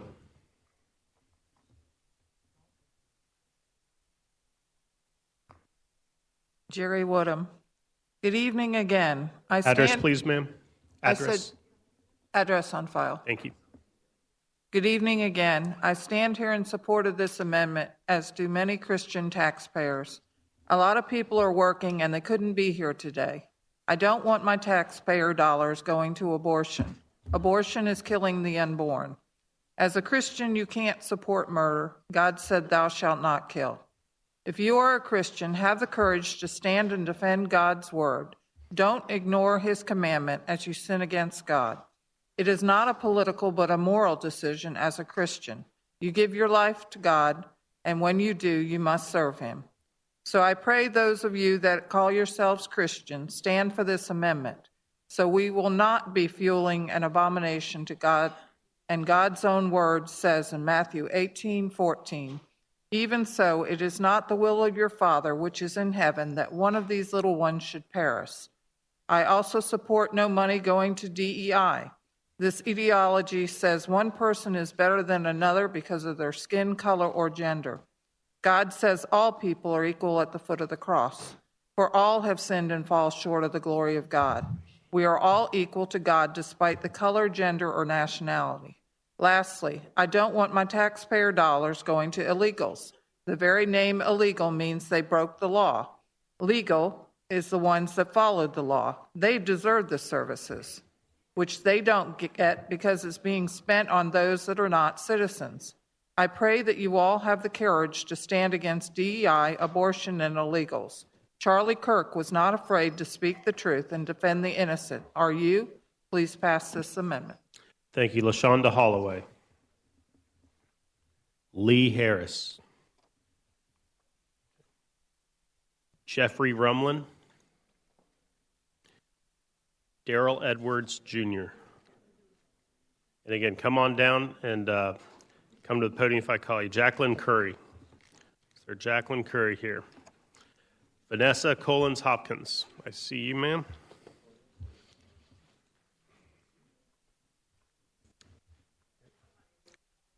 Okay.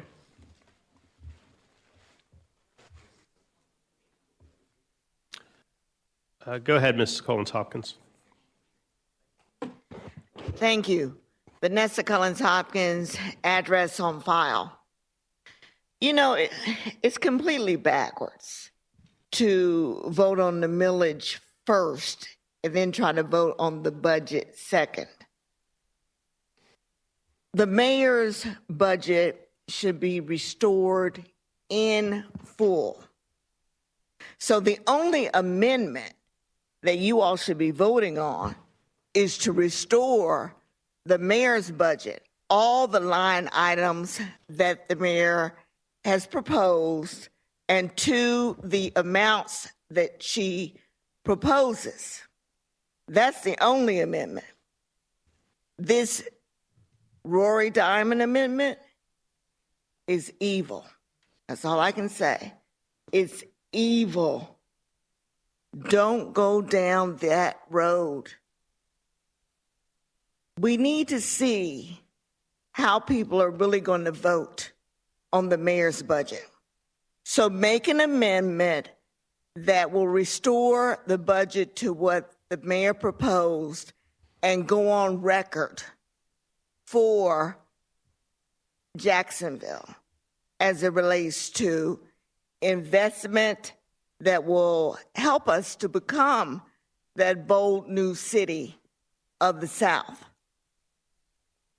The one last thing that I want to leave you all with is that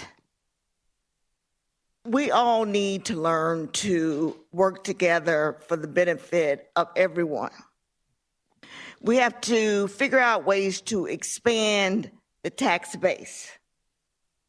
We've got to expand it at least 10 to 15%. and then we may be in a revenue position where we can begin to do more of the programs that our people need within the city, while at the same time bringing more wealth and prosperity to everyone across the board in this city. You're not going to get that wealth and prosperity by just cutting taxes. Now, the LUZ ordinances that passed this go round, it was surprising to me, but it shouldn't have been surprising, that the ones in District 9, everybody sitting on the dais passed for, except for Tyrone Clark Murray. And those particular ordinances were denied by the CPACs. Thank you. Thank you. Dennis Sanchez. Is there Dennis Sanchez out there? Latavia Harris. Oh, I see Mr. Sanchez coming up. Latavia Harris, you're next if you're out there. My name is Dennis Sanchez, and my address is on file. So just most of the people here, they're still here. It's really late, and the reason they're still here is obviously to be heard, and they want the mayor's budget to be as is. Most of these amendments are redundant anyways. So why are we going to be more redundant and try to go against what the people truly want, which is what you did with the 1/8 millage. So you guys need to really start, again, listening and go with what the people are saying and not be redundant with these amendments that really don't make any sense. So that's all I really have to say. Thank you. Thank you. Latavia Harris. Dr. Linda Woodward. Okay. Kalita Wright Foster. John Allen Newman. Marcia Winward. Larry Henderson.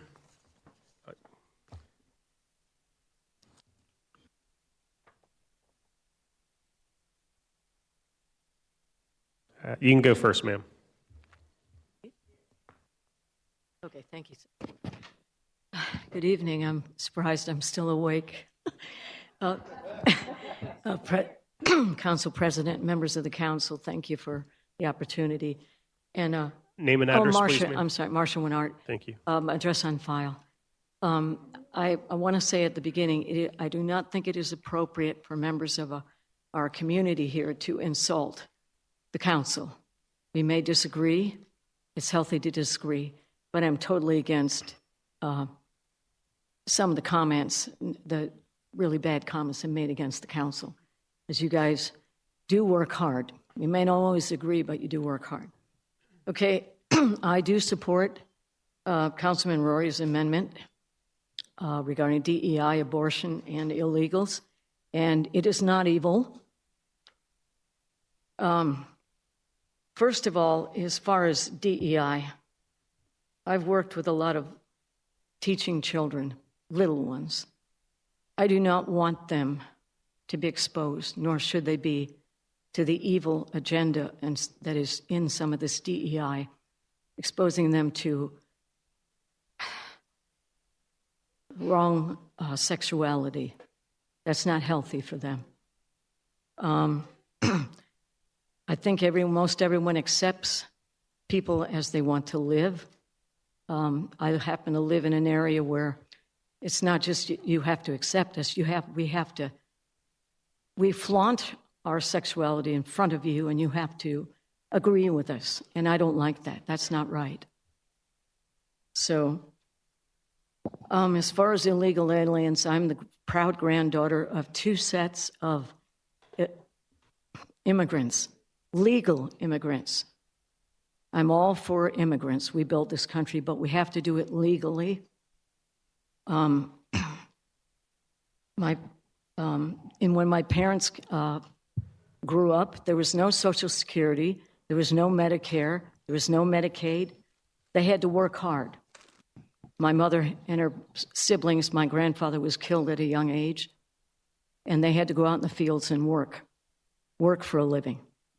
My father rose to one of the highest positions in this city.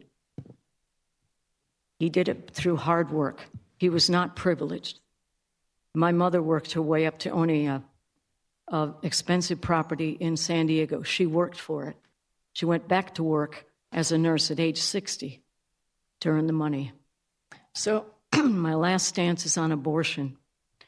I just saw the ultrasound image of a friend of mine's baby. That's a baby. When you end that life, unless it's absolutely necessary, that's killing a baby. Thank you. Thank you. John Allen Newman. Are you Mr. Newman? Okay. Sir, have I called your name already? Okay, come on up.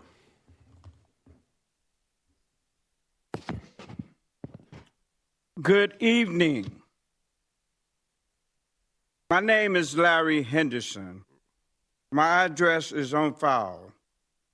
I am here concerning the current proposed city budget. I live in District Number 8.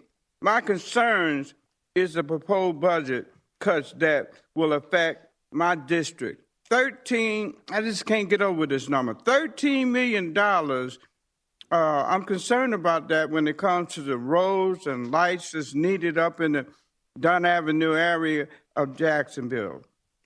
The citizens that live in my district is left out on the needs, the things they need.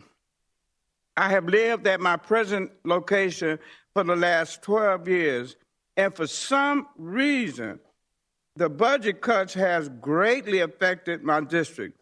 I realize it's 5 Democrats. I might be wrong in the number, y'all help me. 5 Democrats and 14 Republicans. We need to vote on the needs of the city over party and even at times over your district. DEI. I'm 74 years of age. DEI should never be a concern when it comes to what is needed. Your political stance should never come in the way of your vote. I am only one person, just like you are only one person. Unity, unity, unity for the city of Jacksonville should take precedence. President, be intentional, party, be intentional, council, be intentional. Look out for everybody. Lottie, Dottie, and everybody. Not your personal views. Thank you, and good night.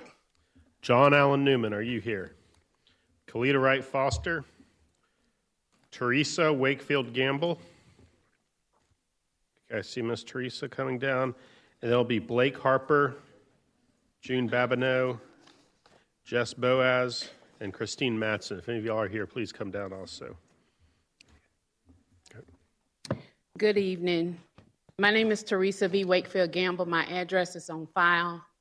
I stayed here all afternoon. I've been here at 3 o'clock, and I've been listening and hearing the back and forth with the city council.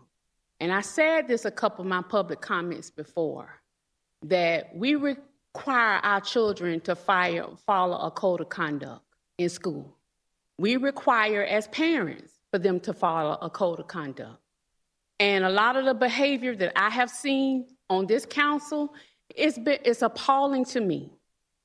You all talk about that you want to respect one another. Councilman Matt Colucci have told y'all to listen. Councilman Johnson done said, listen. I have been down here talking. All I see is you all trying to bring what is going on in D.C. into Jacksonville, Florida. And the residents in Jacksonville, Florida saying, we're not having it. We don't want it. You want to approve the millage rate, to deduct the millage rate from social services. And I don't blame everyone. They're worrying about the future. Y'all are looking at right now. We're looking at the future because you all have a history. This council has a history of making promises and don't keep them. So that's where Councilman Amara was talking about the trust. It is a trust problem. We're tired of trusting what you say. We're tired of you all coming to our door, texting our phone to come vote for you. And then you do the complete opposite when you get in office because you're supporting developers. In my District 4 that I live in, there are elderly people being forced out of their senior apartment community properties who pay rent on time, but the property management company is going up on their rent, almost mortgage notes. I've seen so many rescue ambulances come into apartment communities in District 4 till it is ridiculous. And I would love to ask Councilman President Carrico, when you gonna have a town hall in my district? I've called your office, I've emailed you. I have yet to see you in District 4. Matter of fact, a lot of them, the Democrat councilmen are having town hall meetings, but all of you are not. What are you afraid of? We the same people that put y'all in them seats. But just like the same way we use the ballot box to put you in the seats, we the people have the power to remove you from the seats. So we're asking you to pass Mayor Deegan's bill as it is, like my colleague Vanessa said. See where you stand with her bill as is first before y'all go cutting up and ratcheting up stuff to benefit y'all districts and the rest of the districts are left behind. I'm a total proponent of supporting everybody. And each of you should do the same. Thank you. But you are not exemplifying that Next up will tonight. be Blake Harper. Happy to meet you in the green room. Sorry you missed my town hall last week, but I'll meet you in the green room if you'd like to talk. Yes, sir. So after Mr. Harper, it'll be June Babineau, Jess Boaz, Christine Matson, and Susan Kahn. Mr. Harper. My name is Blake Harper. Information on file. Scripture tells us there will be a time when lies become truth and truth becomes lies. That time has come. Joseph Goebbels was the propaganda minister for the Third Reich, for Adolf Hitler. And he said, you tell lies enough times, it become truth. And you actually start believing them yourself. And that's exactly what we saw last city council meeting. And I'm going to engage in my constitutional right of personal directed speech. And I'm going to assuage or try to make Rory Diamond feel better about the fact that he was attacked for being a fascist and a racist. First of all, let's talk about the racism. Margaret Sanger. Who's Margaret Sanger? She started Planned Parenthood. Before Planned Parenthood, it was called the Negro Project. She called black people weeds. She was part of the eugenics people who came up with the final solution for the Third Reich. Margaret Sanger had a bust put in the Smithsonian Institute, which Hillary Clinton said grace over. The reality is, if you support abortion, then you are supporting the program that Margaret Sanger brought to America. So for you to call somebody who wants to protect black people a racist, that is a lie. That is a truth that has become a lie. Okay? And in fact, Margaret Sanger's desire to eliminate the black race is actually happening in front of us thanks to Planned Parenthood. Absolutely. All you have to do is look at the numbers. Now, with regards to fascism, fascism is actually attached to socialists. Fascism was attached to Adolf Hitler. Adolf Hitler called himself a socialist. So how can you call a conservative a socialist? Now, you can call AOC a socialist. You can call the man who killed, and she's identified as a Democrat socialist, Tyler Robinson, who assassinated Charlie Kirk, was a Democrat socialist. Wells Todd has put out things that he's a socialist. Please stay on the bill, Mr. Harper. The point is that the things that are being used to argue against this bill are lies. That's all this is about, is to point out that the things that are saying that this is wrong with this bill is absolutely opposite. That is the virtue of these three amendments. They are here to protect lives. They are here to protect citizens. They are here to protect children. They are here to stand for the truth. And as far as what people have denied DEI, Charlie Kirk said it best. DEI is quotas. So if you don't believe DEI exists, you know quotas exist, so it does. Thank you, sir. And by the way, warning, please do not disrupt in the audience back there. The last speaker was probably the opposite of this one, and no one disrupted her. So please give all speakers the same respect. Thank you. Jean Babineau, Jess Boaz, Christine Matson, Susan Kahn. Yeah, colleagues, we only have 14, so we've got to stick on the dais here. Jess Boaz, address on file. One thing I wanted to do is read a quick definition. In the United States, diversity, equity, and inclusion are organizations or frameworks that seek to promote the fair treatment and full participation of all people, particularly people who have historically been underrepresented or are subject to discrimination based on identity and disability. Just want to put that out there. That said, this $33 million cut that you're trying to do is cutting housing, homelessness prevention, Meals on Wheels, and telehealth. I know we already talked about it, but we're going to talk about it again. And the fact is that it's hurting the unhoused population, the marginalized communities, differently abled and chronically ill and elders. This budget is not for the people because we're telling you it's not for the people. But you don't listen. We've heard council people up here say those exact words. You don't have a spending problem, you have a listening problem.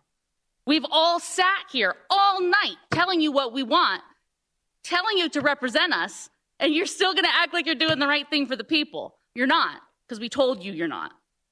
That's how that works. It is willful ignorance to pretend that you're doing the right thing for the people of Jacksonville when the people of Jacksonville, the majority of the people of Jacksonville, keep saying the same things over and over and over all night long.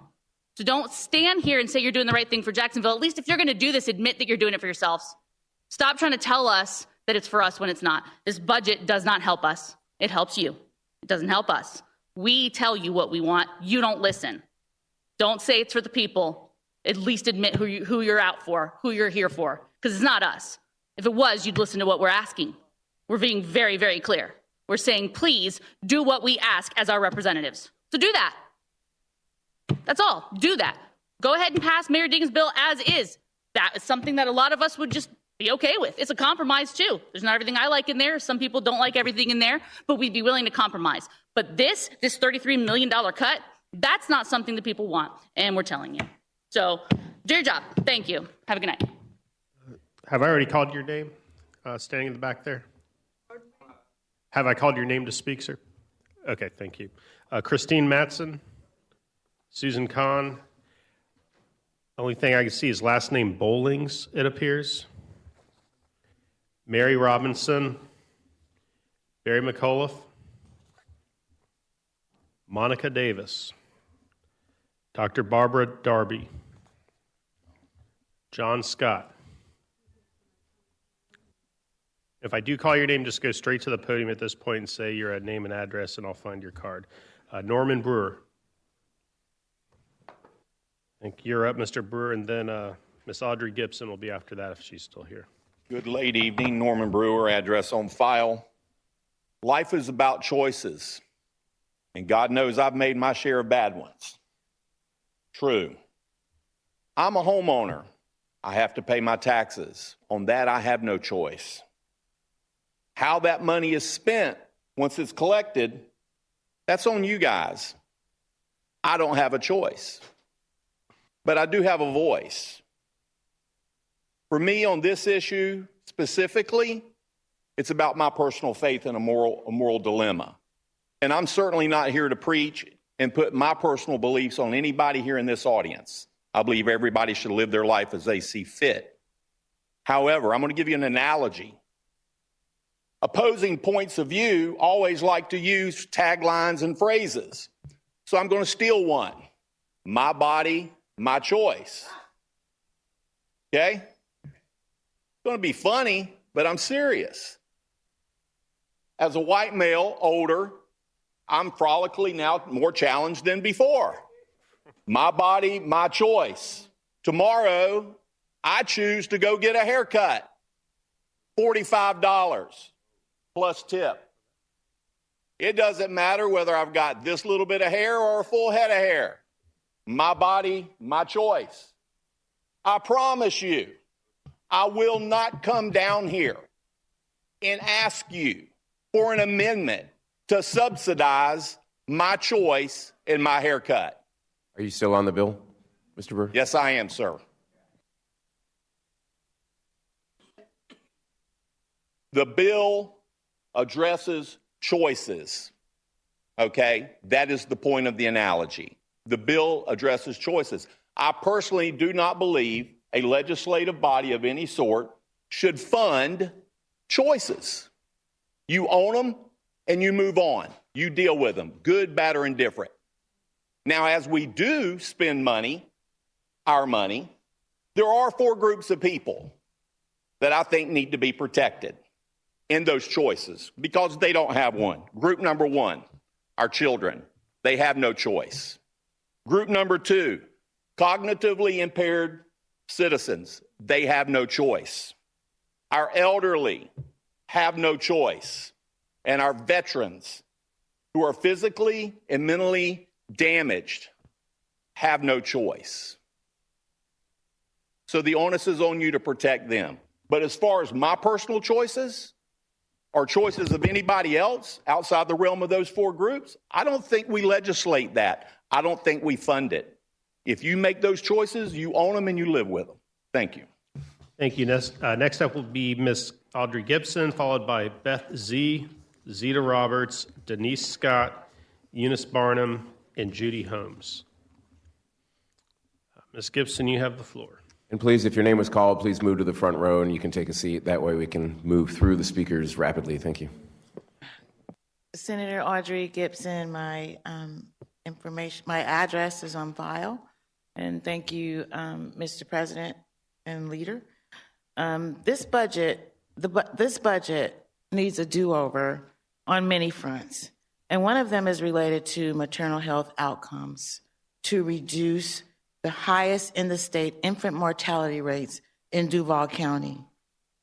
In the Florida Senate, I sponsored and passed legislation and brought money home with it, certainly with the intent of this city focusing more on maternal health outcomes and infant mortality.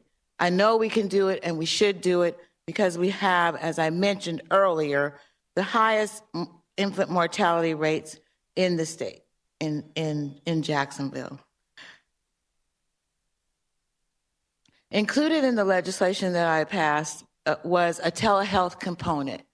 And the reason that is there is so that transportation is not an issue for expectant moms, as well as not missing appointments so that threatening symptoms could be caught post-haste. And while screenings are important, when one understands the prevalence of high blood pressure and diabetes in Black and brown women, then you understand that there's a specialty needed for maternal health care to save babies. We need to do so with a sense of urgency because every baby deserves an opportunity to live, and every mom deserves an opportunity to be treated so that she can deliver a healthy baby. Telehealth helps with that. It also saves money. It keeps women, expectant moms, from having to make multiple trips to the ER. And it saves the funding in the budget for the processes that need to be addressed for the community that you all serve in this city, with the highest occurrence. So maternal mortality is extremely important. And while I see some funding in healthcare areas in the budget that I reviewed or the amendments that I reviewed, your process is a little bit different than the Senate's. It does not force collaboration. It does not include maternal health outcomes. And there is absolutely a duty for this council with some procedural moves and the stroke of a pen to save the lives of babies, Black and brown babies, and their moms who want to Thank you, ma'am. one day sit where you are. Thank you. Senator. Thank you, Ms. Gibson. Beth Z., Zeta Roberts, Denise Scott. And again, if I call your name, please come down. Miss Denise Scott? And then Eunice Barnum will be after you. Good evening again. My name is Denise Scott and my address is on file. I was asked to wear black today to show unity and support for the mayor's budget. Black is the color of mourning, but it's also the color of dignity, discipline, and purpose. I appreciate my councilman, Mr. O'Meara. He said that we don't trust you. We don't. He did say that. The people don't trust the city council. We don't trust you. And now you've proven a couple times that sometimes you don't know what you're doing. If just one of our neighbors lack anything, it's up to us that are able to lend a helping hand. There is no love of God without love of our neighbor. Folks want to come up here and read all these scriptures, but there is no love of God without the love of your neighbor. I am in support of the mayor's budget. It protects me and my neighbors. It protects you too, but you won't admit it. I oppose some of the cuts that the council have opposed. Just because there may be someone that in your district that's not requesting needs, sir, there's definitely other folks in this city that need. And I think some of you have forgotten, especially you at-large folks. You're supposed to represent the entire city. This so-called beautiful, ugly budget amendment is showing you exactly what our leaders truly value. I get it together. This ugly budget amendment is showing us what you as leaders truly value. This is straight out of the racist governor playbook, along with the orange turd in the White House playbook. Let's be very clear. These folks that are saying they're pro-life, they're just anti-abortion. Because when a child is hungry, they don't care what you believe in and what your nationality is or what your political preference is. They just want to eat. Instead of protecting seniors and renters and families and workers and healthcare and just the majority of this city, this council has decided to cut services that our neighbors rely on. And in order for some of you to score political points with your base, y'all want to call this physical responsibility, but let's just call it what it exactly is. Political games with essential programs and services being denied. Do you all realize that democracy belongs to the people? And so should this budget. City budget should reflect the care and concern and fairness of our community. The bottom line is you're taking food from our seniors, and just because you say you left a little bit of money in the Meals on Wheels, sir, how many people are still on the waiting list? And the problem is you don't care because majority of you are millionaires. You don't care about the people. Eunice Barnum, followed by Judy Holmes. This last name is Carey. I cannot read the first name. Tom McGuire and Mickey Roman. So again, if I call your name, please come on down. Eunice Barnum. Neglect of duty. Neglect of duty is grounds for termination. Neglect of duty. Breaching your oath.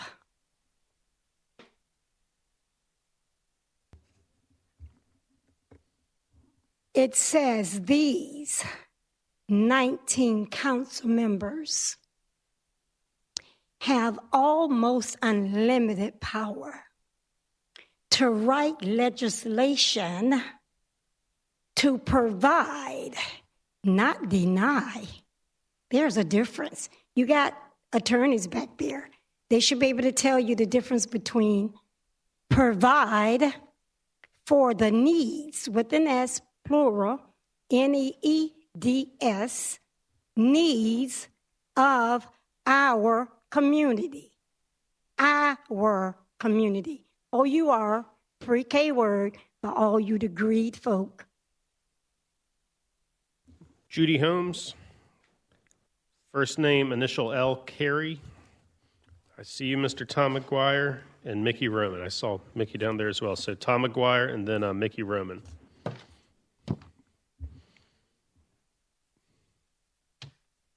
All right.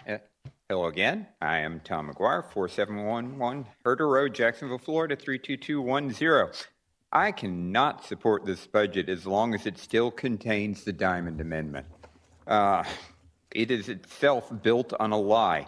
As the mayor has repeatedly explained, there are no funds directed to DEA, abortion, or undocumented immigrants.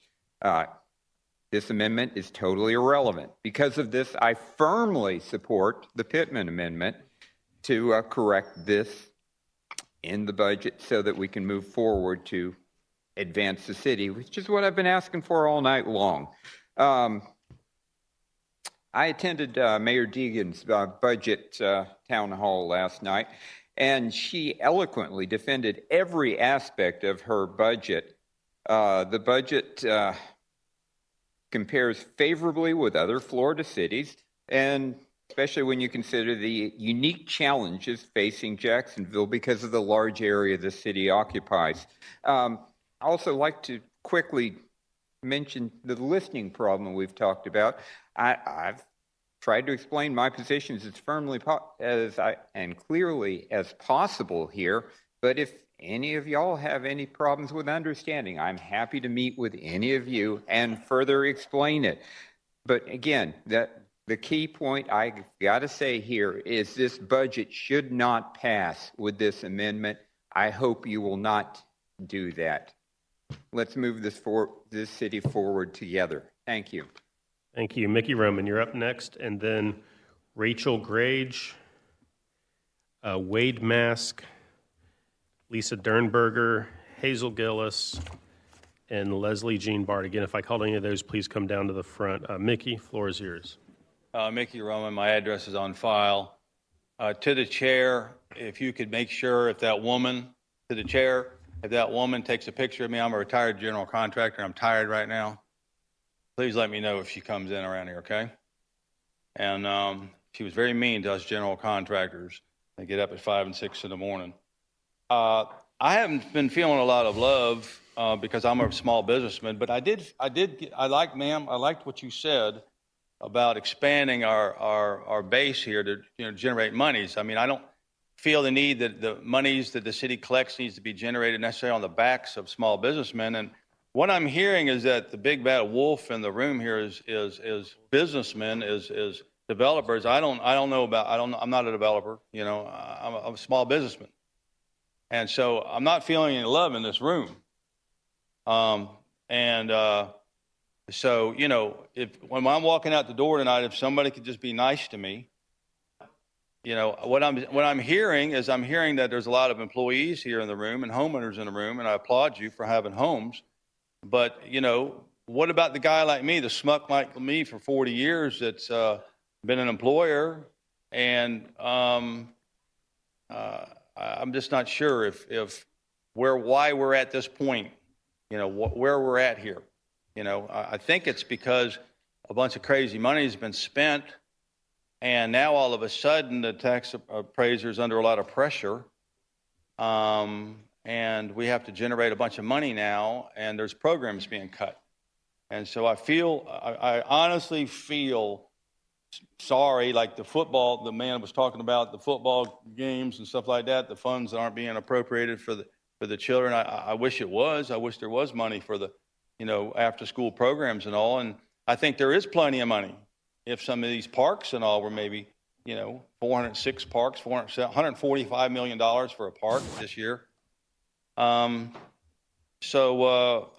1 out of 4 people now are on the north side. And I'd like to put in a plug for our councilman on the north side and saying, hey, listen, if there's $2 billion out there, we need a higher percentage going to the north side because 1 out of 4 voters are on the north side. And I'd like to speak to my at-large.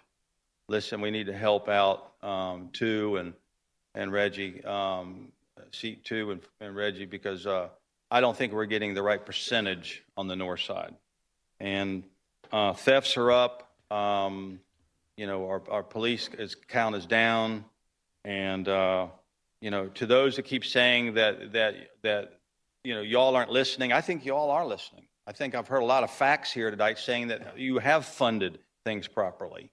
And So that's just my appeal as one small businessman.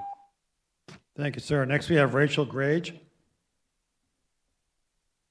Wade Mask. Lisa Ellen Derenberger. My name is Lisa Ellen Dernberger, and my address is on file. I stand before you to support ordinance number 0504. Zero tax dollars should go to fund abortion. This idea of women's health or women's reproductive rights being justification for murdering unborn children is completely ludicrous and against the word of God. Isaiah chapter 1, verse 5 says, "Before I formed you, in the belly I knew you, and before you came forth out of the womb, I sanctified you." He, our Lord, creates life. How can anyone say it is okay to murder? Hello, do we forget thou shalt not murder? Do we forget thou shalt not lie? To say abortion is women's health is a bold-faced lie. Doctors have had standing orders to protect the woman's health, period, since the beginning. Reproductive rights? Really? How demonic is that? Our rights do not come from man. They come from God. We women do have a choice. Men have a choice also. We have a choice to do the deed. As soon as there is conception, the choice is no longer ours. What about assault, Lisa? What about rape? Good question. And I can tell you, as a sexual assault nurse examiner, which I was for almost a decade, and the lead of our chapter in Racine, Wisconsin, I never came across a case that resulted in conception. See, with each case of assault, we gave the patient the choice of the morning after pill during the exam to prevent pregnancy. Zero tax dollars should go for the killing of babies. Remember, he knows us before we were born. Your vote today does not just go before the city of Jacksonville. It goes before God. Many people are quoting the Bible in and out and around these chambers. Might I remind us that Satan used the Bible to tempt Jesus when he fasted 40 days to get him to follow him. Just because we know the Bible does not mean we are followers of Christ. The Lord Jesus followers, you will know them by their fruit. He doesn't make mistakes. He doesn't say you were born a boy. Whoops, I'm going to have man fix that and make you a girl. I fear we have overlooked one of the most important components of love, and that is that love corrects. Proverbs 3:12. Hazel Gillis. Leslie Jean Bart. Justin Roberts. I call your name, come on down. Following Mr. Roberts will be Wells Todd.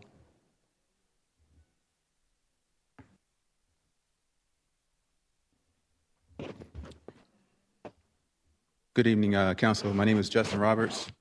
Address on file, District 12. I'm a homeowner, purchased 2021 February. I'm in the Navy. Standing here in support of the mayor's budget as is, and I'm also standing against the millage cut. I'm not from here. I'm from Richmond, Virginia, born and raised. Obviously by profession in Jacksonville. My questions to you, who do you represent? And also, what do you do when the promises and plans for dynamic city growth are at odds with the current resident demographics? Back in 2022, CBS 60 Minutes had an episode which featured Jacksonville and the builders of my home, D.R. Horton. It featured a couple, young couple, white couple by 20s, 30s, and then some sort of executive for D.R. Horton. And there was a lot of stuff that was discussed, but one thing that stuck out to me was they asked the executive about the rental situation and how all these big companies were coming and taking over. And he said, the new American dream is to rent. And the couple, separately, they referred to his statement, and they said, no, we want to buy. We're trying to build our own wealth. And here we are 3 years later, here, obviously in Jacksonville, the state at large, they're looking to cut property taxes, looking at HOA cuts. I'm seeing the writing on the walls. The future is renting. It's not buying. It's not wealth for these people back here. It's wealth for the people that funded some of your campaigns. I'm not a financial expert, but I know a property grab when I see one. Is anybody familiar with redlining? We're watching wealth change hands in real time. Instead of complaints about wasteful spending and partisan efforts to force anti-DEI, abortion, and immigrant measures into the final budget, you all, the elected council members of Jacksonville City, need to be responsive to the will of its citizens. I've lived in Jacksonville on and off since 2016, thanks to the Navy. What do I see under construction? Bold new plans. Jaguar Stadium, Four Seasons construction, Jack's Landing renewal, multi-use properties, one of which started and stopped, and it looks like scraps over there right now, 2 blocks away. What remains in the dust? Abandoned parking garages, dilapidated churches and condemned properties, fenced-off city spaces with overgrown landscaping, cracking sidewalks, roads riddled with potholes, spaces wrapped with no trespassing banners for years. In short, it's blight. The Fight Blight initiative, I can read all about it on your website. Do you really care? Or is the aim to allow property values to drop so far that developers can swoop in? To my eyes, Jacksonville appears like it's a city for sale. The big, beautiful amendments are simply a smokescreen, dabbling in cultural wars while the people of Jacksonville get priced out. Rent or find somewhere else to live. Thank you, sir. Next up will be Wells Todd, followed by James Matchett, Juanita Powell-Williams, Bobby O'Connor, and Jennifer Jones. My name is Wells Todd. My address is on file, and I'm with Take 'em Down Jacks. I feel like I'm in a time warp here. I feel like I'm back in 1955. And yes, I was alive in 1955. Experienced segregation for the first time when my mother brought me down to visit my grandparents in South Carolina. And I couldn't use the bathroom because it said whites only. I want to address what Mr. Diamond is doing, trying to throw a monkey wrench into this budget so that the governor can come in. To these people here, I don't know what bubble you're in, but no money is going to abortion. Your tax dollars are not going to abortion. As far as immigrants are concerned, they pay more taxes than Elon Musk. They pay more taxes than your president, Donald Trump. And as far as DEI is concerned, there's an A at the end of that. I hope y'all are all aware of that. And that A is for accessibility. Mr. Diamond, are you opposed to accessibility for people who have health concerns? Because that's federally mandated. So the game you're running on people is the same game Southern politicians have run on people for decade after decade after decade after decade. But you know, people are waking up. And like I said, what you're doing here, you can vote for this, but you're helping to build a movement. That's what you're doing here tonight. You're helping to build a movement because movements make change. The civil rights movement made change. The women's rights movement made change. The anti-war movement made change. And that's what you're helping to do here. And I applaud you for that.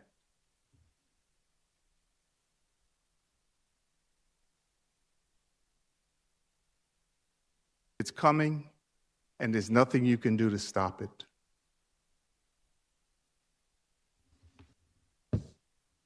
%30 of the people in this town are African American. Watch out. James Matchett. Is James Matchett here? I see James. And then Juanita Powell-Williams, Bobby O'Connor, Jennifer Jones, and Mark Stewart. My name is James Matchett, address on file.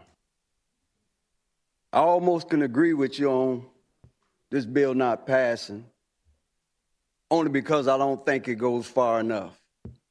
I think y'all cut out a lot that should have been left in. But I digress, because in the spirit of cooperation, you had to do something that you thought was responsible. I got it. I'm for the mayor budget as is without the amendments. Now here's why.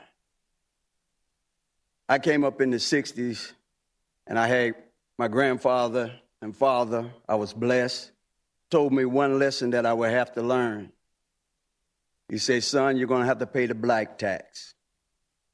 That means you have to work twice as hard for half the recognition. When I was in the military, First Sergeant Allgood would tell me something that would, I think that's germane to this bill. He said, son, you have to follow the directions as give. If not, it's no longer the fault of the person who gave you the order, but it's your fault if things went wrong. Right now, as is, it's the mayor budget. With the amendments, it's Roy Diamond or the Republican budget. If it don't work, it was your amendments. DEI, let's cut it. I stand before you and tell you I was an affirmative action hire. I stayed on the job 35 years because I was good at what I'd done.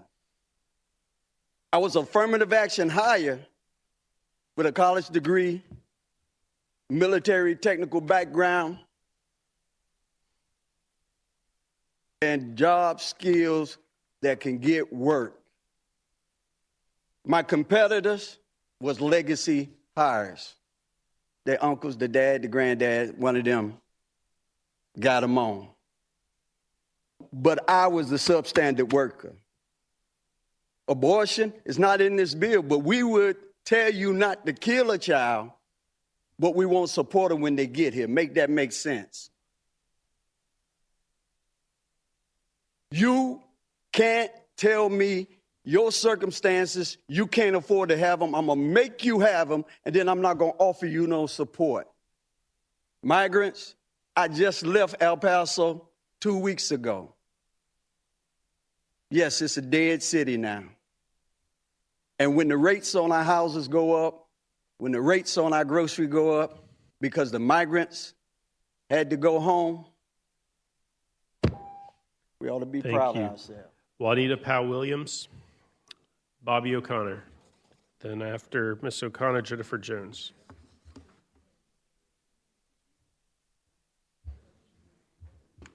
My name is Bobby O'Connor. My address is on file, and I live in zip code 32207. This amendment has no place in this budget. No place. Tonight I wore my T-shirt that says Just Mercy. So I'm asking you as city council members to have mercy. And I want to read to you, and I'd really appreciate it if you did not talk among yourselves while I'm speaking. I really would appreciate it if you listen to what I'm having to say, because what I have to say is important. So don't laugh and talk among yourselves, please.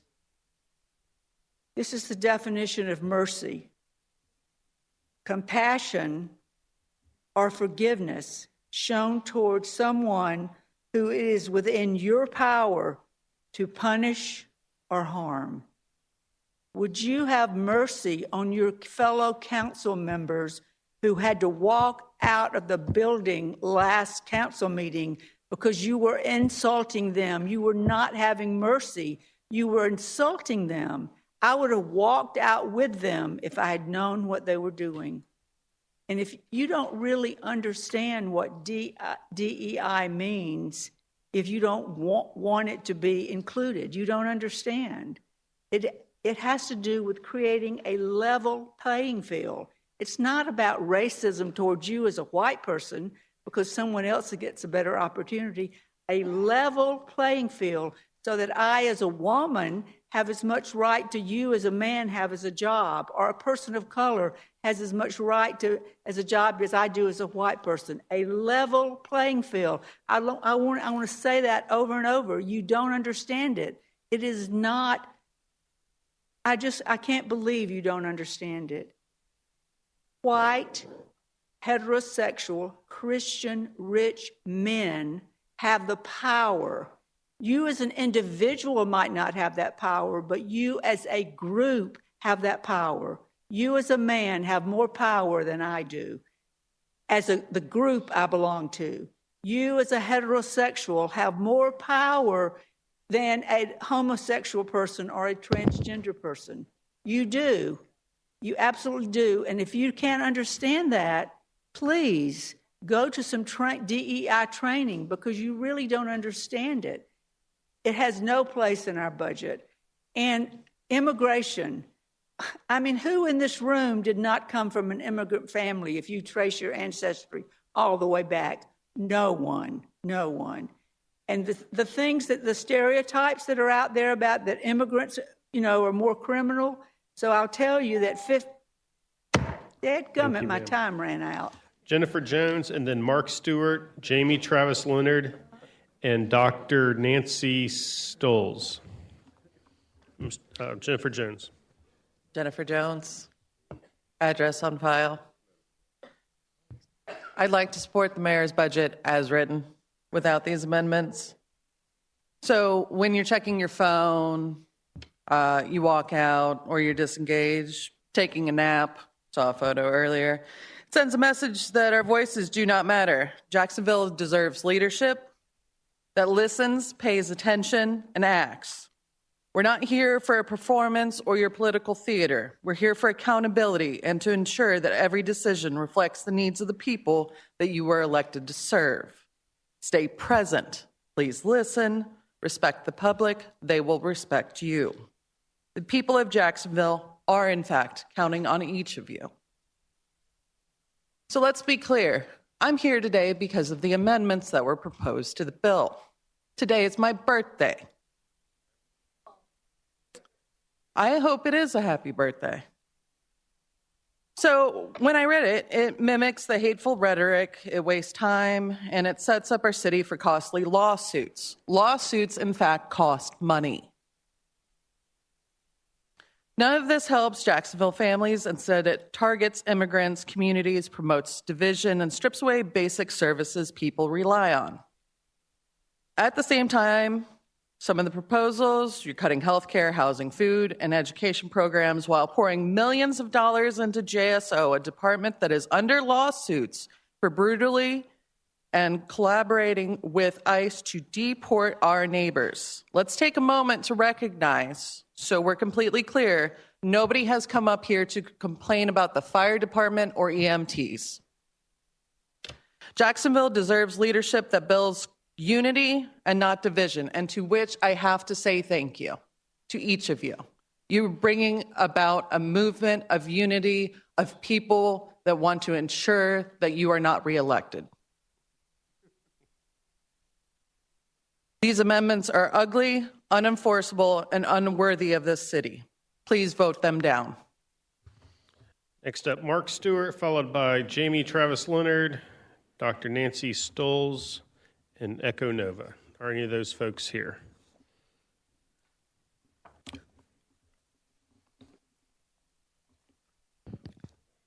I'm back.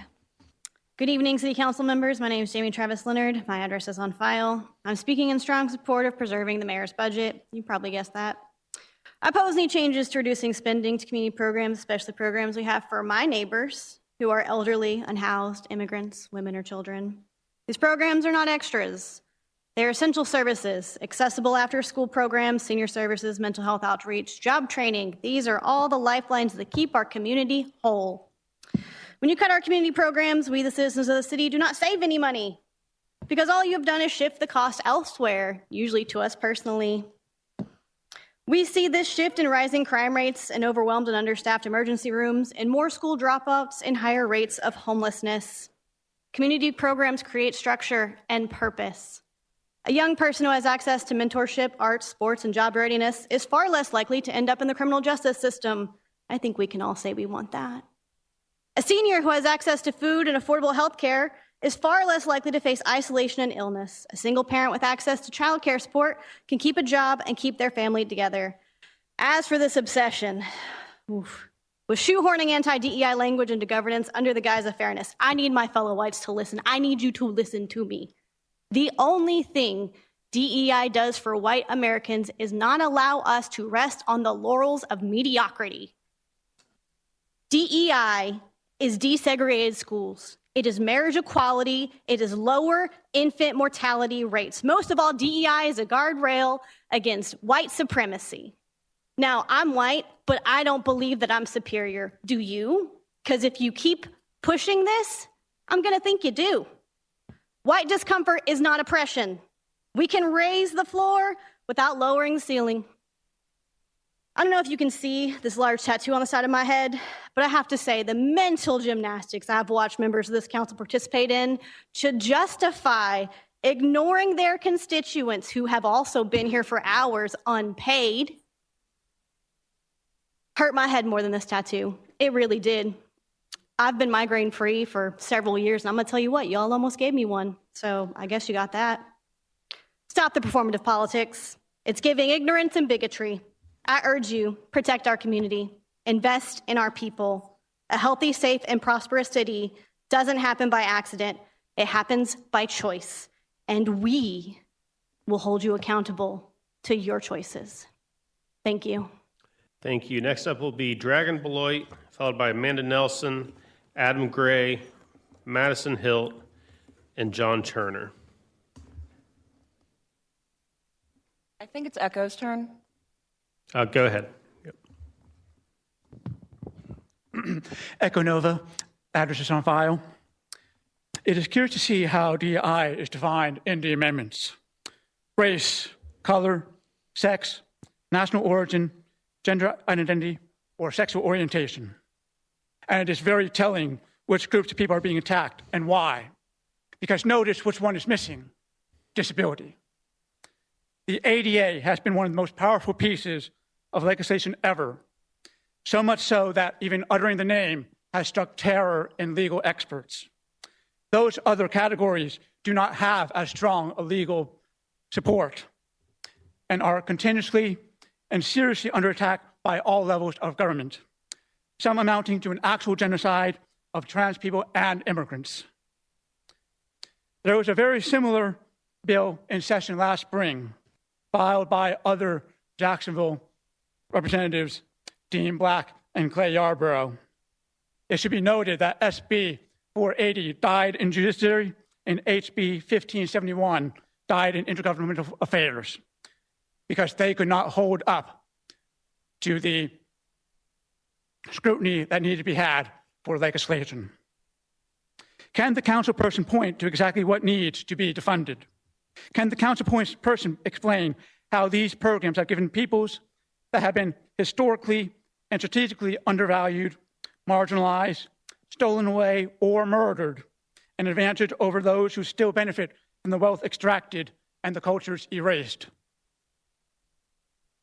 Even in just the base bill, the budget as it is, these sentiments are reflected in the vastly overfunding of the JSO occupying military force and the underfunding of housing programs and the homeless programs and so many others. Oh, wait. Homeless are also disabled. So even though disability is not included in the definition of DEI, disability is still being under attack. So the point is, the budget as it is already hateful and harmful, and the people of Jacksonville need and demand a people's budget that represent them, that serve them, that will protect them, everyone who lives in Jacksonville. I will end by highlighting a very particular gem of Jacksonville. Every year, Jacksonville, through the Disabled Services Division and the Mayor's Disability Advisory Council, hosts the ADA Symposium and the Disability Expo, and is one of the very few number of cities nationwide that have a disability celebration in any major capacity. What other opportunities are being lost to your citizens in North Florida as a whole in your program cuts in the budget and the lining of community members' personal pockets Thank you, sir. as you cut them? Next up, Dragon Beloit, and then Amanda Nelson, Adam Gray, Madison Hilt, and John Turner. Y'all are never getting rid of me. I'm going to be here forever. I'm going to be locked in this place forever with you. Hi, I'm Dragon. My address is on file, and I've been here for 7 hours, which means that I have quickly lost all sense of reality. Listen, I know that you guys are just going to vote the way you're going to vote. It literally doesn't matter what we say. I could talk about dinosaurs, and it would have the same impact on you. My favorite dinosaur is Carcharodontosaurus, by the way. But I think that it matters to say it anyway. I know that all Rory cares about is diamonds, and Salem really loves a witch trial, but the fact is, the people matter. People. Good. I told you, I'm a little fuzzy.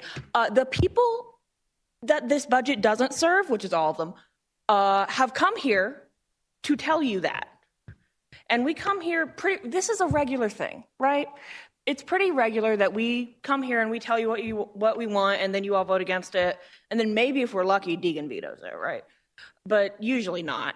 Usually you guys ignore us on things like the budget, the millage,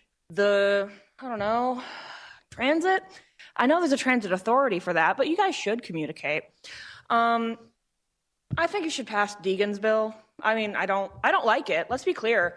I think that she is also not doing the job that I want her to do. But I am compromising. Let's be clear. Deegan's bill is my compromise. Because if I had a choice, I would say every single person in Jacksonville should be able to go to a certain place and get a lunch for free. And that would be in my budget. But that's not in your budget. So we have to meet in the middle. And the middle between me and you is Deegan. The middle between your constituents and you doesn't matter because you're not going to listen. I love that you guys care enough about Jacksonville to be up there and to be voting and to be putting time in. I've heard you guys talk, like Mr. Johnson said that he was making a lot of groundwork in his office. Good, big, good. I like this. I like it when you guys care about the things that you're putting forth. And I like the idea that there's someone, even if I disagree with him on most things, hi Diamond, somebody else is thinking, hey, maybe we shouldn't give all our money to the developers. Maybe the people matter too. But we have to compromise. And right now, you guys are not compromising. You're deciding what you want and going for it. And you're pushing the same bill through 4 times. And then when it doesn't go through, you put it on the budget. I think that's sad. I don't think it's very manly either. But I know that you are capable of doing better. I know it doesn't matter that I'm asking you to, but think about it. Thank you. Amanda Nelson. Is Amanda Nelson here? And then after Ms. Nelson will be Adam Gray and Madison Hilt. Hi, I'm Amanda Nelson. My address is on file. I just wanted to say that I'm still here tonight to speak and ask you to vote, to not vote in favor of the amendments that Councilmember Diamond has proposed. I think they're divisive. I think they're harmful. There are a lot of people who came here tonight to say that, but there are also a lot of people who weren't able to make it here tonight that feel that way. And so we ask that you listen to us. Next up, Adam Gray, and then Madison Hilt, John Turner, Caroline Schultz, and I believe this is Denise Hunt. Adam's gone. Reverend Madison Hilt, address is on file. First, I'd like to address the cuts in y'all's proposed budget amendments. $5.2 million slashed from affordable housing. We talk about making things more affordable for our homeowners. We talk about making things more affordable for our renters. Without that $5.2 million, where are these folks going to turn to be able to live? We're in the midst of a blooming recession. Inflation is ballooning, and y'all see it fit to pull the rug out from under the poorest members of the city of Jacksonville. $2.1 million from HealthLink Jax. So we're going to take people's health care too. Great, got it. Heard someone mention the fruits of the Spirit earlier. For those of y'all that can't recite them, the fruits of the Spirit are love, joy, patience, peace. Sorry, my brain just froze. Love, joy, peace, patience, kindness, goodness, faithfulness, gentleness, and self-control. I look at this budget and I look at the tenets of Jesus Christ, who repeatedly and clearly advocated for the marginalized, advocated for the least of these, advocated for people that could not advocate for themselves. And I see none of that. I see greed. I see sitting on a high altar. I'm just going to let that sit for a second. Now, to address the biggest elephant in the room, Mr. Diamond's big budget amendments. I'm not going to say beautiful because they're anything but. We don't spend money on DEI and abortions right now anyway. The only thing that Mr. Diamond is accomplishing by bringing this up is pointing at a marginalized community that's already got it bad and saying, hey, look over there, there's your problem, while I take a lot of money from people that shouldn't be giving it to me. I'll tell you how I know that. I was a successful career government employee, and that was before and after I came out as transgender. And guess what? You know when I started facing these issues, facing troubles finding a job, losing my job with Clay County after 8 years of service working through COVID and Irma and all this? It was after people started bringing up DEI, even though the government wasn't spending anything on it. I just wanted to live my life, just like most other people do in here. I don't even like kids, y'all. Like, why are y'all saying that people that are trans are grooming kids? Like, I'm married and I'm never gonna have kids. So please don't accuse me of things that'll never come out of my mouth. Just leave me alone. Next up, John Turner, Caroline Schultz, Denise Hunt, S. Gonzalez Clinic. And again, if I call your name, please come on down. Richard Cuff, Joseph George, Paul Wharton. Ma'am, if you think I called your name, come on down and say your name and address, please.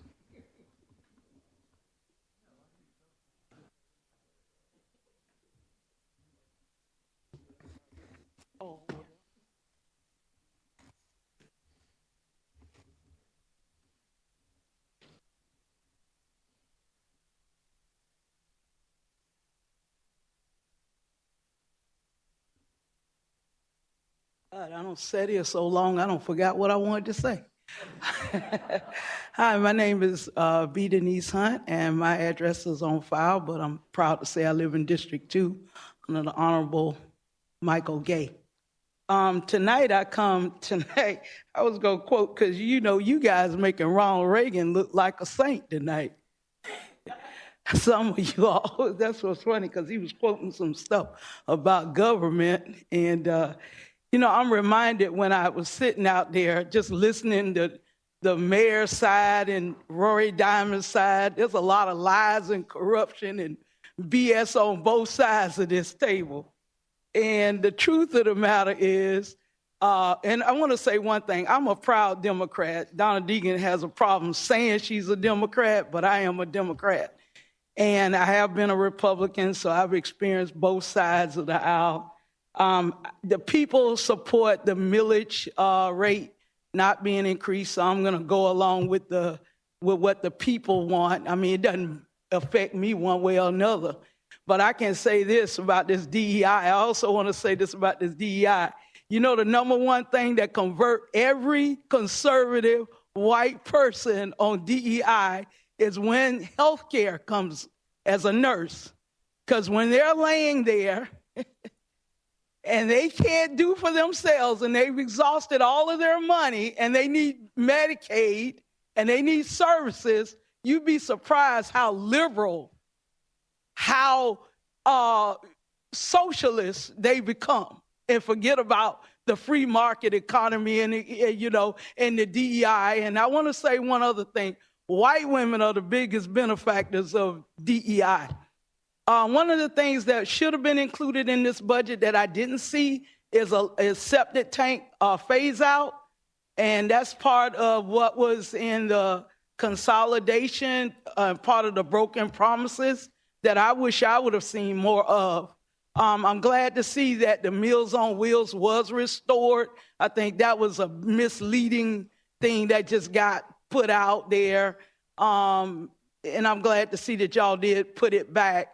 One of the things that we need more in this city is telehealth, because it's not just for people who it's for elderly people who can't get out. And I see this every day in our community. They can't afford even the transportation to get services. There's a lot of things that we could do better in this with this budget and this money. And we don't have there ain't no problem with spending or, to me, other than you giving money to billionaires. That's the problem. Thank you. I'm going to call some of the same cards again. S. Gonzalez Clinic, Richard Cuff, Joseph George, and just come to the podium if I call you. Paul Wharton. Then after Mr. Wharton, Samantha Saris.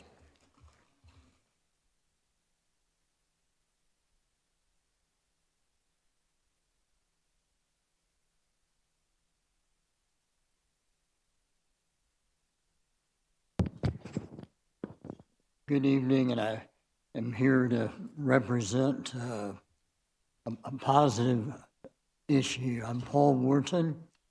I live in 8458 Drayton Park Drive, Jacks 32216.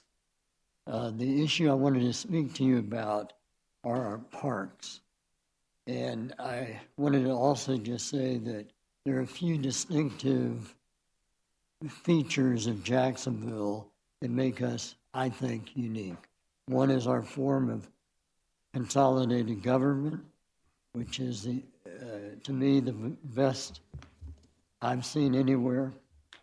The fact that we have so many parks is another highlight.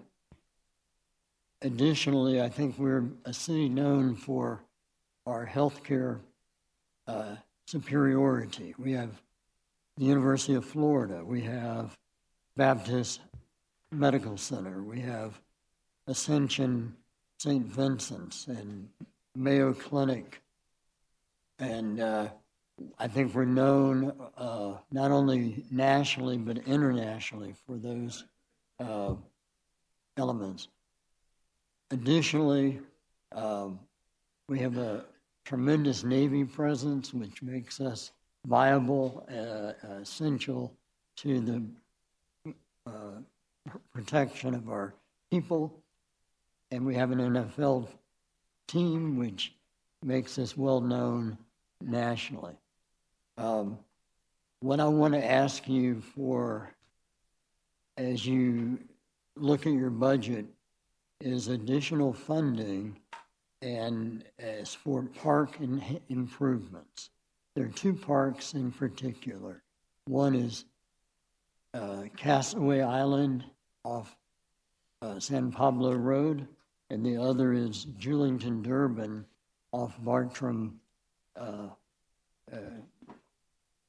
in the south side.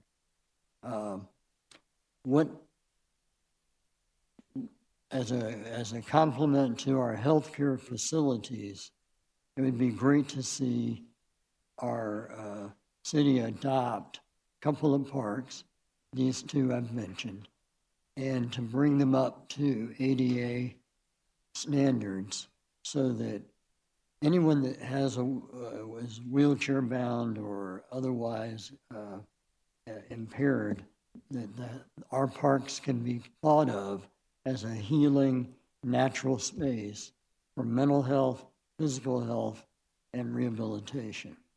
And just to let you know, Castaway is about 3 miles from Mayo and 3 miles from Baptist Beaches.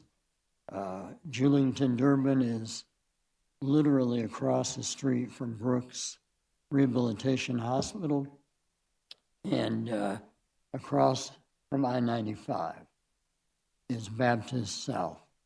So to be able to bring them up to speed, be thought of as healthy parks, it would cost about $1 million. The city has approved, the parks have approved those improvements, but the funding has not yet come.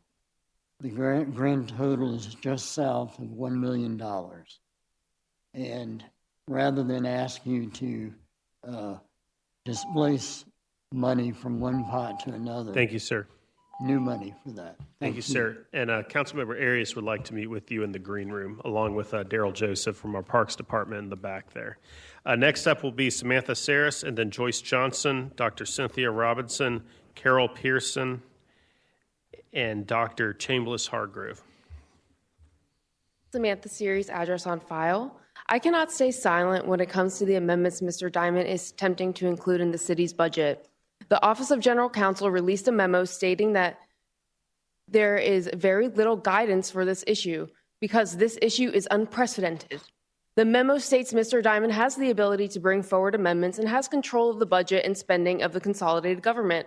However, I don't believe this memo gives enough clarity to the constitutionality of the amendments themselves.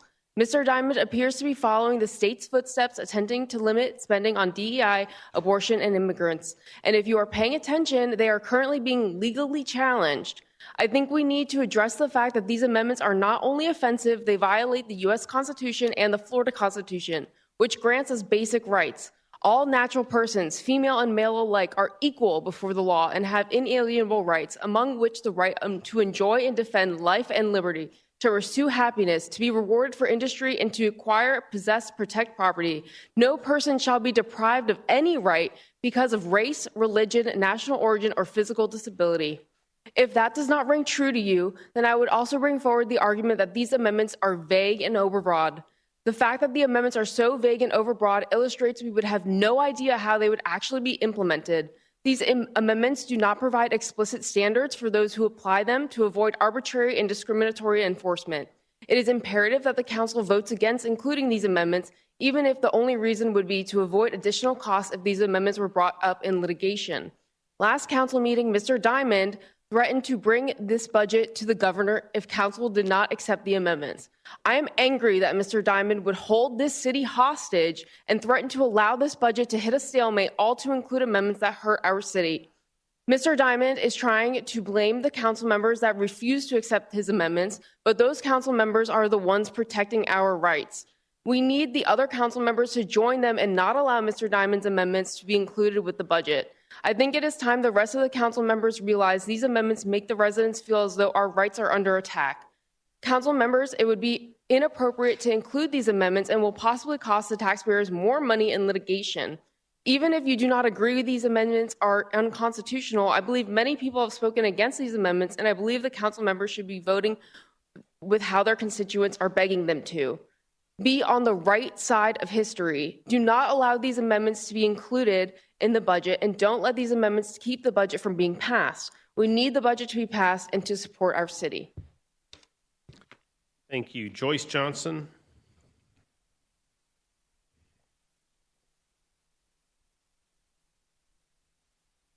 Good evening, Council, once more, and President of the Council. I'm going to repeat it one more time. Please write it down, because the Lord gives warning before disaster. Verse 1, James chapter 4, verse 17. Who knows to do right and does not, it will bring sin upon that person and that city or that nation. When you know to do what's right and you don't do it, that's very serious. God counts it very serious. Number 2, Luke chapter 6, verse 31. The poor will always be with us. They will always be with us. And the foundation. When the foundation goes away, so does everything else. Keep the foundation. Honesty, integrity, doing the right thing, being concerned about your constituents that voted you in here. This is This is not just your Rolls Royce just to drive and do what you want to do. That's just an analogy. And remember, we are here because, like a wife that's a millionaire had a visa for $100 million, but you're spending money like you're billionaires, like she's a billionaire. And then now she's short. We're short of money. Then you say we have money. Then you say we don't have money. I want somebody to stand up and tell me we have money or we don't. We're in this great deficit, and if we're in a great deficit, why? You have to look backwards to see what caused it. The special organization of special projects was just off the rocker, okay? I mean, project here, project there, and then not balancing things out. And then now we're here. We don't have enough because everybody went spending like they had $1 billion Visa card. That's like an out-of-control housewife. That's basically what it is. So just remember that the Lord said, do unto others as you wish to be treated. And to clean this thing up, we need to keep the millage where it is. We need the money because you're going to tax us higher in about 2 or 3 years and say, well, I'm sorry, we got to do this. We just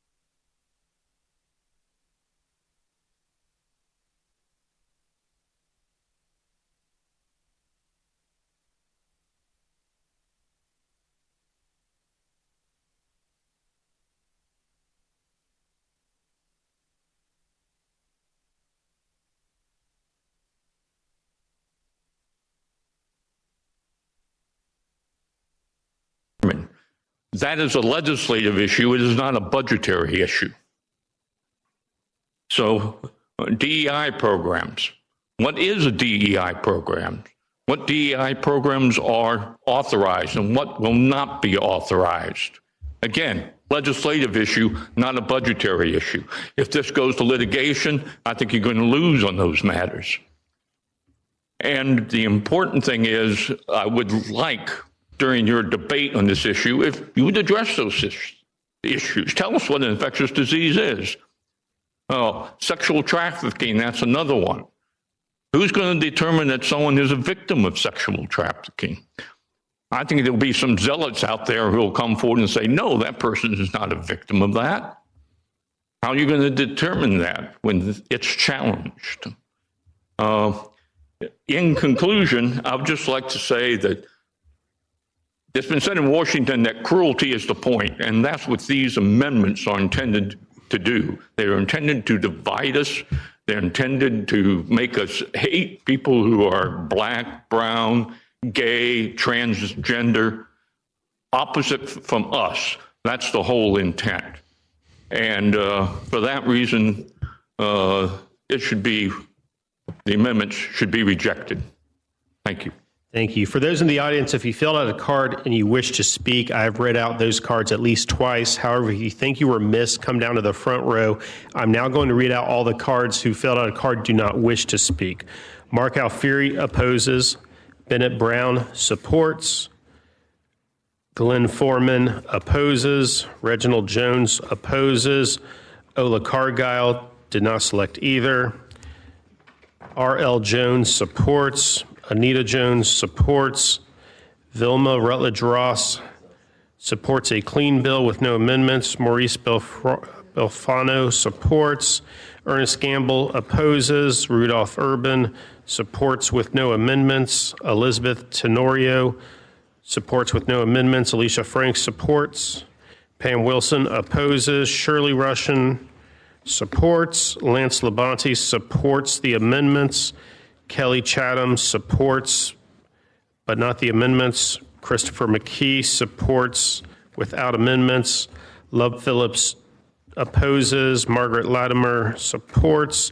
Pamela Barker supports, including the amendments. George Bollinger supports. Denise Trayer opposes. Catherine Del Rey supports. Tamara Witherspoon supports. Isla Ray Merkin supports. Thomas Kimbrough supports. Margaret Barton did not select either. Earl White supports. Stephen Jensen opposes. Leslie Wheeler opposes. Marcia Garcia supports without the amendments. Gloria DeVal supports. Beatrice Rabena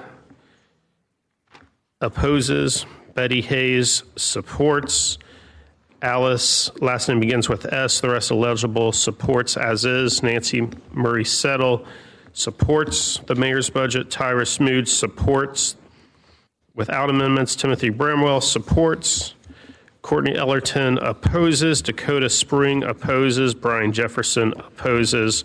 Charlene Clark supports. Pamela Jackson supports. Mildred Martin supports. Kenneth Morrow Jr. supports with the Diamond amendments, or opposes 504, but supports with Diamond amendments. And then Patrick Paulino supports. Is there anyone who filled out, ma'am, go ahead.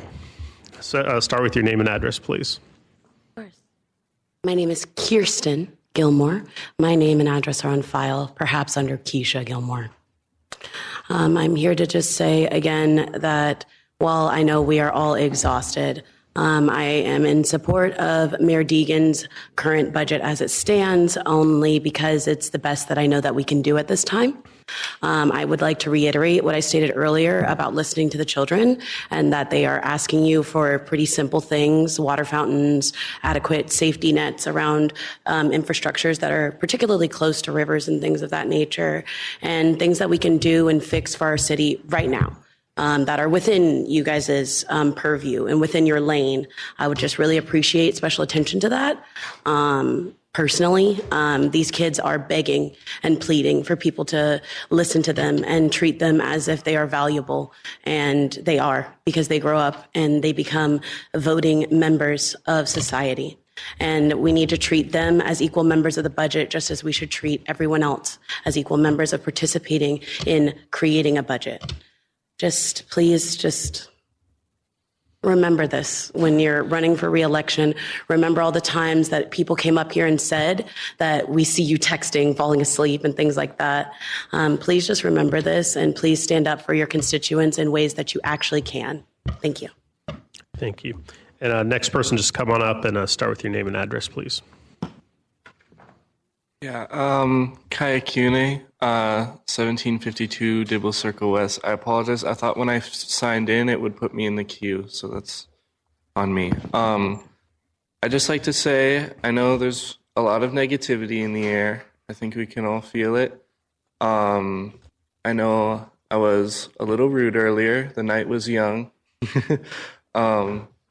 But it was mostly in jest. But I just like to say, I mean, you can already know what I'm about to say, which is that I oppose 504, and although I take significant issues with it, I support the budget as was presented by the mayor before any amendments.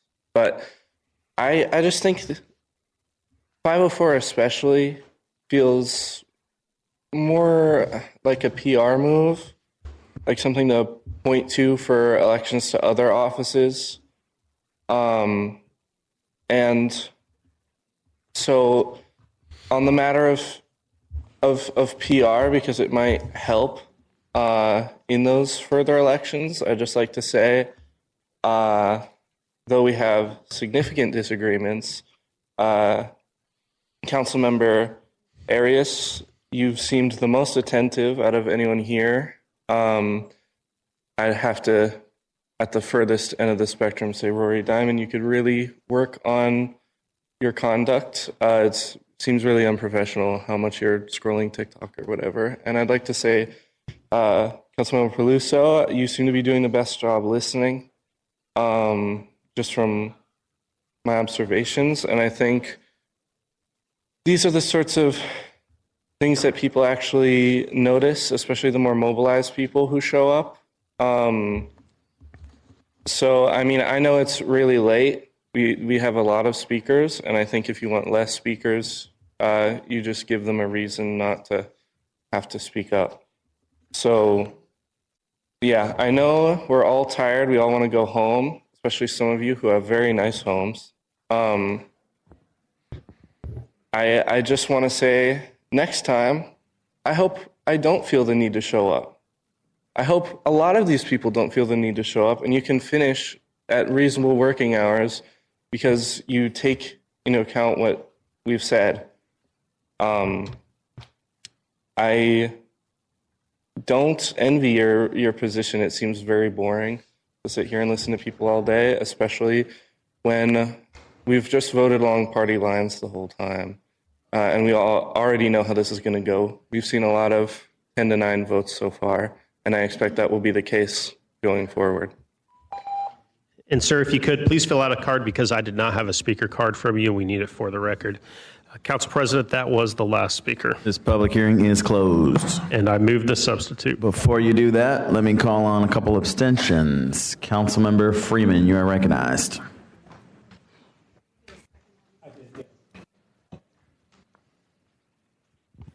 Thank you, Mr. President. I rise to declare that I will be abstaining from item number 92, 2025, 504, as my employer, Miller Electric, does several projects, and they have been retained to complete electrical and related work. The necessary forms have been filed and submitted to legislative services. Thank you. All right, thank you. Councilmember Gay, you're recognized. Thank you, Mr. Chair. I rise to abstain from voting on 2025-0504 as my business does work with the separate entities within the city of Jacksonville, And after 6 months of deliberation with ethics and OGC, it was determined I need to abstain. Thank you. All right, thank you for that. And we do have a motion and a second on the substitute, but before we get into that, I'm just going to kind of explain how we're going to roll through this. Everyone has a sheet of amendments that's been handed out. So what I'm going to do is, instead of voting on the substitute, we're going to hear and vote on all the amendments individually, and then whatever amendments pass, we'll include that as part of the substitute, pass that all as one substitute with whatever amendments would pass. So there's one on here that is basically technical. It's to balance the budget now that the millage rate has been cut, so I'm going to move that one up front. After that, I'm just going to go in order as they were received on the spreadsheet that you all should already have a copy of. And I'll just call on whichever member announced that you'll be responsible for moving the amendment. And then I'll get to you guys. You're messing up my flow here. And I will call on you guys. If it's your amendment, I'll call on you. You can introduce it. You can get a second. And then we'll open up debate like normal. We'll vote on them one by one. Some of them are irrelevant because we've already passed the regional council and some other things. So that's the plan. So I just want to outline that before we get going.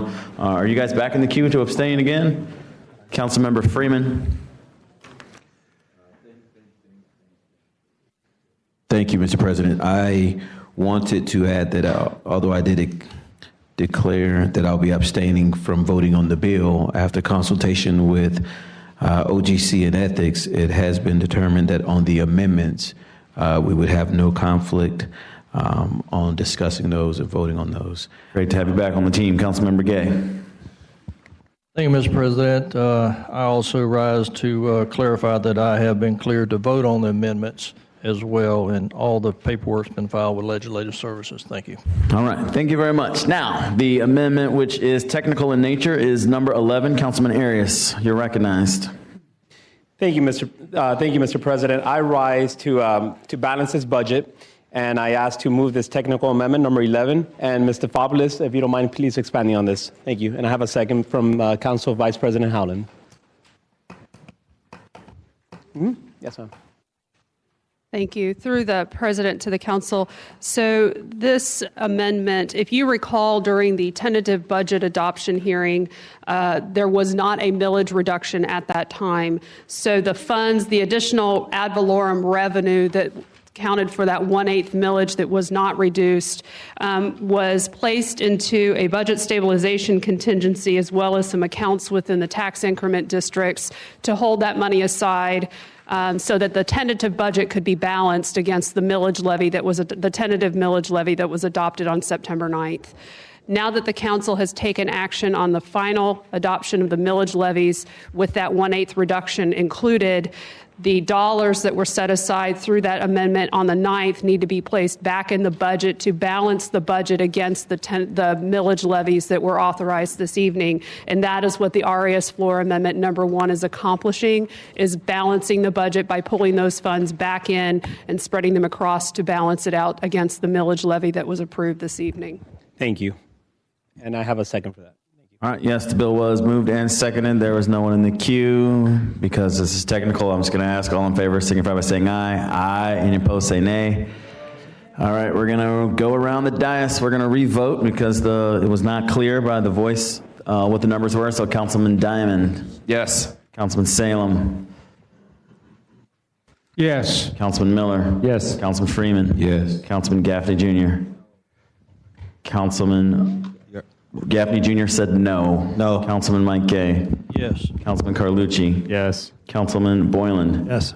Councilman Howland. Yes. Yes for Councilman Carrico. Councilman Arias. Yes. Councilman Lanin. Yes. Councilman Amaro. He is a no. He didn't use his microphone. Councilman White.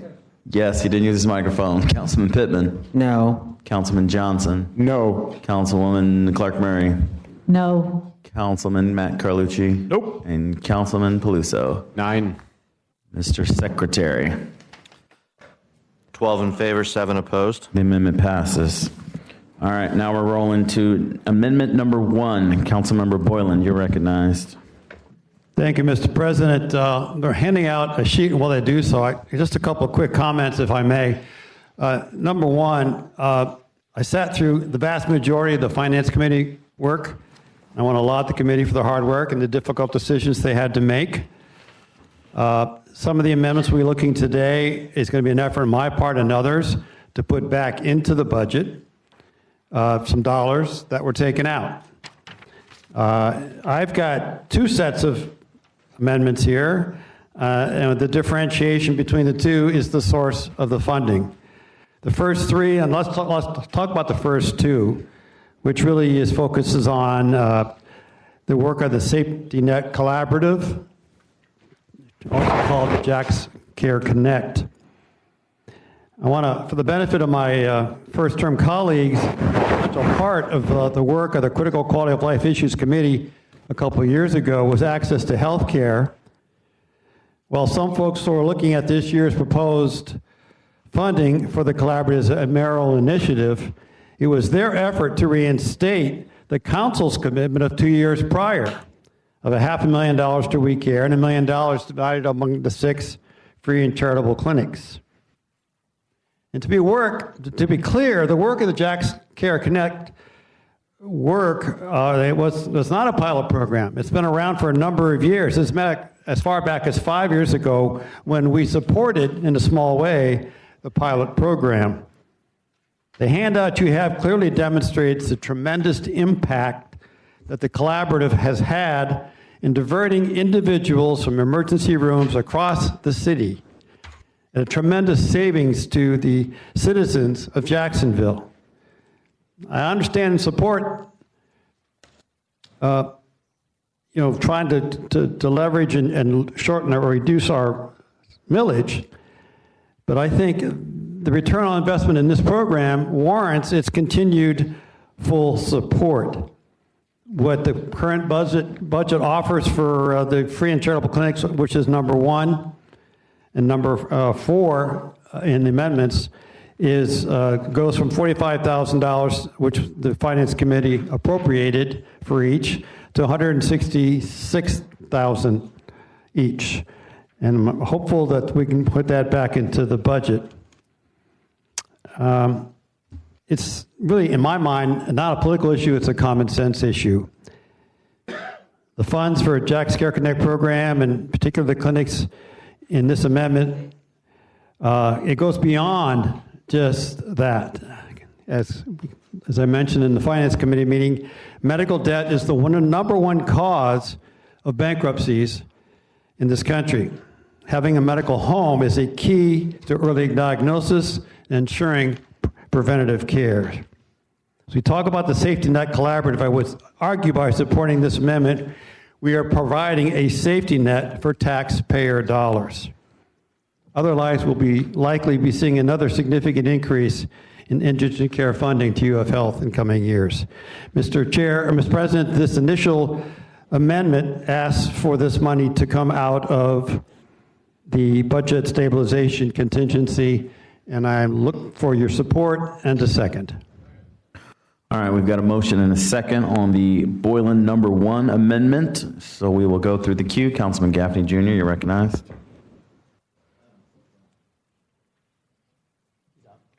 You don't want to speak? Okay, Councilman Diamond.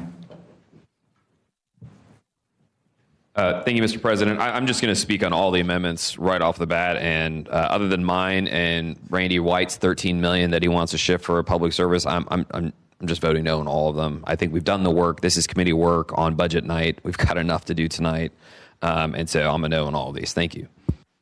All right, thank you, Councilman Laney. Thank you, President.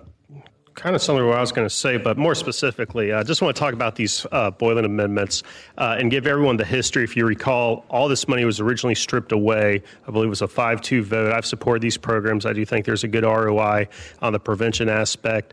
We talked about this more than the $56 million that's going to UF Health. So I do think there's a business case on trying to find ER diversion. But again, in finance on wrap-up day, we brought this back for $1.5 million for telehealth. It was approved through finance, and I kind of talked about Meals for Wheels earlier today. At 1.5, 2 things on that. That's actually higher than the level of spend that they averaged the first 2 years. And we had the CEO of Telescope Health here saying yes, he'd do it for $1.5 million. And so similar story on the other programs too, like Jax Care Connect. It was 500,000 this budget year. They asked for 750. We kept it at 500,000. So it wasn't really a cut. We just didn't give another 250. And then on the safety net clinics, I brought that one back to at a number that the administration was asking for support to also. So that gives $300,000. And again, that is in the substitute that got approved by finance. So I'm going to stick with what we approved in the Finance Committee, which is why I'm, regardless of the funding source, whether it's Amendment 1, 2, or 3, or 4, 5, 6, I'll be a no on all of those because we settled that in finance in my mind. All right, thank you. Councilmember Paluzzo. Thank you, Mr. President. And I concur with the assessment that, this is committee work. And it is committee work because the committee was built in a way that I felt has not been appreciative of the urban core of a lot of the council districts in this city. And so here we are, essentially doing committee work.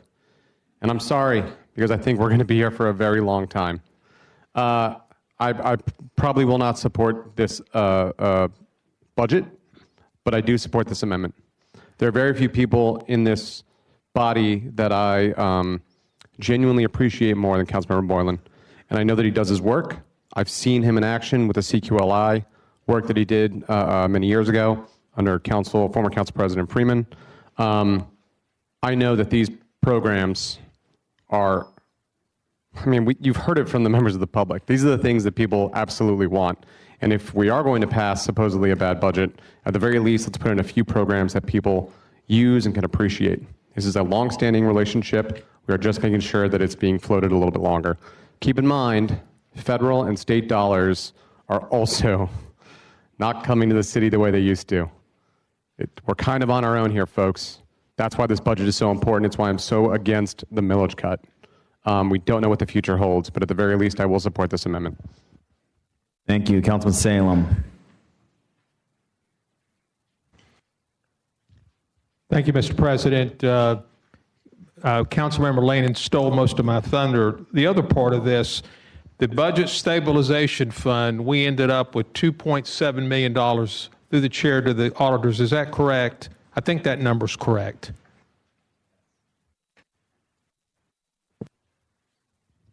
Through the chair to Councilmember Salem, if I heard your question correctly on the budget stabilization, yes, sir, it has a balance right now of $2,688,800. Okay, right, very close to 2.7 million. Yes, sir.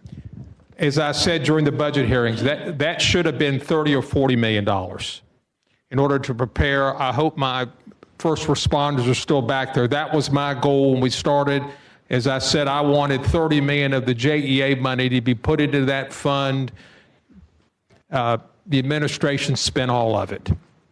And as we have learned, once something's in the budget, it's very difficult to pull it out. It's much more difficult to pull out. Yes, the mayor says, she proposes, we dispose, but once it's in the budget, then it gets hairy to get it out. So I will not use the Budget Stabilization Fund. And I made that very clear, I think, in a previous hearing. I'm disappointed it's 2.7. I've worked with Councilman Boylan on health care since we both came on the council. But I'm getting a little concerned at this level. We're trying to provide health care for everybody in this community. And we've got UF Health who was here that will be coming up very soon on some other amendments. But I think we're getting well beyond our skis here. The other part that bothers me, we keep talking about savings to the city. Here's the budget book. When these patients are diverted, show me where we're saving money in this. Okay? Now, we may be saving money to the federal government, we may be saving money to the state government, but we're not saving anything in this. So we have to be careful unless someone can point it out to me. And there'll be other examples of that I'll bring up in a few minutes. But so I can't support this. That fund should be $40 million, not 2.7. Thank you. All right, thank you. Councilmember Matt Carlucci. If you had not had the $40 million, 30 put somewhere else in the stabilization fund, you'd have had a hard time with the budget. That's just a observation there, because I don't know what you would have done without it. You're lucky to have it. Look, it's not all about saving money. This is about investing in people's wellness. Doesn't that account for something, folks? Doesn't wellness account for something? Does anybody here know anybody that's had the advantage and the fortune of being able to find these healthcare clinics and the things that Councilman Borland is trying to fund? I do. I know several people, and it has helped them greatly. And I delved in and I did some research on it. It's not just about saving money. It's about helping people. It's about helping our citizens that need help. Think about that. All we're trying to do is save money so we can say, woo, we did a tax cut. I'm about helping people. That's why I ran for office. That's what makes life worth the living, is when you come up here and you can say, I did something to help somebody. I helped improve their quality of life. I helped somebody who had a mental health problem, and now they're better. Think about what your job is up here. You're not just trying to save money, you're trying to help people. We got money. We got money in our reserves. We got more money than we're supposed to have in there. Let's invest in our people.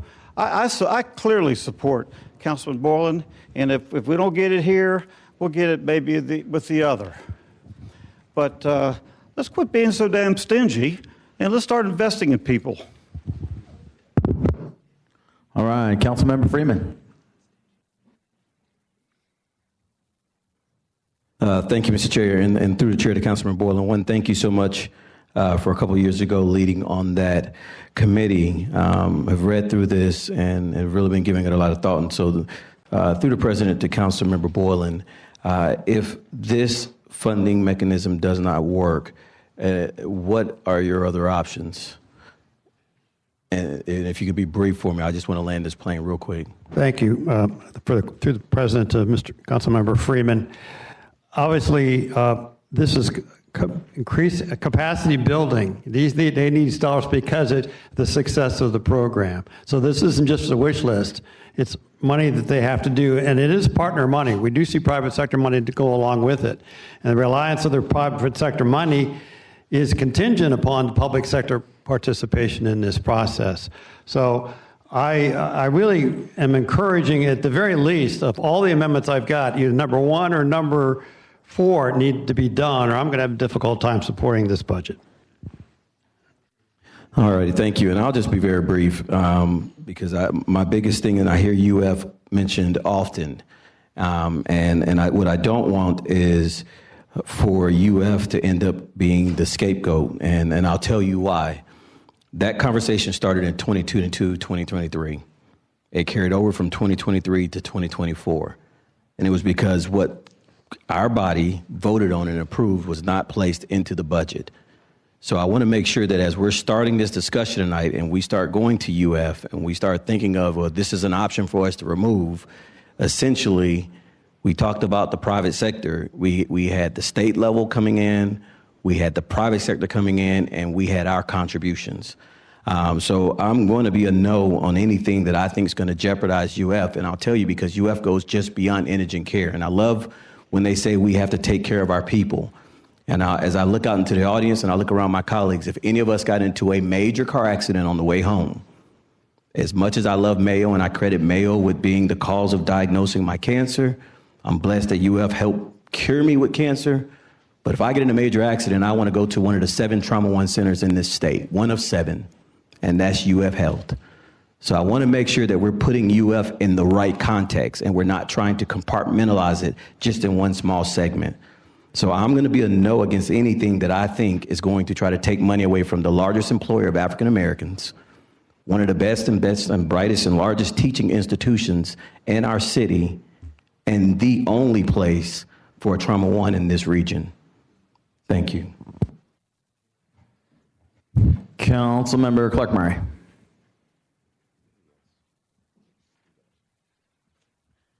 Thank you, President Carrico. Through the president to Councilmember Lane, I need some clarification in regards to the statements that you made, because based on your statements, my understanding was that some of these items were put back. What was it that you were explaining? Sure. Through the president to Councilwoman Clark Murray.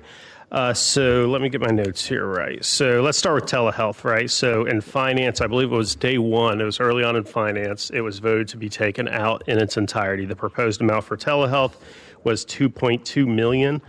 Similar to what it was year one of this administration, 23-24, they only got $200,000 the following year. But anyways, the whole 2.2 was taken out of the budget. It was a 5-2 vote. I believe me and Councilwoman Pittman were on the losing side. Come wrap-up day, there's an amendment I brought forward, and it put 1.5 back in the budget. And I'd like to point out that 1.5 for this coming year is more than what the average spend for that program has been the past 2 years. Similar story, if you go down to Jack's Care Connect program, We Care Jacksonville had $500,000 the first year of this administration, $500,000 the second year. The enhancement request was $750,000. We kept it flat at $500,000.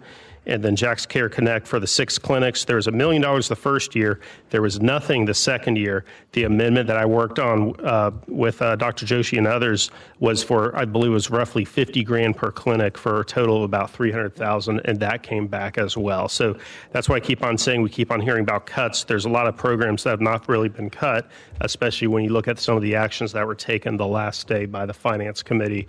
Meals on Wheels, telehealth, a few other programs were restored at the same level of spend that they've had the past 2 years. Thank you for that, through the president to Councilmember Lanin. So the point that you're making is that these particular programs, telehealth, We Care, Jack's Care Connect, are comparable to the programs that Councilmember Boylan is mentioning. I'm trying to figure out, why did you make these statements in regards to these particular items? Through the president to Councilwoman Clark Murray, I believe the intent is Mr. Boylan's amendments would get them up to the original proposed amounts, which would be increases over prior year spending levels. What the Finance Committee did, and through the President to the Finance Committee, correct me if I'm wrong here, I think I'm right, we restored these programs on the last day to essentially what the previous 2 years average run rate was on spend for both Meals on Wheels and the health programs that we are discussing now. Okay. Thank you for that. So once again, you mentioned programs. They're not the programs that Councilmember Boylan mentioned, however. You're saying that the programs that you just mentioned are in addition to the programs that Councilmember Boylan is mentioning in his floor amendment? Through the president, I think I should turn it over to Mr. Boylan, but my understanding of your amendments are simply to return the programs to the original proposed amounts rather than the amounts that came out of the Finance Committee. We'll let Mr. Boylan answer that, but noted that the time is complete. So just to be perfectly clear, and I'm sorry that it wasn't prior, 2 years ago, we as a council, through the special council contingency, gave $1 million to the 6 free and charitable clinics. Last year, there was no money appropriated whatsoever. I tried to get it back into the budget. It did not get in the budget. It was not in the mayor's budget last year. Left it out as an oversight, I was told. And so that average over the 2 years is, as you said, is, well, actually, it's less than $45,000. All I'm trying to do is to get it where it was 2 years ago. So it went from $1 million 2 years ago, $0 last year, just trying to get back to $1 million again this year for the 6 clinics, if that helps.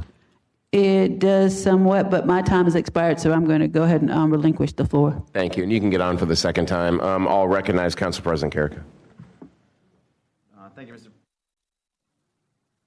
Thank you, Mr. Vice President. I rise just to talk about this for a little bit. I don't support the first 3. I think the Council Finance Committee worked really hard on creating a stabilization fund, and we had that committee, and they did their work. But in the name of just working together, I mean, if we need to get this passed, I'd rather go the second route and take it out of Shands. We've given $50 million to the university for the graduate campus. We've got $56 million in the stabilization fund, or in the indigent care fund. So if they can peel off a few dollars to help all these programs that the mayor and her staff desperately want, I'm sure they've had conversations about that. And UF will be all right without those dollars. So I'll support it the other way, just to support my colleague over here, Mr. Boylan, and in the name of working together. I don't know if you guys are willing to work together. I'm looking at that side. But here's my first step in reaching across the aisle. So that's how I intend to vote. I intend to vote no on 1, 2, and 3, and yes on 4, 5, and 6. Thanks. All right, and Dr. Johnson, have you spoken on this topic yet?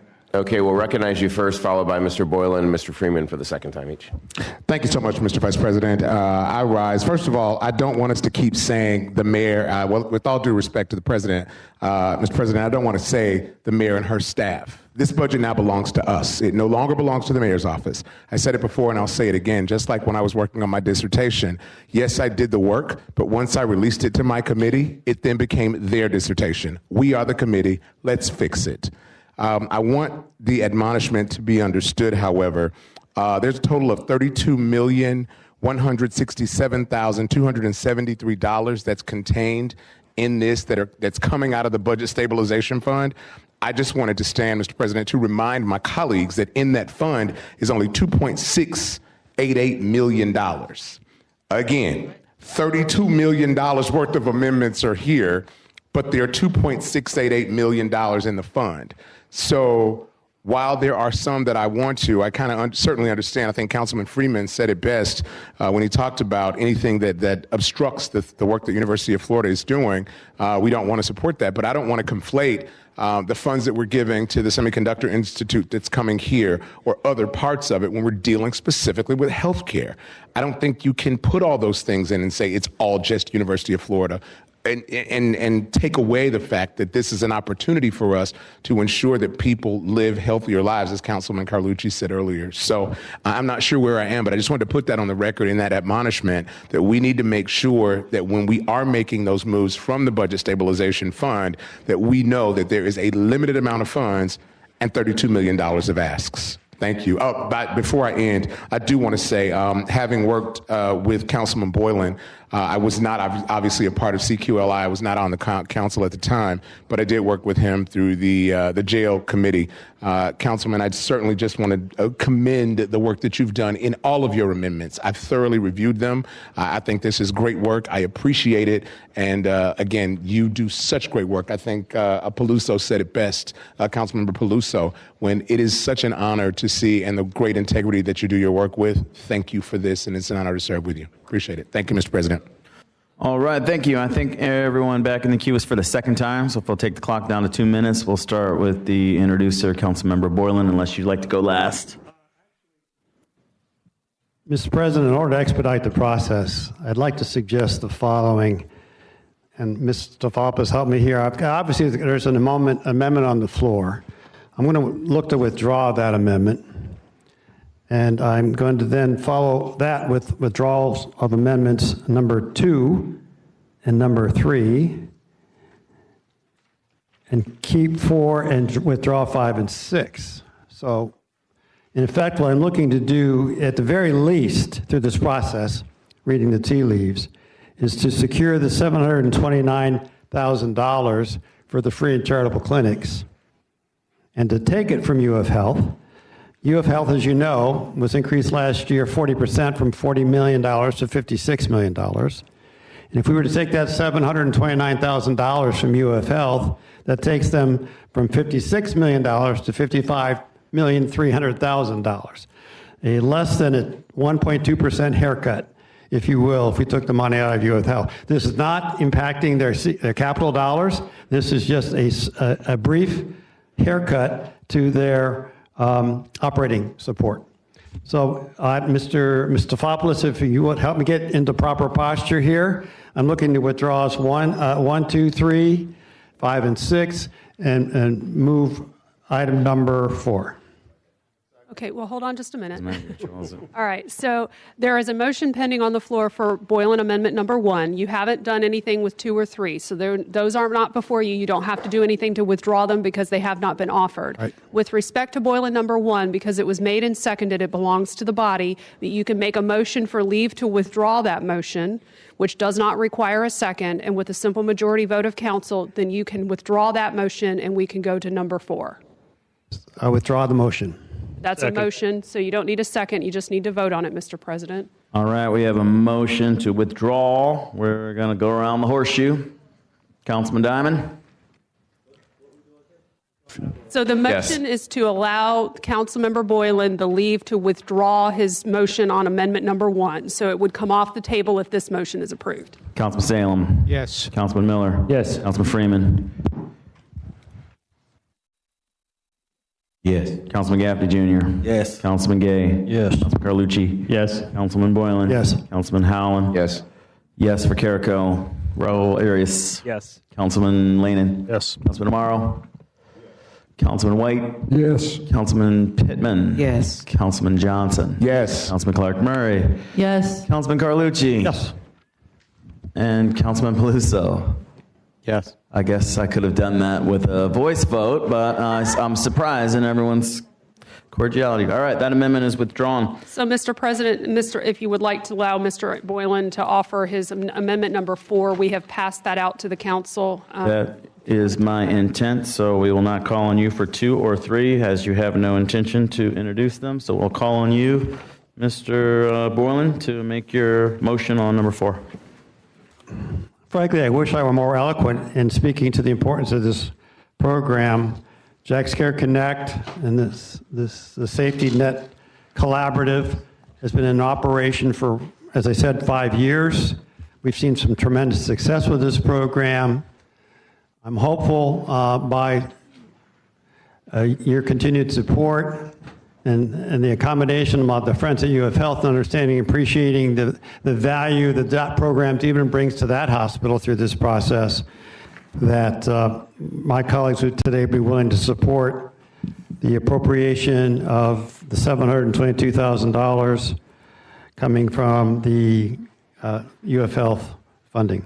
With that, I make the motion and look for a second. Second. All right, we have a motion and a second on the Boylan amendment, marked number 4 on your spreadsheet. We have a full queue. Councilman Freeman, you're up first.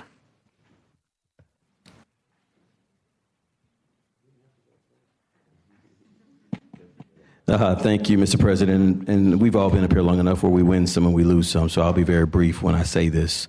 And I did sit through Finance Committee and I listened, and when I wasn't here, I watched.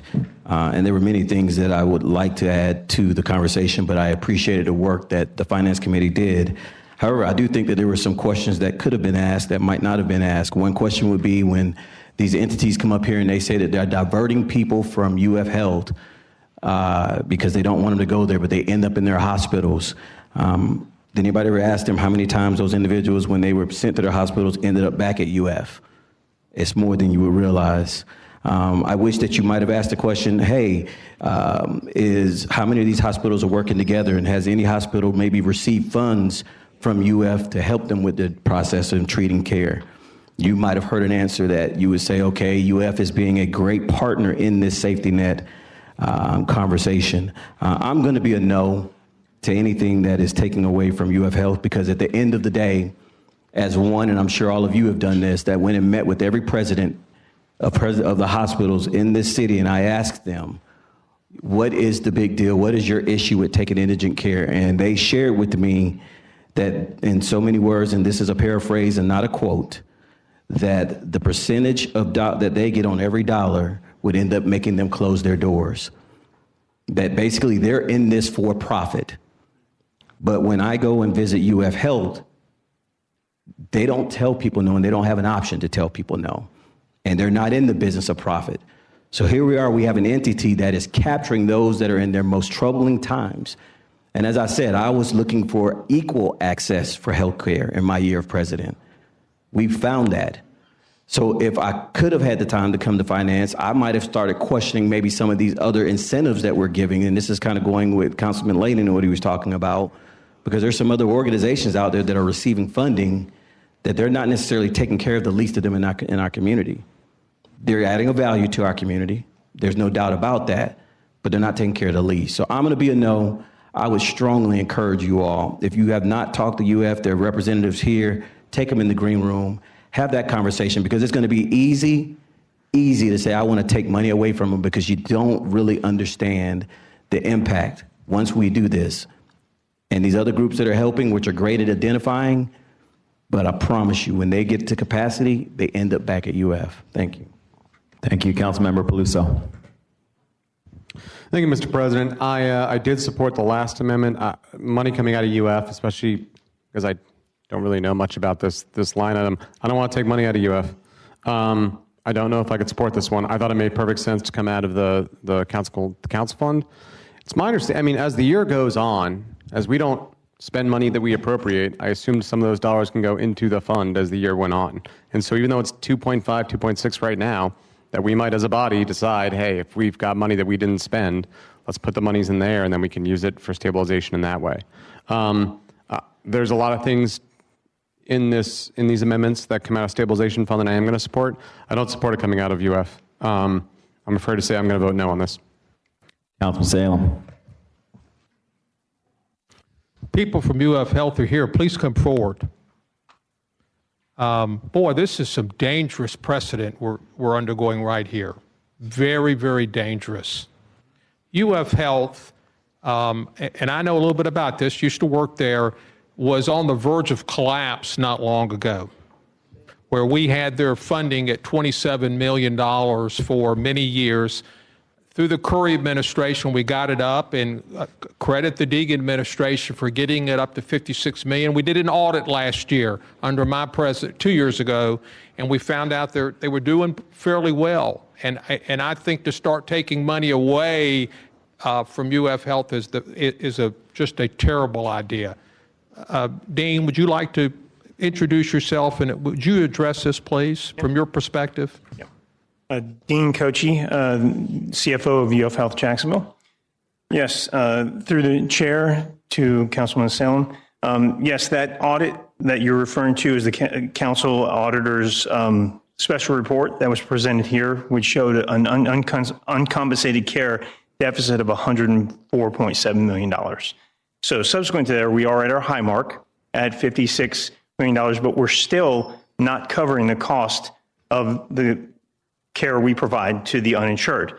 Also, I'd like to say we've just got our Moody's rating last week, which is a Ba1 for the third consecutive year. That is a non-investment grade, and it shows weak balance sheet. So still, even at our high mark, right? And then with the passing of the One Big Beautiful Bill Act and the potential expiration of the Affordable Care Act credits, we risk a loss in Medicaid and Affordable Care Act reimbursement, and that would just switch over to increases in charity care and exacerbate the problem. Yeah. So in my opinion, this is not the time to take money away from UF Health. I respect what the president said, but I just think this is a terrible idea. We need to move forward with UF Health. Keep in mind, that's the hospital that takes care of the indigent. Something happens to them, we've got a huge problem in this community. And it was almost there not long ago. And they're still not doing as well as we would hope. But we finally got the funding up to 56. It was 56 last year, 56 this year. We need to keep it that, and hopefully over a period of time, increase it even more. So please vote against this. Keep UF Health the way it is. I think the clinics have been funded appropriately through the Finance Committee, and we need to move forward. Thank you. And if there are other questions, they're up here. All right. Thank you, Councilman Arias. Good. Thank you, Mr. President. I rise to just ask my colleague, Councilman Boylan, that while you stated earlier that the only way you'll support this budget is if we support you, right? Well, the only way I'll support you is if all three are included. It's one for all or none for none, right? The way I see it is, you brought up great points on how we need the healthcare industry to be, just growing here in our city of Jacksonville. We've heard from the audience today, and the only way I see it is like, why are we now choosing who wins? They all need to get this if that's the case. I'm not in favor of the UF portion of it, but that's where we're at right now. So I will just tell you this: if you don't enter the motion for your amendments for Jack's Care Connect program and telehealth safety net, I'll enter them myself as the Arias amendment. So I will support you if you move forward on that part. Thank you. Councilmember Carlucci. Oh, sorry, Matt Carlucci. Okay. Mr. President, I appreciate, Mr. President, I appreciate your efforts. Okay. I want to speak to number 4 that Councilman Boylan wants to do, but I do want to ask him, do you plan on taking up 5 and 6 as well, if you get 4 done. Well, it's a real dilemma now with Councilman Arias' offer in the process. I was going to be content with 1, but I'd be more than happy to have all 3. I think I'm going to defer to Councilman Arias to introduce 5 and 6 if he chooses to do so. My focus right now principally is to get the council or the clinics funded because they've been out of funding for a year, better than a year. Okay. I think all 3 need to be done. But this is the problem we've got. We have self-imposed this problem upon ourselves because we've rolled the millage back. That's the problem. If we had not rolled the millage back, they were funded in full. So that's too late now. Now we're trying to find our way out of the pickle. And what the folks said from Shands, that doesn't look like a great way to go. So you might have to go back to, I'm going to support it anyway, because I'm for helping people in this budget. That's what I'm for. I got a year and a half or so left. I want to help all the people I can with what time I got left. That's what I want to do. And I'm tired of pinching pennies. I want to see the city move. That's what I've worked for a long, long time. And that's why I didn't want to save $13 million. $13 million could have gone a long ways towards helping us out of these little jams we're in. But I don't know if we'll get to consider that again or not. But I'm going to follow your lead, Councilmember Borland, the Finance Committee Chairman. I'll follow your lead. But I want to see these 3 pass because I know they help people. They helped a personal friend of mine who's like a daughter to my wife and I. And it made a heck of a difference because they had no health insurance. They couldn't get it. Think about real people in real trouble. Somebody you know. Think about it. And if they have access to this kind of health care and it's primary and it's not at Shands and they get a solution like my friend did, it makes a heck of a difference in somebody's life. Think on that. All right, thank you. Next, Councilmember Clark Murray. Thank you, President. Through the President to Dr. Joshi, if he would come forward and just give us the your take and perhaps the mayor's administration take on this particular amendment, floor amendment. Well, I mean, I think through the council president, Councilwoman Clark Murray, the mayor presented a budget back in July that fully funded each of these programs. And that's basically what we'd like to see is each of these programs fully funded. So is it, through the president, is there any angst in regards to the change in funding source coming from the UF dollars? Through the council president, Councilwoman Clark Murray, absolutely. That's part of why we fully funded UF Health at $56 million, as well as fully funding the Jacksonville Connect and the free and charitable clinics as well. So yeah, there's definitely angst because we don't want our partners at UF Health to feel like they're not getting fully funded either. Thank you. Yeah. Thank you. All right, thank you. Councilman Amaro. I forgot what I was going to ask. I had a question for UF Health and just some context. You know, everyone seems to have presented some very plausible arguments on all sides. Historically, since UF Health has been the indigent care provider going back to when it was University Hospital, has it ever operated in the black as far as providing indigent care? Has it ever operated in a...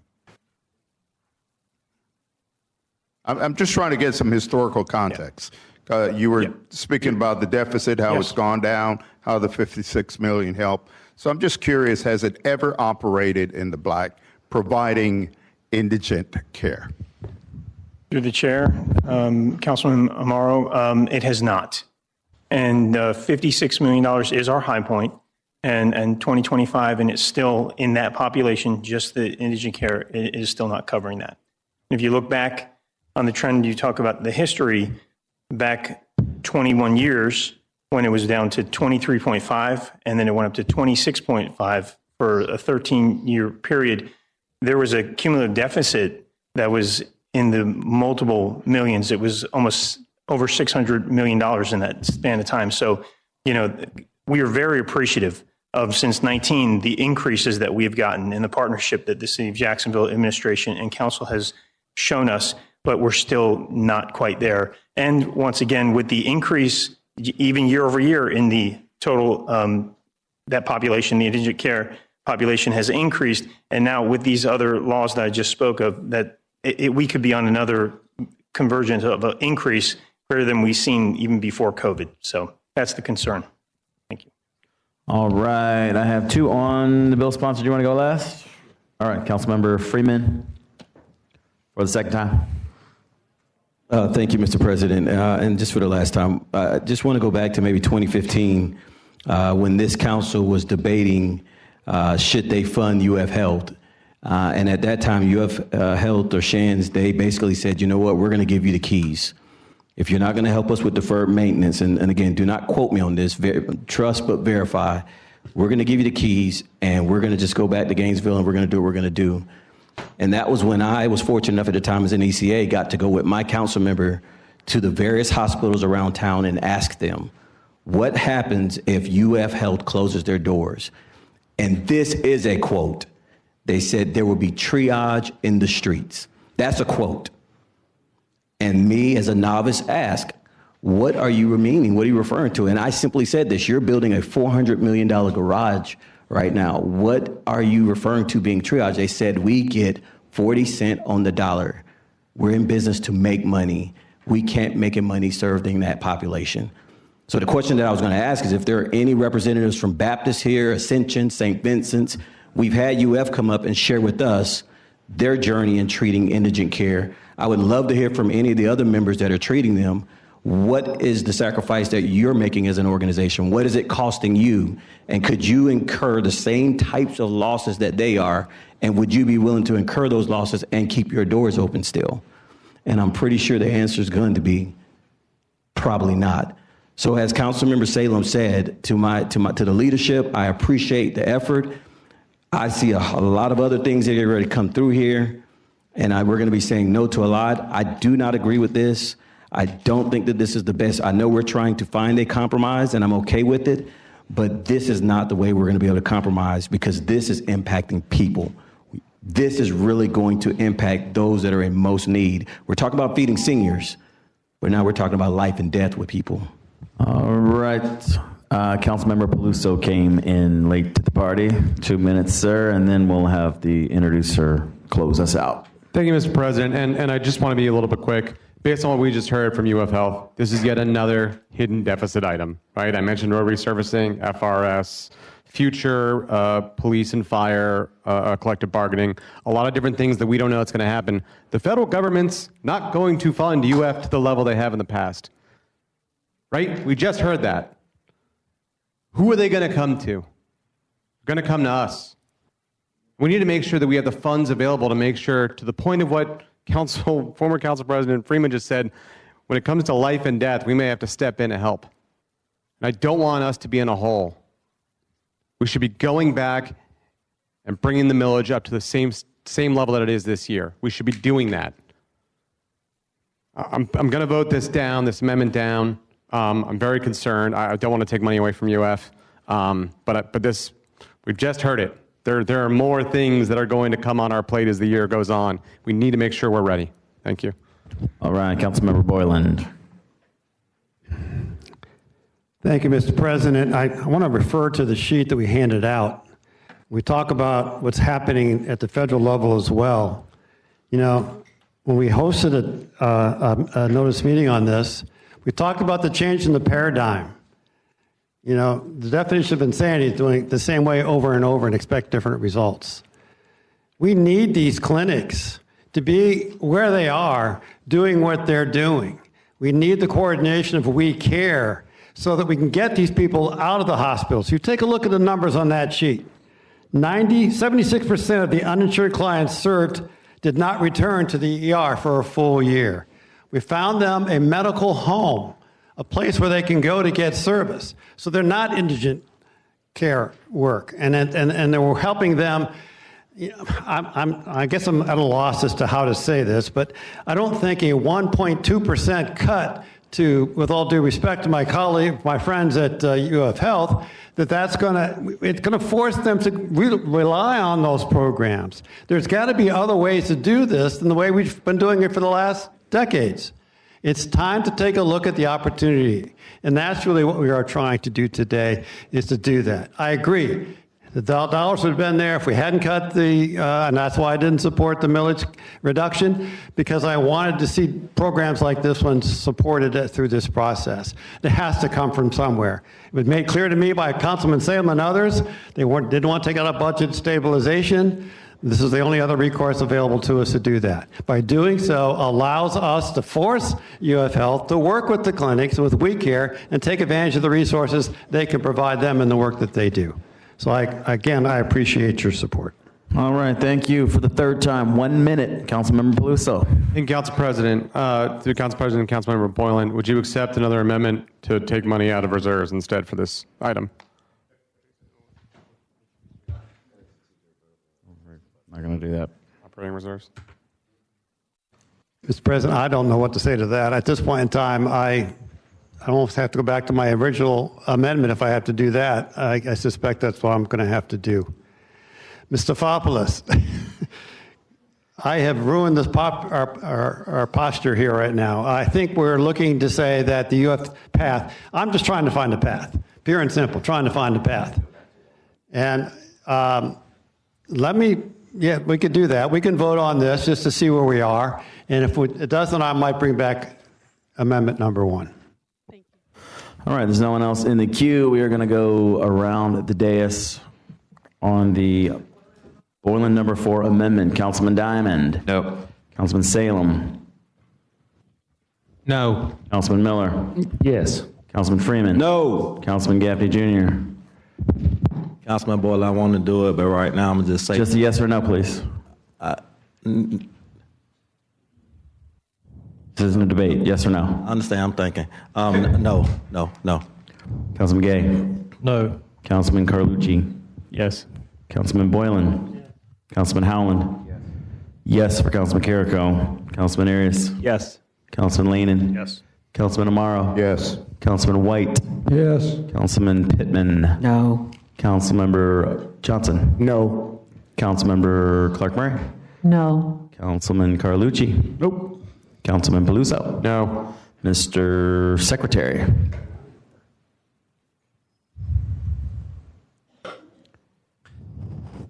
Nine yeas, 10 nays. Motion fails.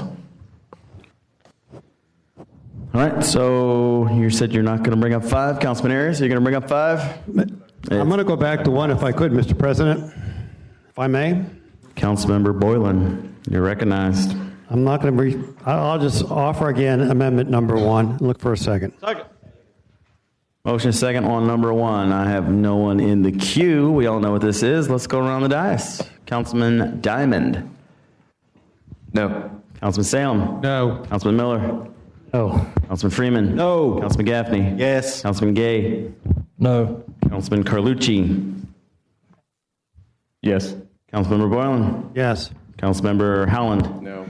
No for Councilmember Carrico. Councilman Arias. Yes. Councilman Leanin. No. Councilman Amaro. Yes. Councilman White. Yes. Councilwoman Pittman. Yes. Councilman Johnson. No. Councilwoman Clark Murray. No. Councilman Carlucci. Yes. Councilmember Peluso. Yes. Jason?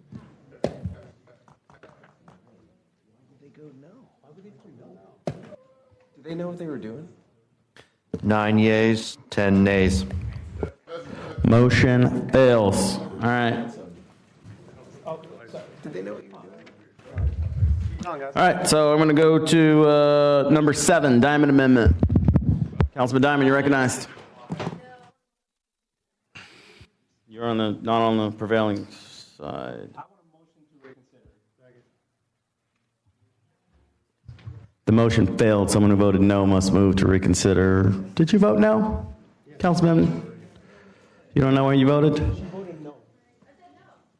Oh, you did vote no. Okay, one of the members of the prevailing side who voted no, Councilwoman Clark Murray, has asked for a motion to reconsider. Do we have a second? Second. All in favor to reconsider? Let's see if we can raise our hands. Raise your hand if you want to reconsider.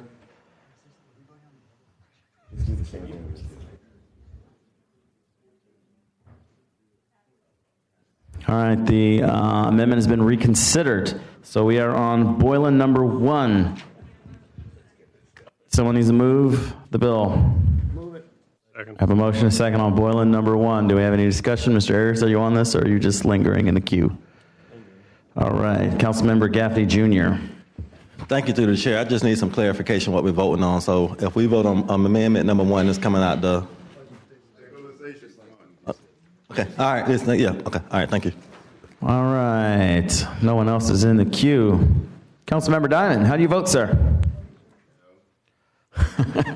Nope. Salem? No. Miller? He was a no. His mic wasn't on. Freeman? No. Gaffney Jr.? Yes. Gay? No. Carlucci? Yes. Boylan? Yes. Howland? No. No for Carrico. Arias? Yes. Leanin? No. Morrow? Yes. White? Yes. Pittman? Yes. Johnson? No. Clark Murray? Yes. Carlucci? That's a yes. Beluso? Yeah. Mr. Secretary? 10 yeas, 9 nays. The motion passes. Congratulations, we passed an amendment, number 1. Are you going to introduce any more, Mr. Boylan? Yeah, Mr. President, thank you. Thank you, colleagues, for your support. I think it's going to be the right decision. Getting those clinics back up to full force and doing the work that they do is warranted.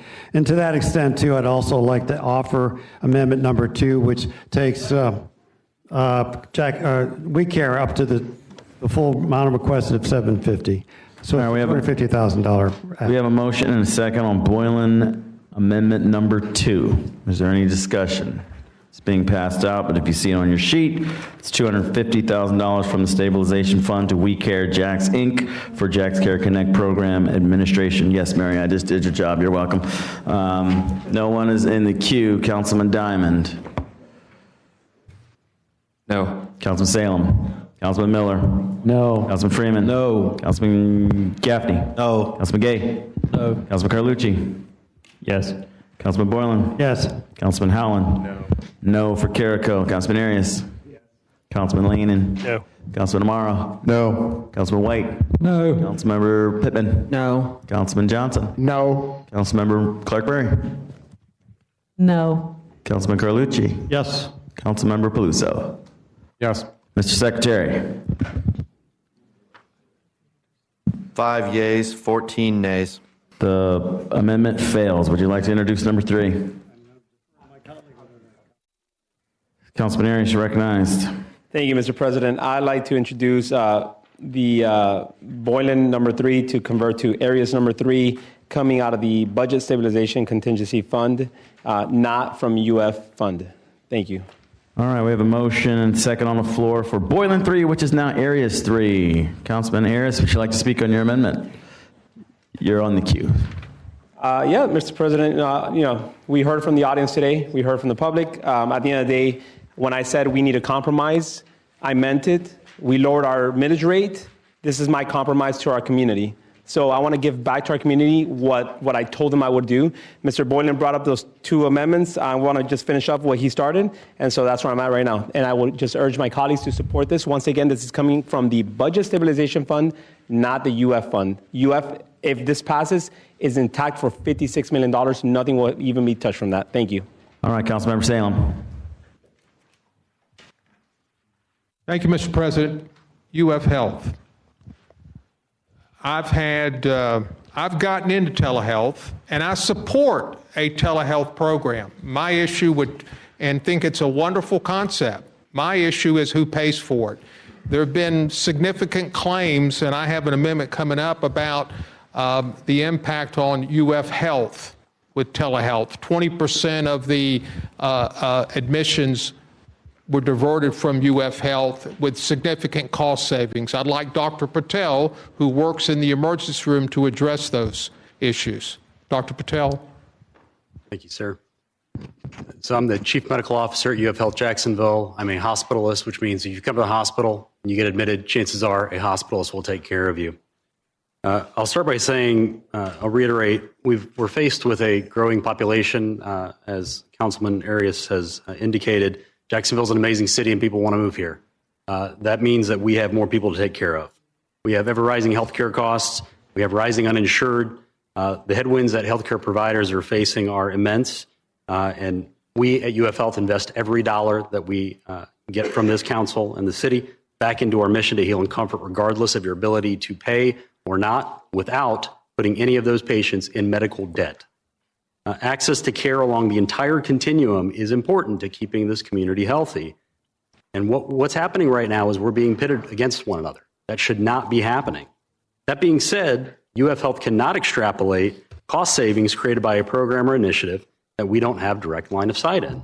What I will say is UF Health ED volumes are up, and the direct cost of care of every discharge that we have for an indigent patient has increased 5.1% from fiscal year 24 to fiscal year 25. So I cannot extrapolate any sort of savings from this. But what I can say is access across the continuum of care is extremely important if we ultimately want to stabilize healthcare costs. Just through the chair, you're not seeing an impact from telehealth in your particular institution. I will reiterate my position that I cannot extrapolate any type of cost savings on any programs that UF Health does not have direct line of sight in. All I can tell you is that the cost of care for the indigent population is going up. And the number of ED visits that we're seeing are going up, but there's a lot of factors that weigh into that. I'm probably going to have to get back on the queue. Since my comments of 2 or 3 weeks ago, I was contacted by a telehealth provider that I referred to UF Health, and I believe they have met, and it's an outcome-based program, which is what I've been screaming about for quite some time. I don't believe we should be paying for this service to a significant level as we are today. I think there's some aspects. I'll get back on the queue. All right, Councilmember Peluso. Thank you, Mr. President. While I support this, I think I'd rather see it come out of reserves. I don't want to take too much out of council contingency right now because we've got other amendments that are pulling money out of the, budget stabilization. I want to look at some of those items as well. I know we've got libraries. We've got the Northeast Florida Regional Council. Obviously, we talked about that ad nauseum, but I still want to talk about that. Then we got Urban League. My bad. We got Urban League. I apologize. I forgot what happened 12 hours ago. Look, there's other items in here that I kind of want to look at. So I'm going to vote no on this right now unless we pull it from the reserves instead. Councilman Boylan, you're recognized. Thank you, Mr. President. Dr. Patel, if you wouldn't mind, come back up. When we spoke the other day about the telehealth program, you said you had a similar program. Can you tell me how effective that is and how it works? Yes, sir. So I think what you're referring to is the transitions of care aspect of what UF Health has been doing for decades. We understand that our patients, when they're seen in any of our settings, need to have a medical home, need to have a safety net, and we do our due diligence to try to ensure that they have it, whether it's enrolling them in city contract or whether it's trying to refer them. I'm sorry, through the President. The question really was about the telehealth component. You said you had a similar program at UF Health where I understand it's not individuals, but JFRD could reach out to you for some telescope, if you will, assistance. Is that fair? I think you're referring to our mobile stroke treatment unit. Yes. And that is, I think, unique to what we're discussing here. That is a different type of program. UF Health does use telehealth for a variety of patient access services, whether it's primary care, whether it's specialty care, whether it's on our mobile stroke unit. So UF Health does engage in the practice of telehealth, which is nationally done and internationally done. I think that what we're talking about is a specific program that utilizes telehealth to be efficient. Thank you. All right. I think we did hear, I'm sorry, Mr. President, I got another minute. We did hear again, time again today, the importance of the telehealth program. And I would encourage my colleagues to go ahead and continue to support it at the level that the bill recommends. Thank you. All right, Councilman White for the first time. Yes, sir. Thank you, Mr. President. Would you allow Dr. Thompson to come up? I think he can answer some of these questions. Yes, sir. Telehealth. Come on up, Doctor. Thank you, Mr. President.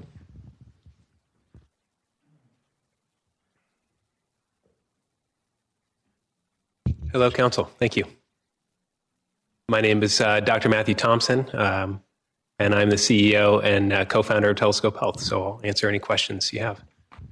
Dr. Thompson, just tell them where you are and what this money will do for you, and I think you could answer some questions that UF was trying to answer, working with them, and just, you've got the floor if you can give us some information.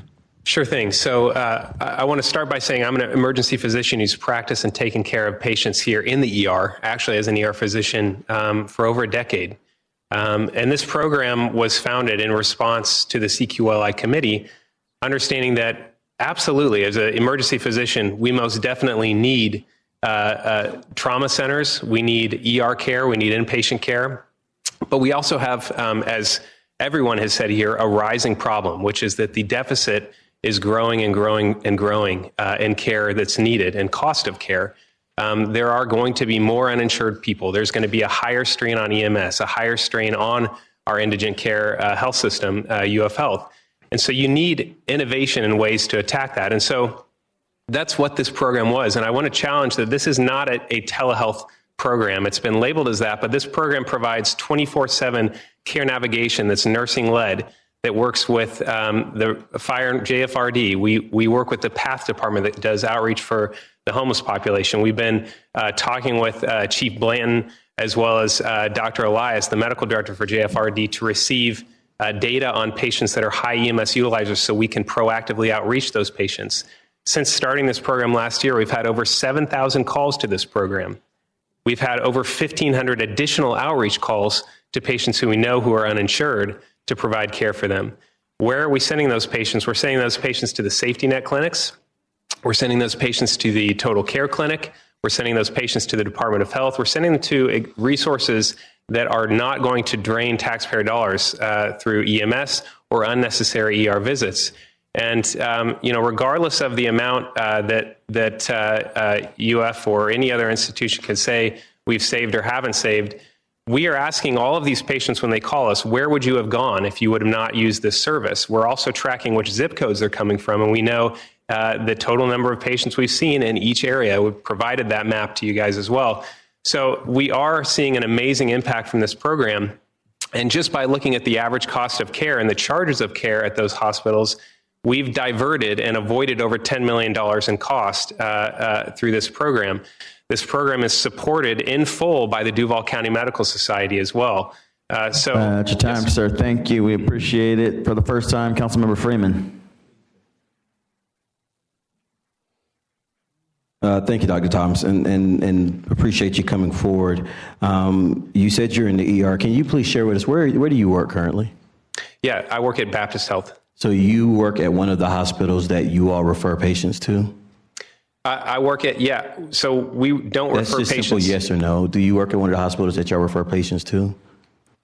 We refer patients to the safety net clinics, not to the hospitals. Okay, because I keep hearing UF, and they are a safety net, but so Baptist, Ascension, St. Vincent's, no patients get referred there? We refer patients to the outpatient resources, not to inpatient So that's Agape, resources. that's the other ones here. That's exactly right, So yes. you do not send any other patients to Baptist or to St. Vincent. I'm asking for a reason, because my sources have told me that there have been patients that have shown up at UF with a Baptist tag on their arm. And so I'm just trying to make sure I understand, one, I don't think there's a conflict here. Right. But I will say that it does draw me a little bit of discomfort. The next question that I would ask is, how did you come up with a price of $2 million for your product? Is that proprietary? Is that how you all came to that number of what it should cost for you to save money for the city? So I'll answer the first question first. In no way are we part of or responsible for a patient with a Baptist band showing up at an alternative facility like UF or Ascension. Our program very specifically works with the outpatient safety net clinics and the Department of Health, the outpatient resources, because the whole goal of the program is to keep patients from going back to the hospital. To keep them from going and back. Secondly, no, I understand that. I only have 120. Okay, and then the next thing that I heard when I was listening was just, there was a dollar amount that was quoted of what you were actually saving. Where did y'all draw your reference from to come up with that dollar amount? Because my research is not getting that same number. Sure. So can you cite where you got that dollar amount from? Absolutely. And that is AHCA's data. So Agency for Healthcare Administration, Florida Gov, floridahealthfinder.gov. And what were those publicly numbers available again? data. And we're looking specifically at the charges for ER care for patients who are self-pay, otherwise known as uninsured patients who go to the ER and are discharged. And that is publicly available data through the government through AHCA. Okay, thank you. And then the last question that I would ask is through your research, you all have discovered, or through whatever sourcing agency you have, that you are saving hospitals visits to the ER. Am I correct in what I heard there? The purpose of this program, which we have achieved, is to provide an alternative resource for people to call instead of going to the ER or calling 911. So I'll ask my question again, Yes. because I think I heard in finance that there was actually a number given of people that you all were saving, visits that you were saving to UF Health. I want to know, where did you cite that information, and is it verified? And if so, I would like for you to share that verified information with my colleagues. You can answer the question. Absolutely. So, like I said before, we survey patients, where would you have gone if you had not used this service? And so the patients that answered, we would have gone to UF Health. That's the percentage or the number that we are allocating as patients that we have diverted away. That from work for your answer, Mr. Freeman? So that's not verified. You're just saying you took maybe a vocal or verbal survey as you were sending someone out your door. So you have no verification that that's where they ended. Is that fair and accurate? I would say it is verified. Yes, He would say, all right, we're going to cut it off. Councilmember Clark Murray, you're next, and then Councilman Salem for the second time. Thank you, President Carrico. So through the president to Ms. Taylor, would you talk about the funding source and what the funding source, the amount is, and what the balance is minus the previous amendment that we just passed? Yes, through the chair to Councilwoman Clark Murray. So you started with a balance of $2,688,800. Your action on item number 1 that was approved brought it down to $1,959,243. And then this action, if it's approved, $685,000 would bring it down to $1,274,243. Thank you for that. To Ms. Taylor, through the president, can we use this funding source at any other time during the fiscal year, or is this our only one time to fund projects from? Through the chair to Councilwoman Clark Murray, you can leave this balance here and you can utilize it at any point now or during the fiscal year. It will be there available until 9/30 of 26. Right. Thank you for that. Thank you. All right, thank you. For the second time, Councilman Salem. Thank you, Mr. President. As I have stated, I like telehealth. I believe we're paying a lot of money for a service that shouldn't be outcome-based. If we're saving, and I've said this from the very beginning, if we're saving admissions to Baptist Hospital, why isn't Baptist Hospital paying for this? If we're saving admissions into Ascension Health, St. Vincent's, why aren't they contributing? The problem is we're paying for it. They have no incentive to pay for this. And that's a real problem to me. I have an amendment coming up was to put the 1.5 below the line so we could investigate some of this, take our time, wouldn't be rushed at 12:30 Wednesday morning and to be voting on this. It's a lot of money for a service, and why is it this service serving our employees? We're paying Florida Blue right now to provide a similar service to telehealth. Why isn't this entity doing that? Why are we paying Florida Blue? So those are just some of the questions that I have. And I have real concern about this. I may be on the losing end of this, but I would urge you to vote no on this. Thank you. All right, thank you. There's no one else in the queue. Just a reminder, we're on Boylan number 3, which is now Arias number 3. Diamond. Nope. Salem. No. Miller. No. Freeman. No. Gaffney Jr. No. Yay. No. Carlucci. Yes. Boylan. Yes. Howland. No. No for Carrico. Arias. Yes. Lanin. No. Morrow. No. White. Yes. Pittman.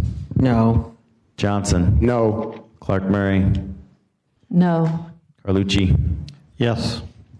Pelusi. No. Peluso, sorry. Mr. Secretary? 5 yeas, 14 nays. Motion fails. So we are now on number 7. Mr. Diamond, you're recognized. Thank you, Mr. President. I'd like to move my 3 amendments if I can get a second and briefly speak on them. Second, you're recognized. Thank you, Mr. President. So, look, it's a late night. These have been debated 3 times now. They have been heavily discussed in the media, heavily discussed everywhere. So I'm not sure there's that much more to say about it. I will just correct a few misstatements that I've heard. First of all, on the DEI amendment, I literally defined it in here. I did that on purpose so that it could never be a mistake about what we're trying to do. So I'm going to read it because it's so obvious and easy to understand. For purposes of this provision, diversity, equity, and inclusion, or DEI, is any program or policy that classifies individuals on the basis of race, color, sex, national origin, gender identity, or sexual orientation. And here's the key piece, and which promotes differential or preferential treatment of individuals on the basis of those. It literally just says we're going to be a colorblind city. It literally just says we are going to treat everybody, no matter what their race or their gender or their family situation, exactly the same. That is a principle I will stand for every single day of the week, and I absolutely support this amendment today. The illegals amendment has been discussed ad nauseum. I don't think there's anything new to change, to discuss there. Quickly on DEI, the discussions about the disabled were completely inappropriate and really grossed me out. So as somebody who's defended a lot of disabled veterans in court, the ADA covers disability 100%. And my definition has nothing to do with them. So to bring that in was really kind of disturbing. So please don't be dragged down that road. And finally, the one that's the most important to me, and I feel like the lesser discussed and understood, is simply to say, I want in law prohibition against using our taxpayer funds for abortion. The reason why it's relevant, and I've been asking every single year, it's not new, of council auditors, do we spend money on abortion? They come back and they do research and they say no.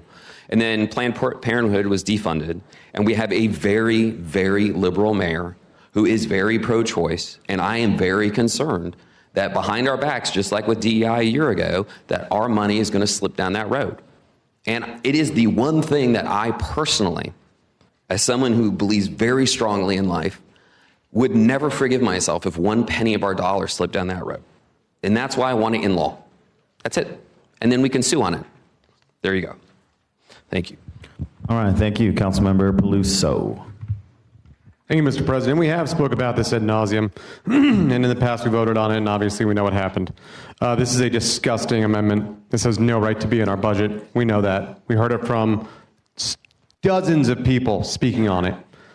This is a travesty to how the budget process should be going. And it certainly doesn't just say, oh, we'll be a colorblind city. It prohibits explicitly, and I'm sure there's going to be at a later time, movements by the council member from District 13 to try to go after whomever for supposedly maybe helping someone who might be in one of these categories. I imagine that this is going to ruin the budget for some people. If you want to have fun with it and make this night go longer, sure, let's vote it up. Go for it. Have at it, guys. I don't think we should do that. I think we should kill this now. I also think we should go back and change the millage. And frankly, we might be destined to do that. Buckle up, everybody. It's going to be a really long night. This amendment is never mind, I can't curse. This amendment is garbage. It is painful, it is sick, and it's a waste of time. And I'm sorry we even have to talk about it. Vote it down. Councilman Johnson. Thank you so much, Mr. President. I also stand against this amendment. I will not be voting to affirm this budget in any way, shape, or form if any of these big batch of bull is attached to the amendments. Since we want to have alliteration, let's have it. This is a big batch of bull. As Councilman Pelusa so eloquently said, to have these amendments is sick, it's perverted. You are now, the state law says, as well as our charter, that we are not supposed to legislate from the budget. And that's exactly what's going on here. I am about following the law, and this is not. For someone to say that they're treating people differently based on race, that shows the lack of understanding of what the words diversity, equity, or inclusion mean. They are not bad words. And so I'm so confused about how someone who does have advanced education doesn't understand what words mean. And so I think in this case, if we colleagues are to support this, it is certainly amongst all of us. We can bring forth anything that we choose to. It's certainly our right as the elected representative of people. But if we support this, we support telling our community that we don't want to see everyone. There's people, for someone to say that this says we're going to treat you better based on race, that is not what this is saying at all. We heard people talking about it earlier, but I think what's most important, we don't have to follow the bluster. We don't have to follow someone who wants to sow divisiveness. We don't have to follow someone who wants to say we can divide this community. We can come together, the majority of us, and say that we are not going to support divisiveness in this community. If we do, I will tell you, I, for one, will be here all night debating this, but these big batch of bull amendments are something that I just cannot support. Thank you. All right, thank you, Councilmember Pittman.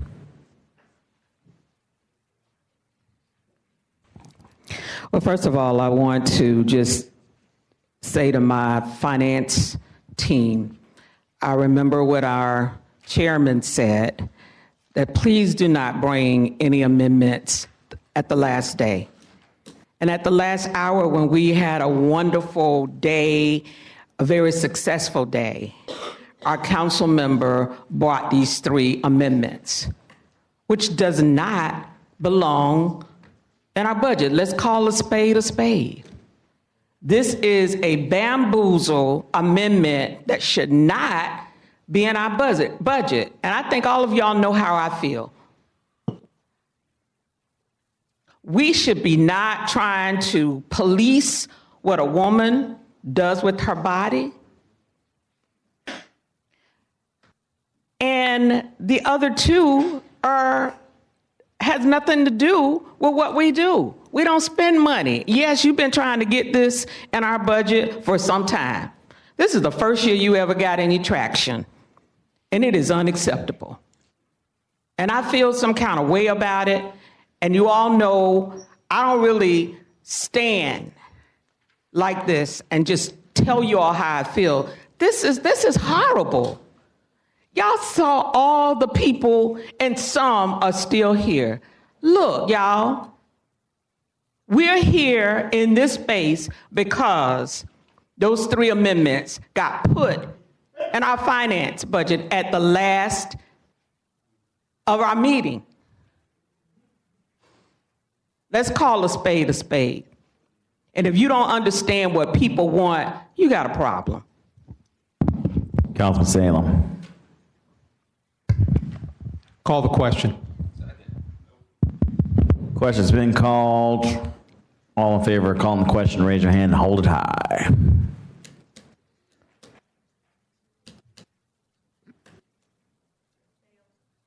Question been called and fails. Councilman Diamond, you're next. Again, I'm only trying to correct misstatements tonight because we're all very tired, but I introduced my amendments on the second day of finance when we were reviewing the budget on the second day. I announced them 2 weeks before then. The language was in front of every member of the finance committee on the second day. then I was not given the opportunity to bring these up again until the last day. So the fact that this notion of like lack of transparency is it's just false, right? You've had 2 weeks to review those amendments before we voted on them.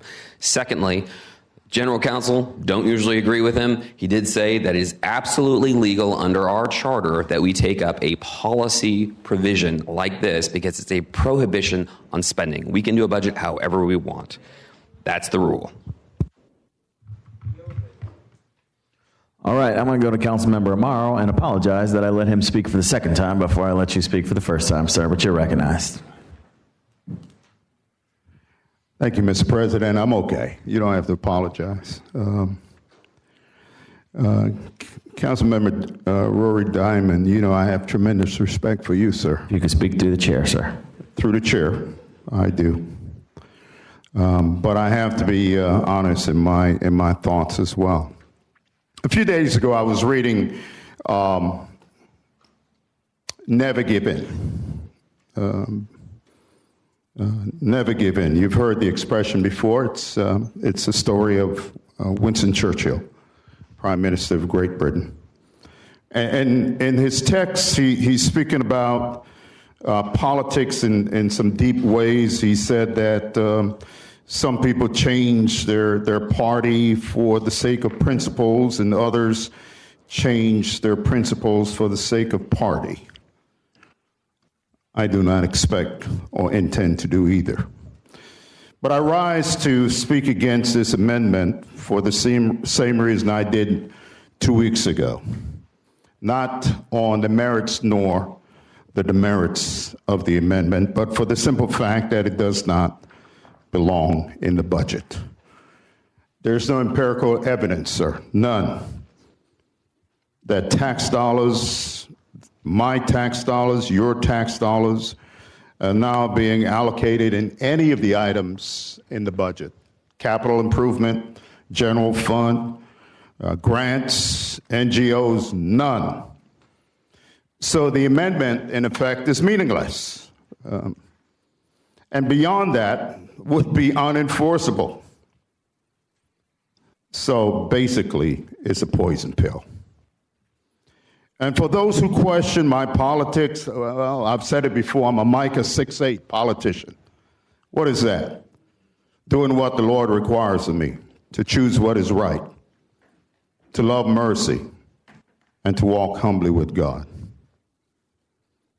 I want my character to speak clearly, that I listen to people, that I discern what I'm hearing, and that I have the courage to stand for what I believe to be fair and what I believe to be just.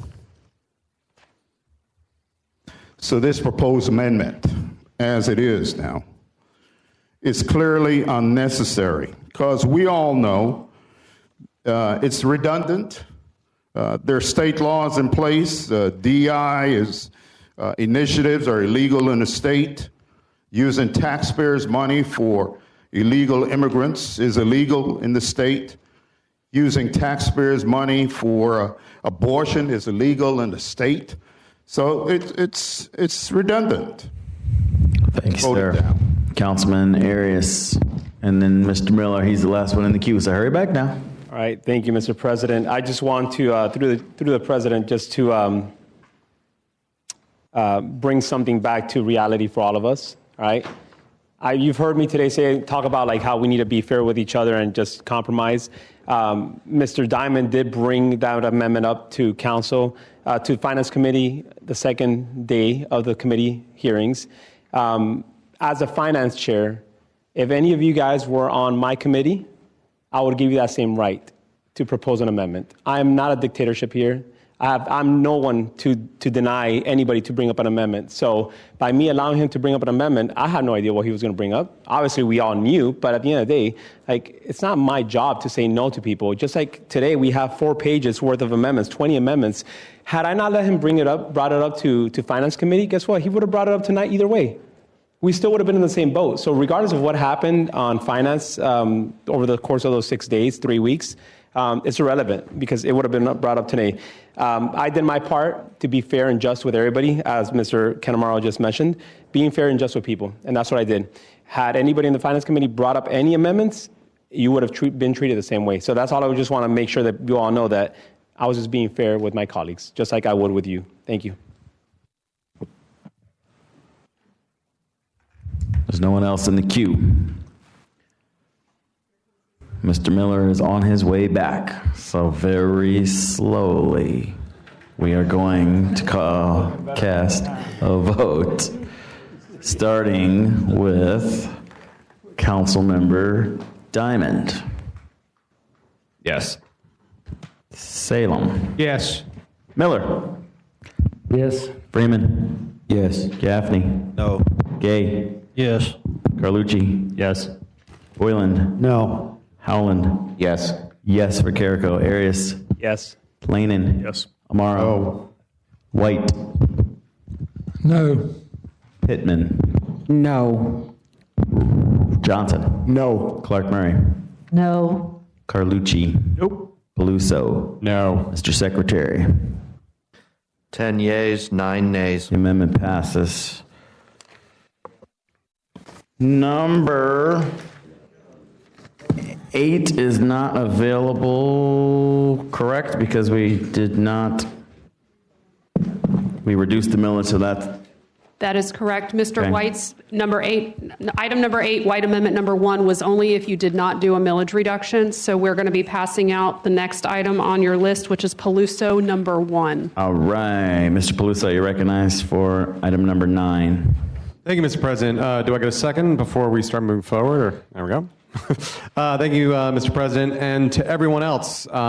This is a gift to all of us.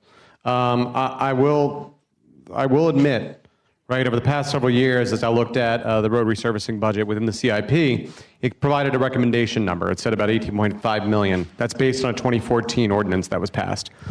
This year, I mean, my district is quite old. I think we all know that. And there are several urban core districts that are also incredibly old. And so as we're putting this money into road resurfacing over the past couple of years, I thought, okay, good, this should be awesome.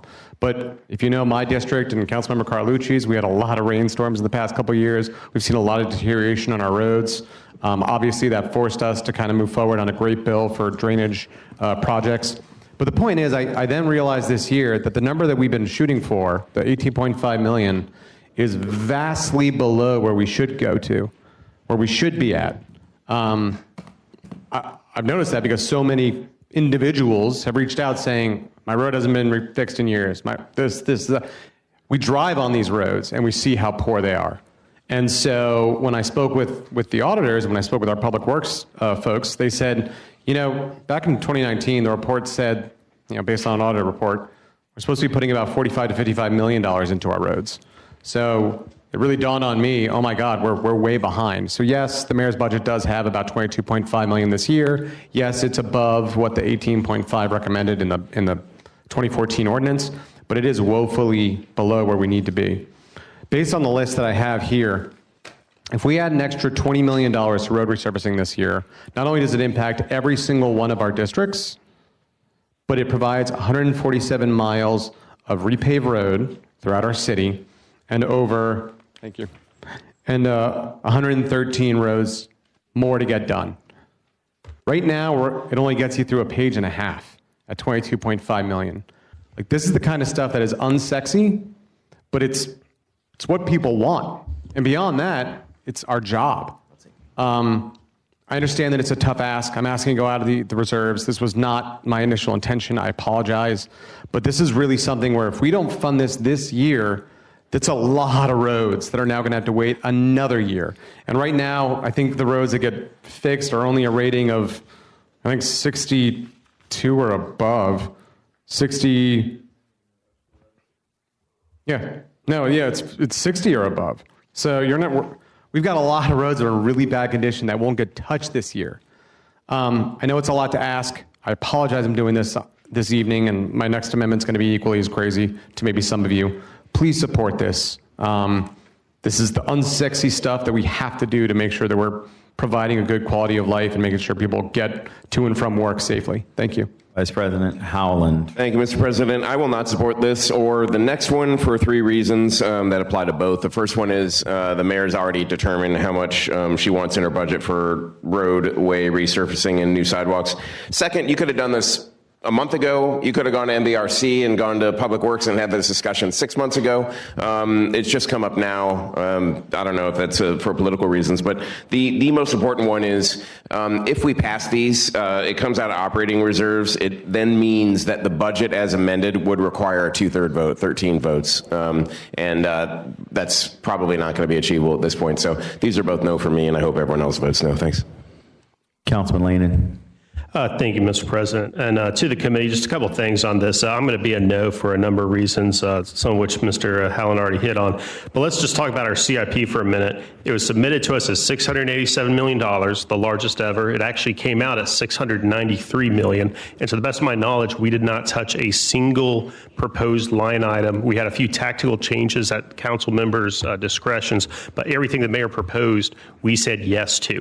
That $693 million needs to be our high water mark. And I actually appreciate that the administration, within that $693 million, there is only $7 million of new projects. And that needs to be what the reality looks like the next few years, that we have very few projects coming new because of the generational projects going on right now. Everyone talks about the stadium. We're also spending $100 million plus on bulkhead replacement. I think it's a once every 50-year project. I think it's a $90 million medical examiner building. There's Mosh. There's downtown parks for $200 million, all going on at the same time. And then one of the things that we were told during the debt affordability study brief we got from the administration, right now we got about $155 million all in debt expense. That's projected to go up to $300 million 4 to 5 years from now. So debt expense and that growth is a growing concern of mine. So again, each year going forward, we need to make sure that the CIP starts going lower and lower back to where the managed debt portion of it's about 200 to 300 million, not the 400 million plus that is started in 2021 and it stayed there. So again, a little off topic, I'm a no on this, but just want to point out that we approved the CIP pretty much as it was submitted to us, and that's going to be a concern going forward as well as far as the managed debt portion. All right, thank you. Councilmember Matt Carlucci. Thank you, Mr. President. My question real quickly to Councilman Peluso through the chair. Have you spoken to Ms. Sickler, and does she have the capability to get this work done? Through the president to Councilmember Carlucci, yes, I have. In fact, she helped me produce this list. This is provided by a consultant group who does all the rating. This would just go out to bid, just like they have with all the other ones in the road resurfacing budget.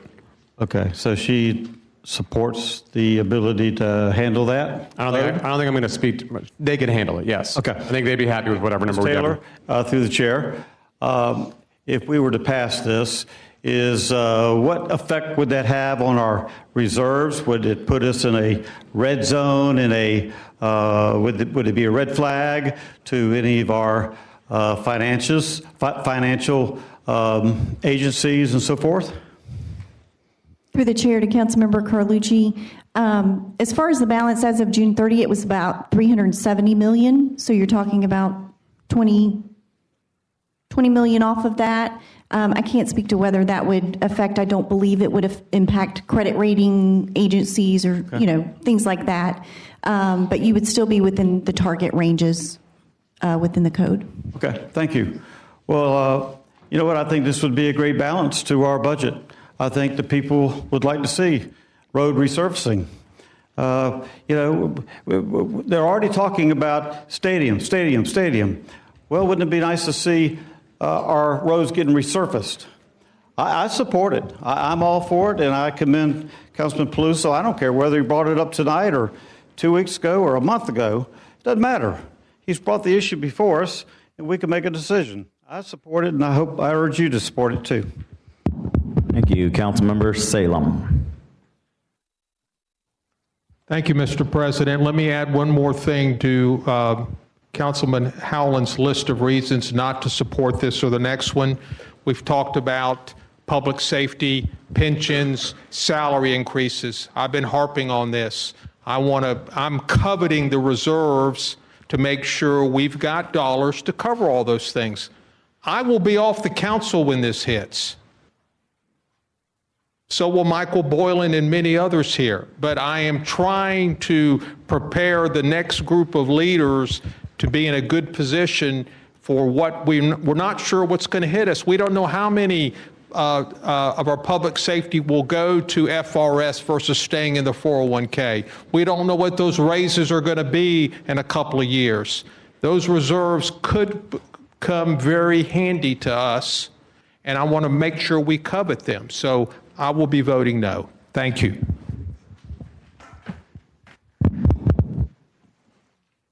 Over to Council President Carrico. Thank you, Mr. Vice President. I'm not going to support these, and the main reason is because we're trying to pass a budget tonight. If we pass anything that's coming out of operating reserves, we have to get 13 votes.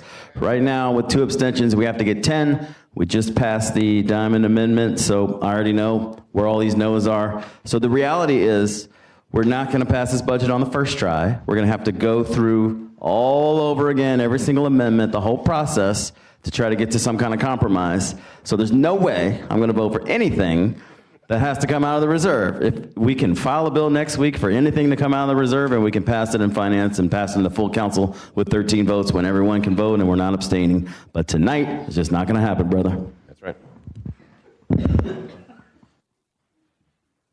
Councilmember Peluso. Thank you, Mr. President. Thank you for your candor. Ms. Taylor, I did want to ask a question. So it's $370 million in our reserves, but we still have the 120 or 125 million in the super secret reserves, right? Through the chair, to Councilmember Peluso, yes, in the emergency reserves, you have about another 125 million. Okay, so we're looking at about 495 million in our reserves total, correct? Through the chair, that's correct. And under GAAP, generally accepted accounting principles, they don't consider that there's a difference between the 2 reserves, right? It's 495 million in their eyes, correct? Which gets us to a ratio of what, or gets us to a percentage of what? Through the chair, to Councilmember Peluso, I can't speak. There are some counties that have different and some counties that have 1 reserve. Understood. So different perspectives on that.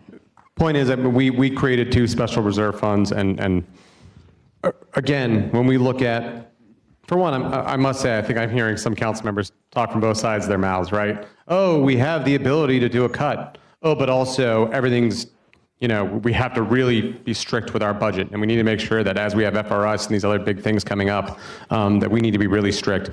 I mean, it's just bizarre to me. Tonight, we cut the millage. We didn't have to, and we shouldn't.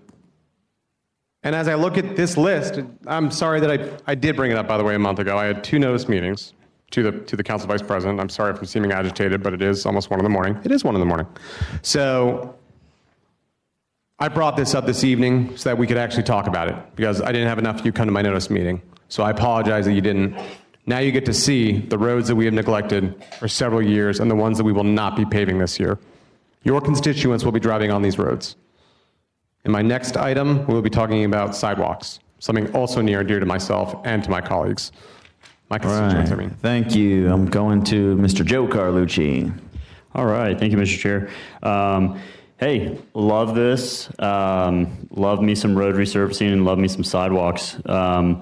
Just not going to support it tonight because it's coming out of operating reserves. Obviously, Councilmember Peluso, you're shaking your head over there like you know. But I was at the notice meeting. It is a very long list. In fact, I would definitely like to offer the idea, float this out there to the administration that hey, if y'all want to put road resurfacing next year at $40 million, that would be great. I would love to support that. And if not, we will go through the process and I will be targeting that as a personal priority. So thank you.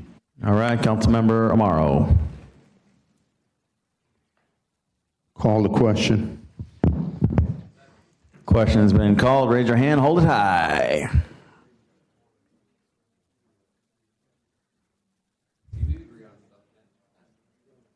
The question has been called. So we're going to vote. Councilman Diamond.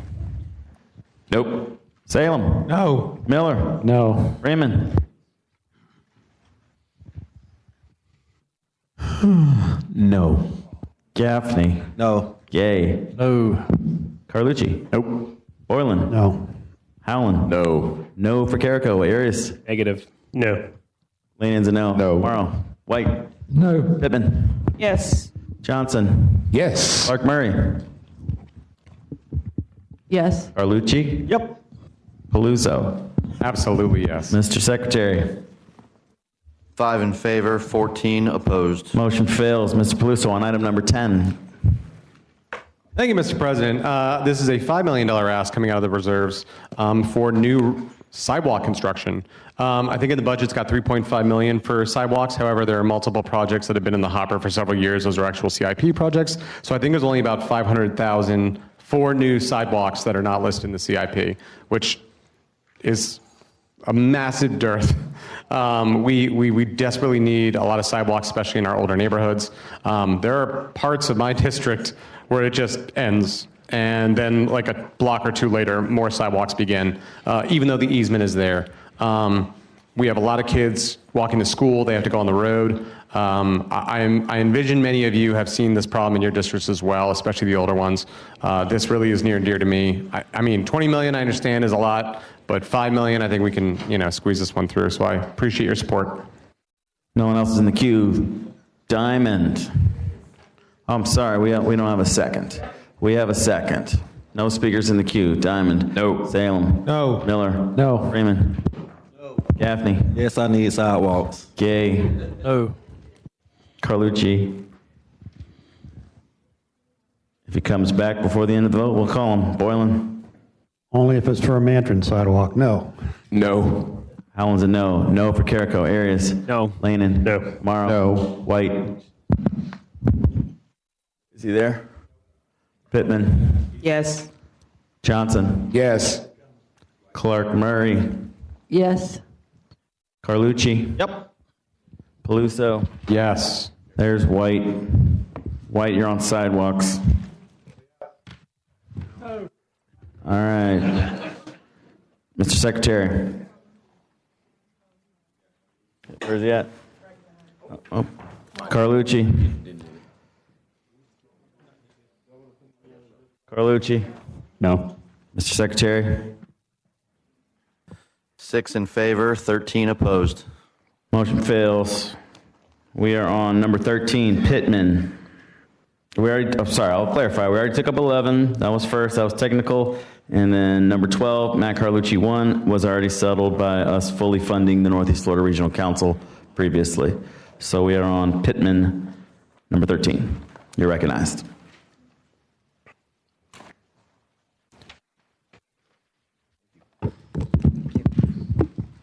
To the chair, I am asking my colleagues to reconsider putting this above the line so we can vote for this. It's such a small amount and they do great work. Thank you. All right, we have a motion and a second. Councilman Lanin. Thank you, Councilperson. I was just going to say this is moving $1,900 from below the line to above the line, and I hope there are no other speakers. I'll vote yes. All right, Diamond. No. Salem. He said yes. Miller. Yes. Freeman. Gaffney. Yes. Gay. Yes. Carlucci. Yes. Boylan. Yes. Howland. Yes. Yes. Carrico. Arias. Yes. Lanin. Yes. Morrow. Yes. White. Yes. Pittman. Yes. Johnson. Yes. Clark Murray. Yes. Carlucci. Yep. Paluzzo. Yes. Mr. Secretary. 18 in favor, 1 opposed. All right, the motion carries. We are now on number 14. Councilmember Salem, you're recognized. Thank you, Mr. President. As I have stated, I have been involved in telehealth. From my comments 2 or 3 weeks ago, I was contacted by a company that I have referred to UF Health that performs this task on an outcome-based basis. Do not charge anyone anything. The admissions they divert and keep out of the ER, there's a formula that's determined, and that's how they're paid. And if it's an insured patient, they bill the insurance company. I'm not trying to reject our own telehealth. I want to put it below the line so we can gather more information get some of the questions I've had and some of the questions raised by Councilmember Freeman as well answered. And my commitment is I'll meet with Matt and others and try to resolve this as quickly as we can and see where we go with our telehealth program. Thank you. All right, thank you. Councilmember Matt Carlucci. Thank you, Mr. President. We had a big meeting on this, and the money was all taken out. Then we did a compromise. We put the money back in, and we're whipsawing these poor folks. So I appreciate the offer to meet, but we've already met. And boy, I tell you, I don't want you picking out my good friend Ron. I don't want you picking out my toppings on my pizza. I'm not sure I'd get any cheese on it. So, look, we compromised to put this money back in. Now you're taking it away. I just think that's bad faith. And I don't know if the doctor's here still that had to do with telehealth, but that's a great program. And you can doctor it up, no pun intended, after we fund it. But I'm not going to support this. We took it away, then we gave it back. Then we're going to take it away. I think that's unfair. And that's how I feel about it. All right, thank you. Before we move on, Dr. Salem, I don't know if you actually moved and got a second on that, so I'll recognize you if you'd like to do so. I will move the Salem Amendment. We have a motion and a second on the Salem Amendment. We'll go to Dr. Johnson now. Thank you, Mr. President. I have a question for Dr. Salem. I need a little bit more. I really don't understand through the President. We are moving it below the line. So does that mean the program stops until the council is satisfied? Can you help me understand the rationale for that, Dr. Salem? To the President, thank you. I have just a number of questions whether how the city should be funding this, how other institutions should be supporting this, and want to get a chance to get those questions answered before we move forward with it. So thank you, Dr. Salem. What happens then, and maybe Dr. Joshi or someone from the administration can speak to this, Mr. President, through the President, what happens then, since technically, from my understanding, this will not be funded come October 1? Does that mean it dissipates until this body comes and decides and blesses this particular action? Could you give me some feedback on that? Through the council president to Dr. Councilman Johnson. Yes, that's what that means. And let's not forget that it's not just diverting people from the ERs, connecting them with primary care services through JaxCare Connect and the 6 safety net clinics. I also want to remind you all that this was a competitively bid process. They won an RFP for it. And so that's how Telescope Health was chosen for this particular project. Through the President, Dr. Joshi, is there a contract that we have with Telescope Health? Absolutely, there is a contract that we have with Telescope Health. What are the terms? It was a 1-year contract with renewable years, up to 3 renewable years. Sorry to get so in the weeds. Yeah. When does that contract come up for the renewal? Well, so it was an off-cycle contract, so it actually was, its full year went until about, I believe it was July. And so then we had that gap funding, if you guys remember, that took us through October. And so it'll come up again in July. Because of the back-end technology used to create this, is there some kind of something that we would breach if we shut it down and then wait to get some questions answered that we don't even know what the questions are? Would we be in some kind of breach? Yeah, through the council president to Councilman Johnson. The contract does state that it is dependent on city funding. So that is already written in the contract. Gotcha. Thank you, Mr. President. Thank you, Dr. Joshi. All right, Councilmember Peluso. Thank you, Mr. President. I mean, the way I see it, if we were to put this below the line and then at the quickest pace possible, well, okay, if we're doing the normal cycle, we're not going to see this and pass it until the very end of November. So it's going to be almost 2 months where this program that has been vetted and has gone through the process and should be starting on October 1. Again, the time in which we start seeing massive cuts from the federal government and the state, like we should have programs like this available and ready for people. I just don't see why we would put it below the line. I don't, but I would be happy to get a pizza with you. All right, Councilmember White. Yes, sir. Through the chair, the only problem I have is telehealth people just left. They just left happy, and I obviously didn't see these amendments, so I don't know what we can do to at least get them back in front of this before we do anything. But that's why I couldn't support doing this right now, even though I agree that I wouldn't mind him getting some questions answered, but I think it's a little unfair that they just left the room happy, and then maybe they should have had a copy of the amendments, but they didn't, so I can't support this right now. Thank you, through the chair. All right, there are no others. Councilmember Freeman, no? No other speakers in the queue. So, Councilman Diamond?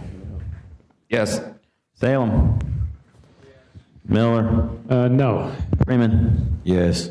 Gaffney? Yes. Gay? Yes. Carlucci? No.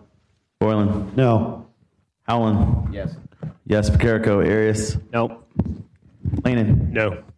Morrow? No. White? Pittman? Nope. Johnson? No. Clark Murray? No. Carlucci? No. Paluso? No. We only count one of his no's. Mr. Secretary, what is the verdict? 8 yeas, 11 nays. The motion fails. What's that? All right, so the next item on your spreadsheet also was the Northeast Florida Regional Council, which has been handled. That brings us up to item number 16, Johnson number 2.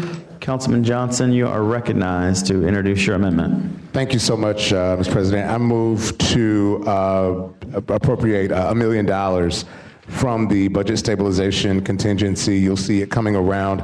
The Jacksonville Urban, I guess I need to get a second first. Thank you, Councilmember. Mr. President. All right, starts clock. This is for the Jacksonville Urban League, and I want to thank the members of the Urban League for being here up into the wee hours of the morning. The Urban League has long been a wonderful part of this community. The Community Empowerment Center that they're looking to put in it's near downtown, but the northwest quadrant of Jacksonville, near Durkeeville, is something that can empower this community. But I think what's most important is the fact that the Urban League has already secured more than $2.5 million from the federal government in funding they're already holding on to. But as a part of the terms of this Community Empowerment Center, they must get city funds as well. The federal government wanted the city to have some skin in the game. They've already got the center going on. The city is only asked to put in $1 million right now. The Urban League is in the process. They've already raised a good portion of the money, like over half of the money they need, besides the $2.5 million that's put in by the federal government. So if we put this in, the economic incentive that comes from this is, again, something that for a decade out, it is a multi-million-dollar opportunity for us just putting $1 million in the pot. The Urban League has continued to do things in not only community development, but housing, job and workforce training, so many other programs that they continue to do for this community. And I will put in that the city was a fiduciary for the Urban League's building on Union Street. I was there when it was built, there when it was opened, and the Urban League fulfilled its commitment to the city before it was due. And so I believe they're good partners, and they've already, like I said, secured this federal money. Colleagues, I hope you will support this $1 million so that we can make this dream a reality and continue the great work that the Jacksonville Urban League has done in this community since 1947. Thank you. I'll take any questions if there are any. Thank you, Mr. President. All right. Yes, sir. Councilman Leanin. Thank you, President, and to the committee. So going back to Finance Committee again, this is one of many items that we really got no background information on until it came up. And this one specifically, and again, there were a number of items like that, like the Edward Waters $9 million ask, the Florida Theater, a couple other significant dollar amount items that we just didn't get briefed on ahead of time. This specific item, it was marketed as a Veterans Resource Center. Then the day of, there's confusion. Well, it's not really a Veterans Resource Center.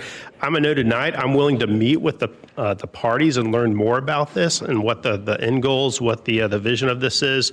But tonight I can't get to a place where I can support $1 million for this without understanding more.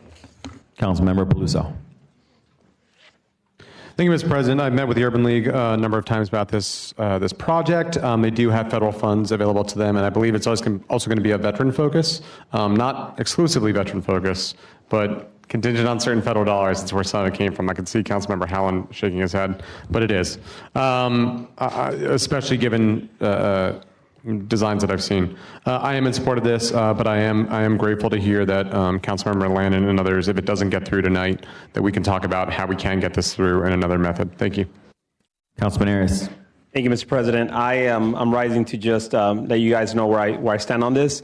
When it came to Finance Committee, it was labeled as a veteran center. And us as the Finance Committee, we said, well, we already have one. This will be a duplicative effort. And that's what when we addressed the budget, we were talking about duplicative efforts and what we should cut. And this was one of those things. The reason why they had a veteran center under the name was, and they stated this, was because they were seeking federal dollars. And that's how they were able to tap into those federal dollars.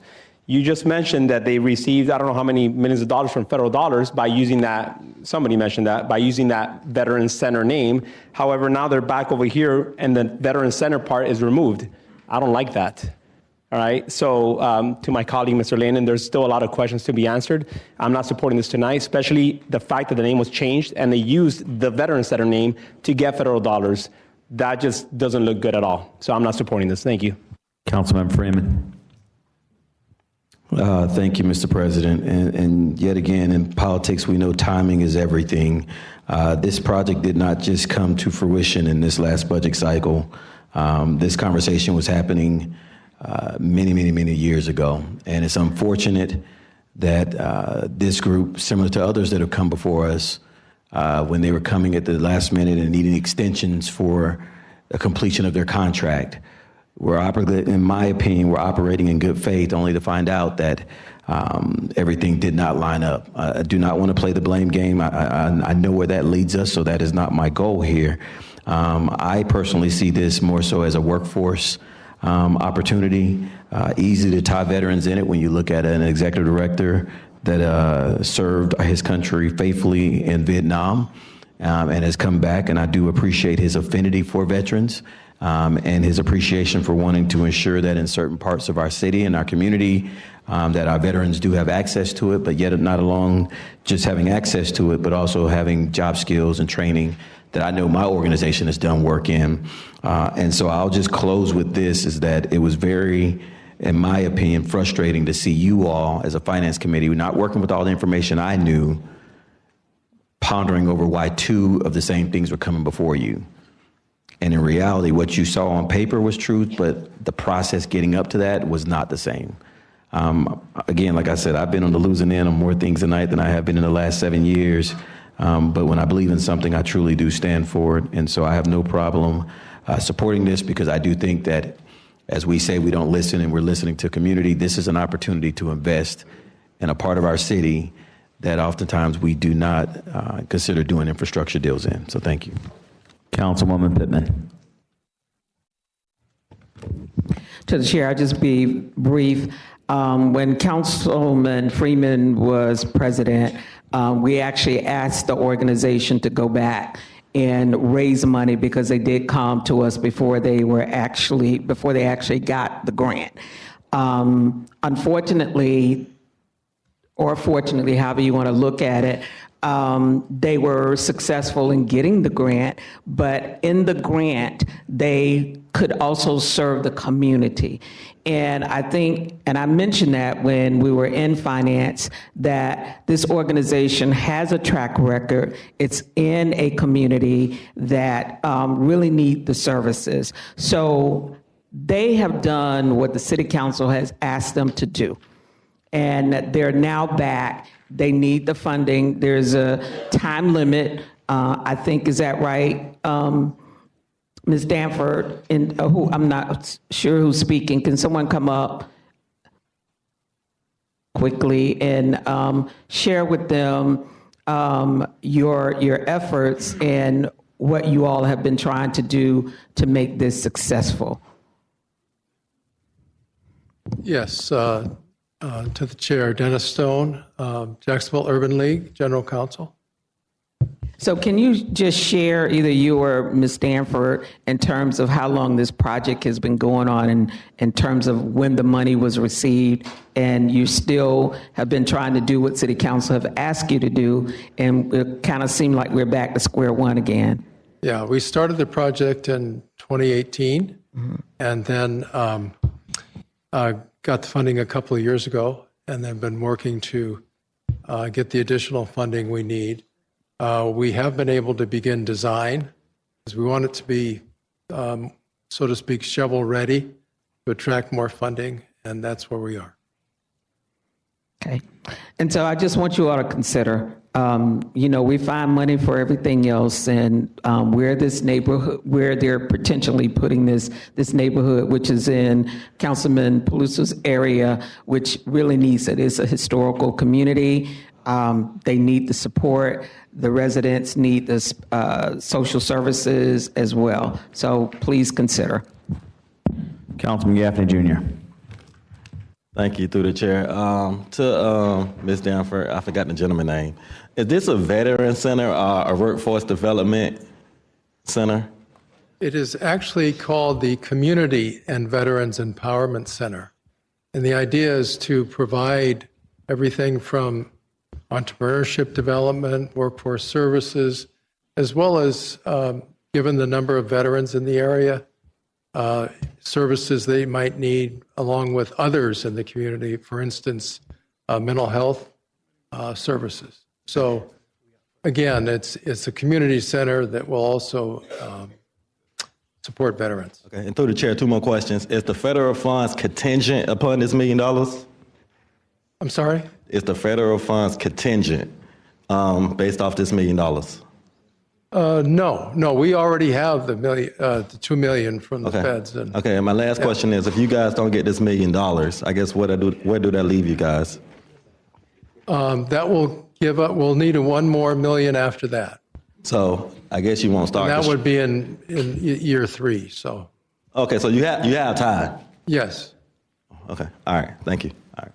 All right, Councilmember Howland, the Vice President. Thanks, Mr. President. One thing that came up during finance hearings is that this is a 3-minute bike ride along the S line from Emmett Reed Community Center, which also provides entrepreneurship, workforce development, et cetera.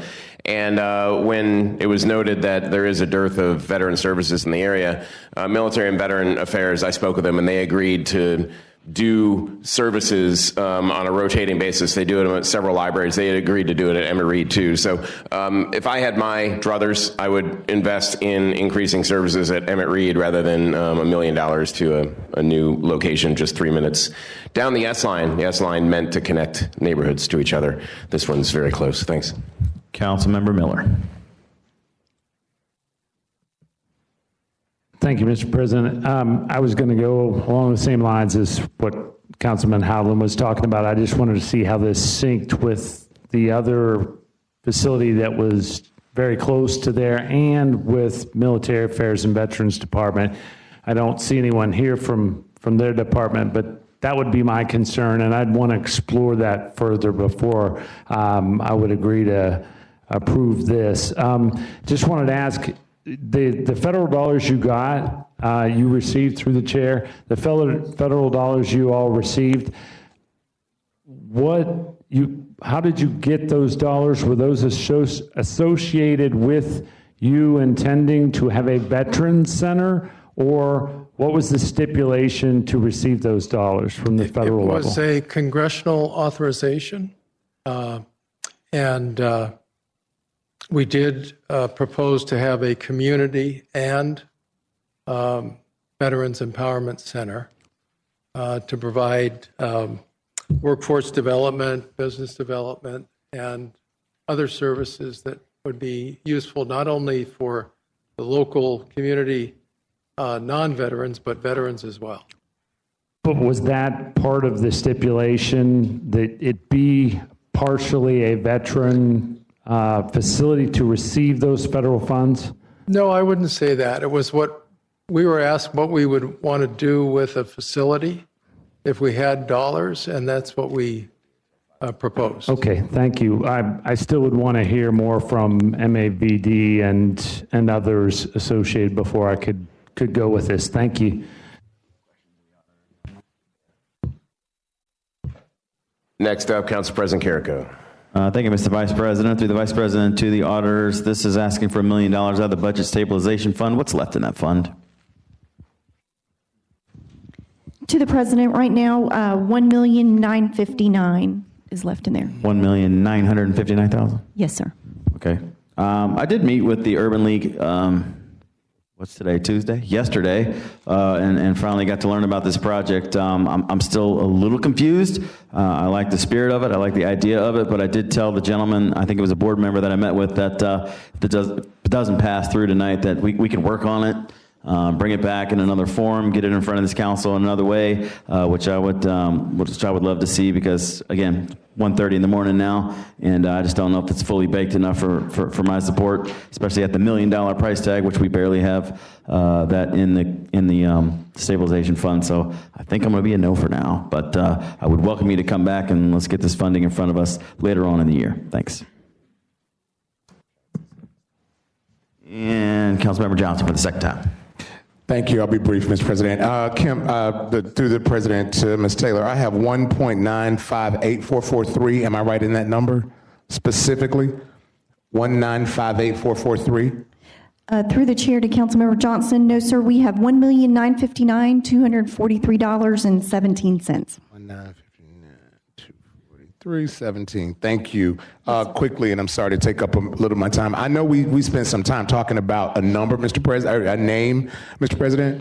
And first of all, this is not a center just for veterans. This is my first hearing, and I've done a lot of research, and I've been at Emmett Reed a lot. With all due respect, through the President to Councilman Howland, I didn't know there was a veteran center at Emmett Reed, and I'm there all the time. Yeah, but again, we're talking about something for that community. You brought it up about something being on the S line. Let's make sure that we're talking apples and apples, not apples and oranges or persimmons or whatever you want to come up with. We need to make sure that we are having the same discussion about the same thing.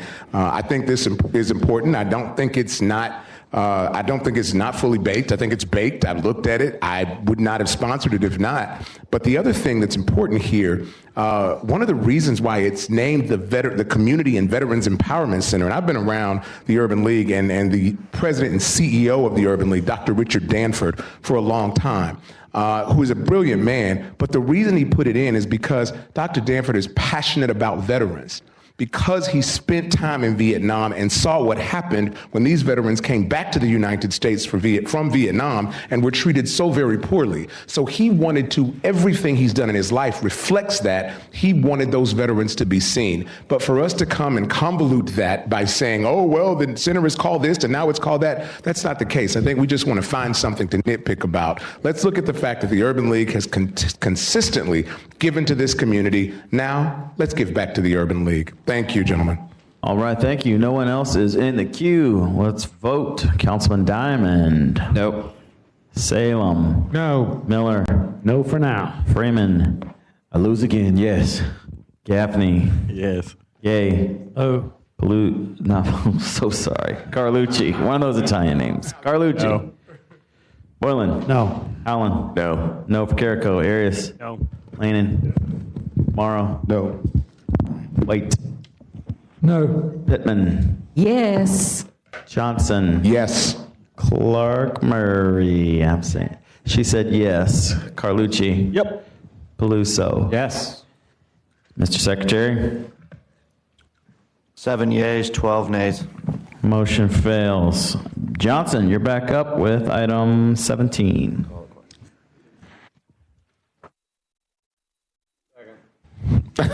Thank you so much, Mr. President. And I want to say thank you as well, too, as they leave, for staying. Mr. Stone and Ms. Stanford, thanks for staying for that. Moving on to amendment. My next amendment is for the Jacksonville Public Library.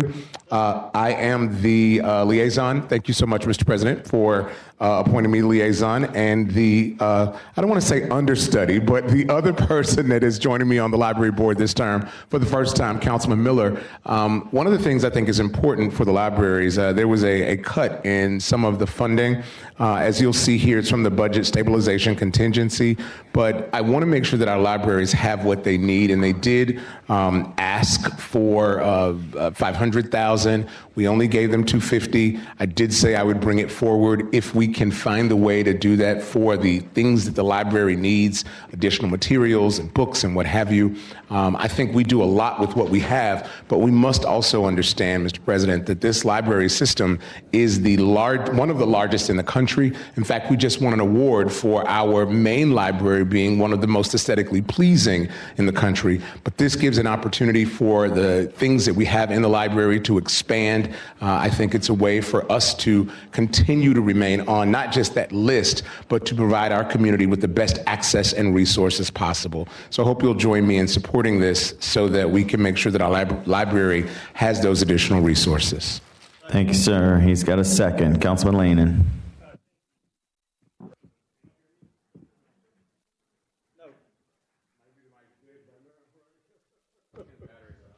I don't know if that causes our meeting to end right then if the floor leader's mic loses No, if you were here this morning at 12, you know that no one's allowed to leave. Oh.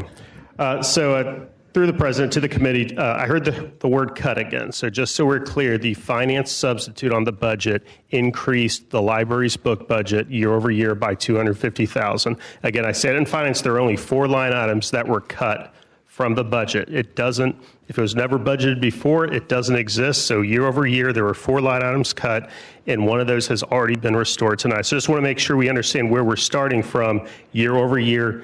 The substitute or the budget as substituted already increased it by $250,000, and that's what the Finance Committee did and submitted to the full council. All right, thank you, Councilman Arias. Thank you, Mr. President. I had that on my notes, and the second part that I have on my notes is very simple. Mr. Rogers, when you came up during finance, we talked about numerous action items, one of which was what Mr. Leanin just talked about, but the second was your rental facilities and how you guys are literally losing money. But really, it's not at anybody's fault. I know you guys are trying to provide a good service at a very low cost, but the fact of the matter is you haven't raised your rates since prior to COVID. And across the board, across the city, every event venue hall has raised their rates. So I think this goes back to my point. If you bring them up to, I don't even want to call them market rate, but at least something respectable, you'll have money there for these books. So I know that if you don't mind coming up, sir, I'll call you up. Because I think there's a lot of money left on the table, and this is where the money could come for those books. Thank you.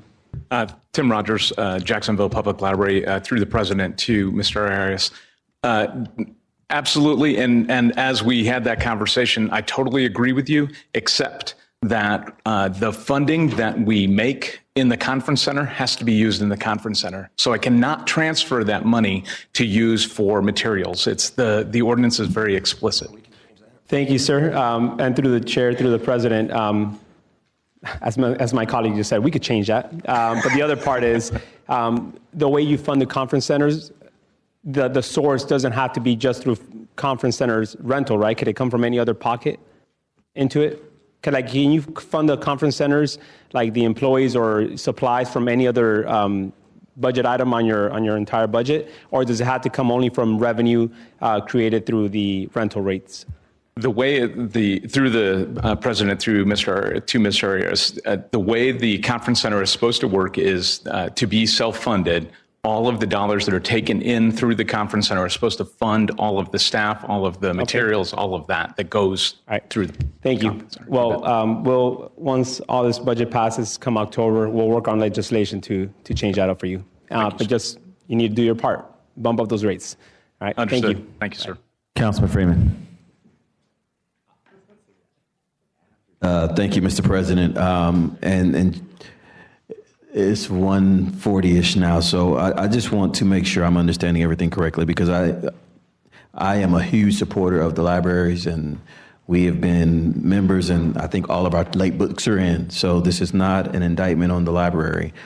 I'm not a math major, okay, but I'm trying to do math, and I'm trying to make sure when I see where this funding source was looking like it was coming from, that number was dwindling. And I think that I heard just a smidgen of support for Urban League if it came back in a different format and in a more polished format. And if there's just a glimmer of hope, yet again, and all of us have been on this council for a while, but just think about it, the time on your council outside of medical examiner's office, just in your tenure here, in my tenure here, Newtown, Success Zone, I remember us doing some things there. When is the last time we've made a significant impact in the community that we hear oftentimes up here saying that we don't? We have a chance to do it. We have potentially some dollars here to do it if it gets to your liking. So before I go to the library, which I think we can address maybe later in the budget, I'm going to vote no on everything to make sure that there's at least $1 million still left, that if they scratch that itch that you all had, they still have an opportunity to do something that I think is going to be very powerful in the community.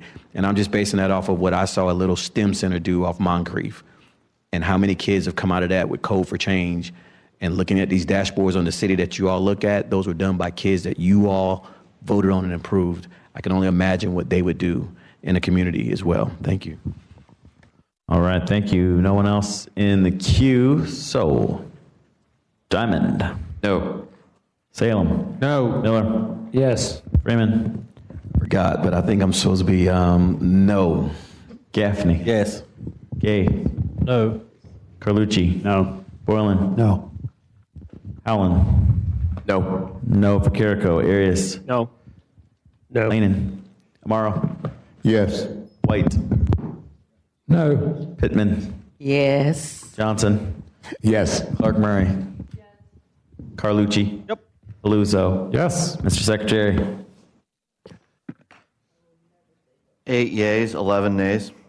Motion fails. We're on number 18, Councilmember White. You're recognized. Yes, sir. Through the president, this is my amendment that with the rollback, what I would like to do is pull that same amount of money, take it out of operating reserves, put it in a contingency plan pot with the reserves. It'll just create another reserve within the 3 reserves. Instead of 2, it'll be 3. We'll still control that. That'll put our public safety places where people where they want to be, where they feel safe. Now, I think I heard you don't want to do anything. It takes 13 votes to get to council. And I understand that. I think that's probably where Mr. Howland and 2 or 3 others are. But if I could just get if we could do that, get a commitment that we do it in 2 weeks, pull it out of reserves. If you'd speak to that, Mr. Howland, or the finance chair, so our folks can go home and kind of know where we are, I would appreciate it. Mr. Howland, you're recognized. Yeah, thank you, Mr. President. I think it's government excess, not tax relief, which threatens public safety. That said, I absolutely understand the level of comfort that Councilman White's floor amendment would bring. And as Councilman White stated, this would come from the operating reserves, requiring 2/3 vote for this and on the budget as amended. So I have already prepared an emergency in and out ordinance that does exactly what you're proposing, 13.47133 from general fund operating reserves to the special counsel reserve police and fire contingency account, which would be voted on emergency in and out on October 14th. So while it's not ideal, it would just leave first responders feeling unprotected for 3 weeks. And then that account that you wanted to create would be created. Thank you. All right, Councilman White, yourself the floor. No, thank you, Mr. Howland. I appreciate it. Thank you. Are you moving your amendment? Did you get a second? Are you keeping that, or are you asking for a withdrawal? I got a motion and second, but with that explanation, I think I would withdraw it. I wanted them to hear the commitment, and if it come from you, if anybody else wants to get on the queue and give me a commitment, I can't ask for that, but for them, it'll make them feel a little bit better. Could we do a straw poll? Could we do a straw poll? I'll ask the question to OGC. Can we do a straw poll on how we feel about that? Mr. President, so it's consideration of an item that's not before the council. So to the extent that you want to poll the council as the presiding officer, if there's no objection, you can do that. Mr. President. The entire queue is full. So as the presiding officer, I'm going to go around the horseshoe, and you can take 30 seconds to say, I would support this at a later date at this amount, or I wouldn't support it tonight. Diamond? Yes, Mr. President, I would support it. And Mr. Randy, I hope you vote for the budget tonight because we're all committed to do this for you. All right, Salem. I'm fully committed to police and fire. I think I've said that. I'm trying to protect the reserves for them. So if putting $13 million in a separate account gives them comfort level beyond what I have said, so be it. Councilman Miller. I'm happy to support either way, actually. Happy to do that. As I've always supported the men and women of our public safety folks. So I'm comfortable either way, actually. Thank you. Yes, thank you. I rise in support of it. And I was going to say, if anybody has had an appetite to do more, I would. And the commitment and the pledge that we made to them in front of a room filled with them, that we are committed. And this is the body that has proven itself to be supportive of it through the president to Councilmember White. If 13.4, which is 1 year, if it needs to go up more, I think this is the time that we have those conversations and we back up our talk that we've been talking when we talked about the millage. Thank you. And Through the chair, thank you, Mr. Freeman. Gaffney Jr. Yeah, through the chair, I'm happy to support. I mean, either way tonight or next week or 2 weeks from now. So. Councilmember Gay. Thank you, Mr. Chair. I'm all in support of the emergency as Councilman Howland recommended, and I also would support increasing that amount as well. Thank you. Thank you. Carlucci. Thank you, Mr. President. Yeah, I'll support and add me as a co-introducer. Thank you. All right. Boylan. I like the idea perhaps of increasing if necessary. Let's take a look at the number and say what's going to make us all feel good about that. All right, Howland. Clear support.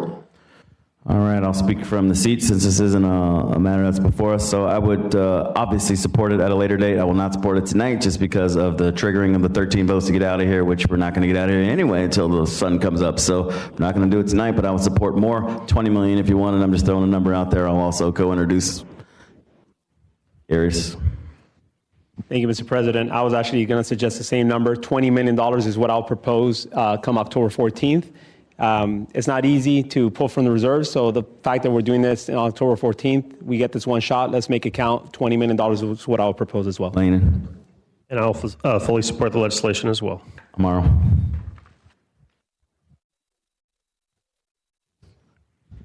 I'm sorry. I was going to support it as well. In fact, I was prepared to amend it tonight and increase it just to see how far you guys would go.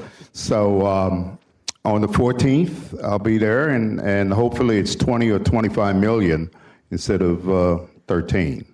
Let's see where you put your money where your mouth is. All right. White. I'm speechless right now. Thank you. Pittman. Jacoby, you have anything? Yes, I'll support. She'll support. Johnson. You said 30 seconds, so I will support, but I want to remind us, this is performative and does not address, Mr. President, the growing need that we have to ensure that public safety is taken care of. Now, of course, I'm going to support it. Of course, I don't want my house to burn down because the men and women that are coming to make sure I'm taken care of will be there, but we need to make sure that we're doing something substantive, and now we're just bandaging a bullet wound, which means eventually we're going to bleed out. Thank you. Clark Murray. Councilman Carlucci. I intend to support my friend, Councilmember White, but I will talk to the FOP and to the firefighters first to see what they might suggest, because this was not their first choice, but I will certainly consider it, and I do want to support Councilmember White. Councilmember Paluzzo. Thank you, Mr. President. I would support it. I do have to say, to the point that I made a bunch of times, we still have a massive delta as the years go on. So it's 13 million that we're not going to get this year, 75 million over the course of 5 years. By doing this, it's just a drop in the bucket. So are we going to do this every year for the next couple of years and take money out of our budget to put into this fund? Why would we not set ourselves up to ensure that we're not just supporting police and fire, but the whole city, and to make sure that we are growing this fund naturally? I would support it. I also got to say, we still haven't even talked about affordable housing or any other big items that we should be talking about.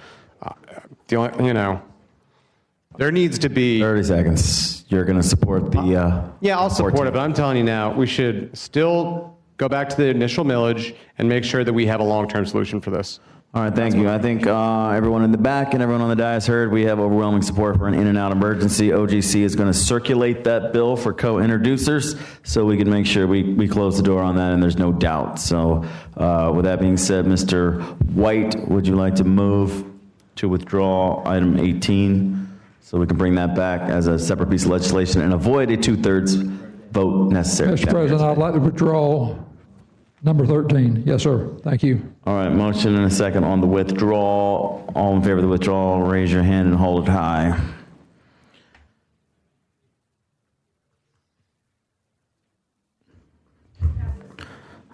right, item 18, white number 2 has been withdrawn. Brings us to the last, Mr. Carlucci. Matt Carlucci, you're recognized for item number 19. I'll make this very quick. We talk a lot about affordable housing. This is an opportunity. This will not go to the Cultural Council because I know some people have some reason to not like that particular method, but this will just help builders make building home projects more affordable. And this is a big issue in our city, and I would propose taking this from budget stabilization, and I hope that you will support it. Thank you. He's got a second, so it's on the floor for discussion. Councilmember Peluso. Thank you, Mr. President. I would love to see what we just did for the last item to do for this item. $5 million that we could do in and out emergency for affordable housing. We've heard about it time and time again from the individuals this evening. We hear about it all the time. It's clearly a major issue for this city. We just showed a major commitment for those who are in uniform. We should make sure we have a commitment for those who are trying to find a place to live in our great city. It's going to make it easier on police and fire as well if we make sure that people have a safe, affordable place to live. All right, Councilman Salem. Thank you, Mr. President. Of all the things that revolve around housing, the one that I prefer is down payment assistance. It just breaks my heart that someone's is renting an apartment, and that could be similar to a monthly payment on a house, but they lack the $5,000 or $10,000 or something like that for a down payment on a house. That's where my heart is in terms of this, and I would prefer that if we were going to do something in this arena. Thank you. All right, Councilmember Joe Carlucci. All right, thank you, Mr. Chair. Through the chair to Councilmember Matt Carlucci, are there any matching dollars associated with this amount? Well, there could have been if I went through the Cultural Council, but there's some council members that have a real problem with that. So I didn't go that route. This goes through the mayor's office in neighborhoods. And what it does is it provides some gap financing for home builders to help them reduce the price of affordable housing. And, you know, I had $3 million in the budget for affordable housing and it vanished. Now look, I gave you guys, through my leadership on the garbage fee, I brought $55 million to your daggum budget. You know, could you throw me a scrap of $1 million? Come on. I've been trying to get affordable housing for the last 6 months, and that's what I would plead with y'all to help me on something that I'd like to get. So there you have it.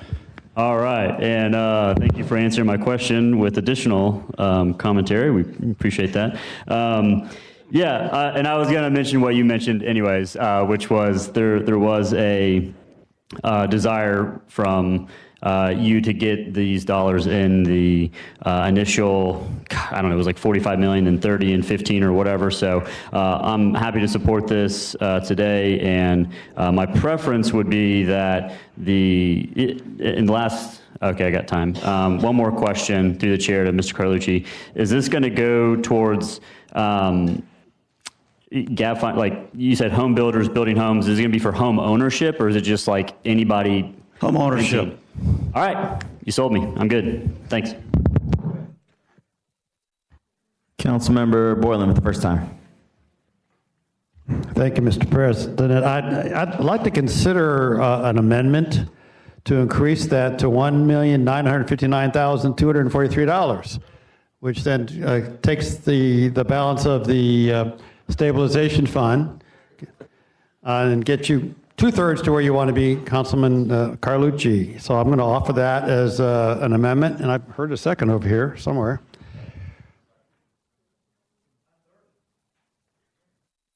All right. Shall we clear the queue and get back on to now the Boylan amendment to the amendment? Councilman Diamond. I was no on $1 million. I'm a no on $2 million. Wiping out the stabilization fund entirely is incredibly irresponsible. I was against this to begin with because it was a half-baked plan. It was a half-baked a year ago. It's a half-baked now. If you're going to spend $1 million on affordable housing, I can give you 5 better plans than this one. And I just keep it below the line. If we really want to go do some housing stuff, there's way better ideas than this one. Councilman Arias. Thank you, Mr. President. I actually, I was in the bathroom, but I concur with my colleague, Councilmember Salem. Down payment assistance is really where we need to focus our priorities right now. So if anything, I would actually like to reallocate the money. At least, at the very least, I wanted to do $250,000 to that. But at the end of the day, I think our budget stabilization fund needs to stay intact because we have a full year ahead of us that other action items are going to come in. So I just ask my colleagues to just leave it as it is. Clearly, there's no support for $1 million. There's definitely not support for 1.9. However, there are other priorities. So down payment assistance is really the most important part because it will keep people off the streets from losing their homes right now as it is. Thank you. Councilmember Peluso. Thank you, Mr. President. I mean, I'm very much in support of this. I'm very much in support of expanding the dollar number much greater. To the point, I mean, not to the point. A question from the president to Councilmember Diamond. Not only are you on the Finance Committee, but you just said, oh, you got 5 other options that you could do. You literally spoke earlier this evening about how people need to be finding more affordable housing. I don't understand why you'd be against this. Can you kind of explain yourself? Through the president, I would love to. If we had a building department that's halfway decently managed, you'd actually be able to build new housing in Jacksonville. It's a supply problem, right? We have a housing supply problem. This administration has held up being able to get houses built in Jacksonville, much worse than when Lenny Curry was here. And now we have fewer housing today than we did before. So I would start there. And we can use the $1 million to do that. Through the president to Councilmember Diamond, did you not want to expand the building permit department or something during your Finance Committee budget hearings? That would solve this problem, no? Through the president to Mr. Peluso. The issue is the mayor provides a budget, and we looked at this budget, and it was grossly, disgustingly overspending, I think, by over $100 million. So adding even more to it would do nothing but hurt the Jacksonville taxpayer, make it even harder for people who have their homes to keep their homes. So if we just halfway decently manage the city, we'd be having a lot more housing in Jacksonville. To the president to Councilmember Diamond. You expanded ACPS? You expanded ACPS. I found that kind of odd. You added more FTEs there, but not in building department? Are you good? Sure. All right, Councilman Freeman. All right, it's 2 a.m. Thank you, Council President. I'm just going to rise again to remain consistent in what I've said and listening to you all talk. When we talked about the Urban League, you planted a seed and you said that it wasn't baked. And you were ready, you wanted to learn more about it. And so I'm going to be a no against anything that takes money from the hope that we just gave to an organization that I know will feel hope to a community that will benefit from it.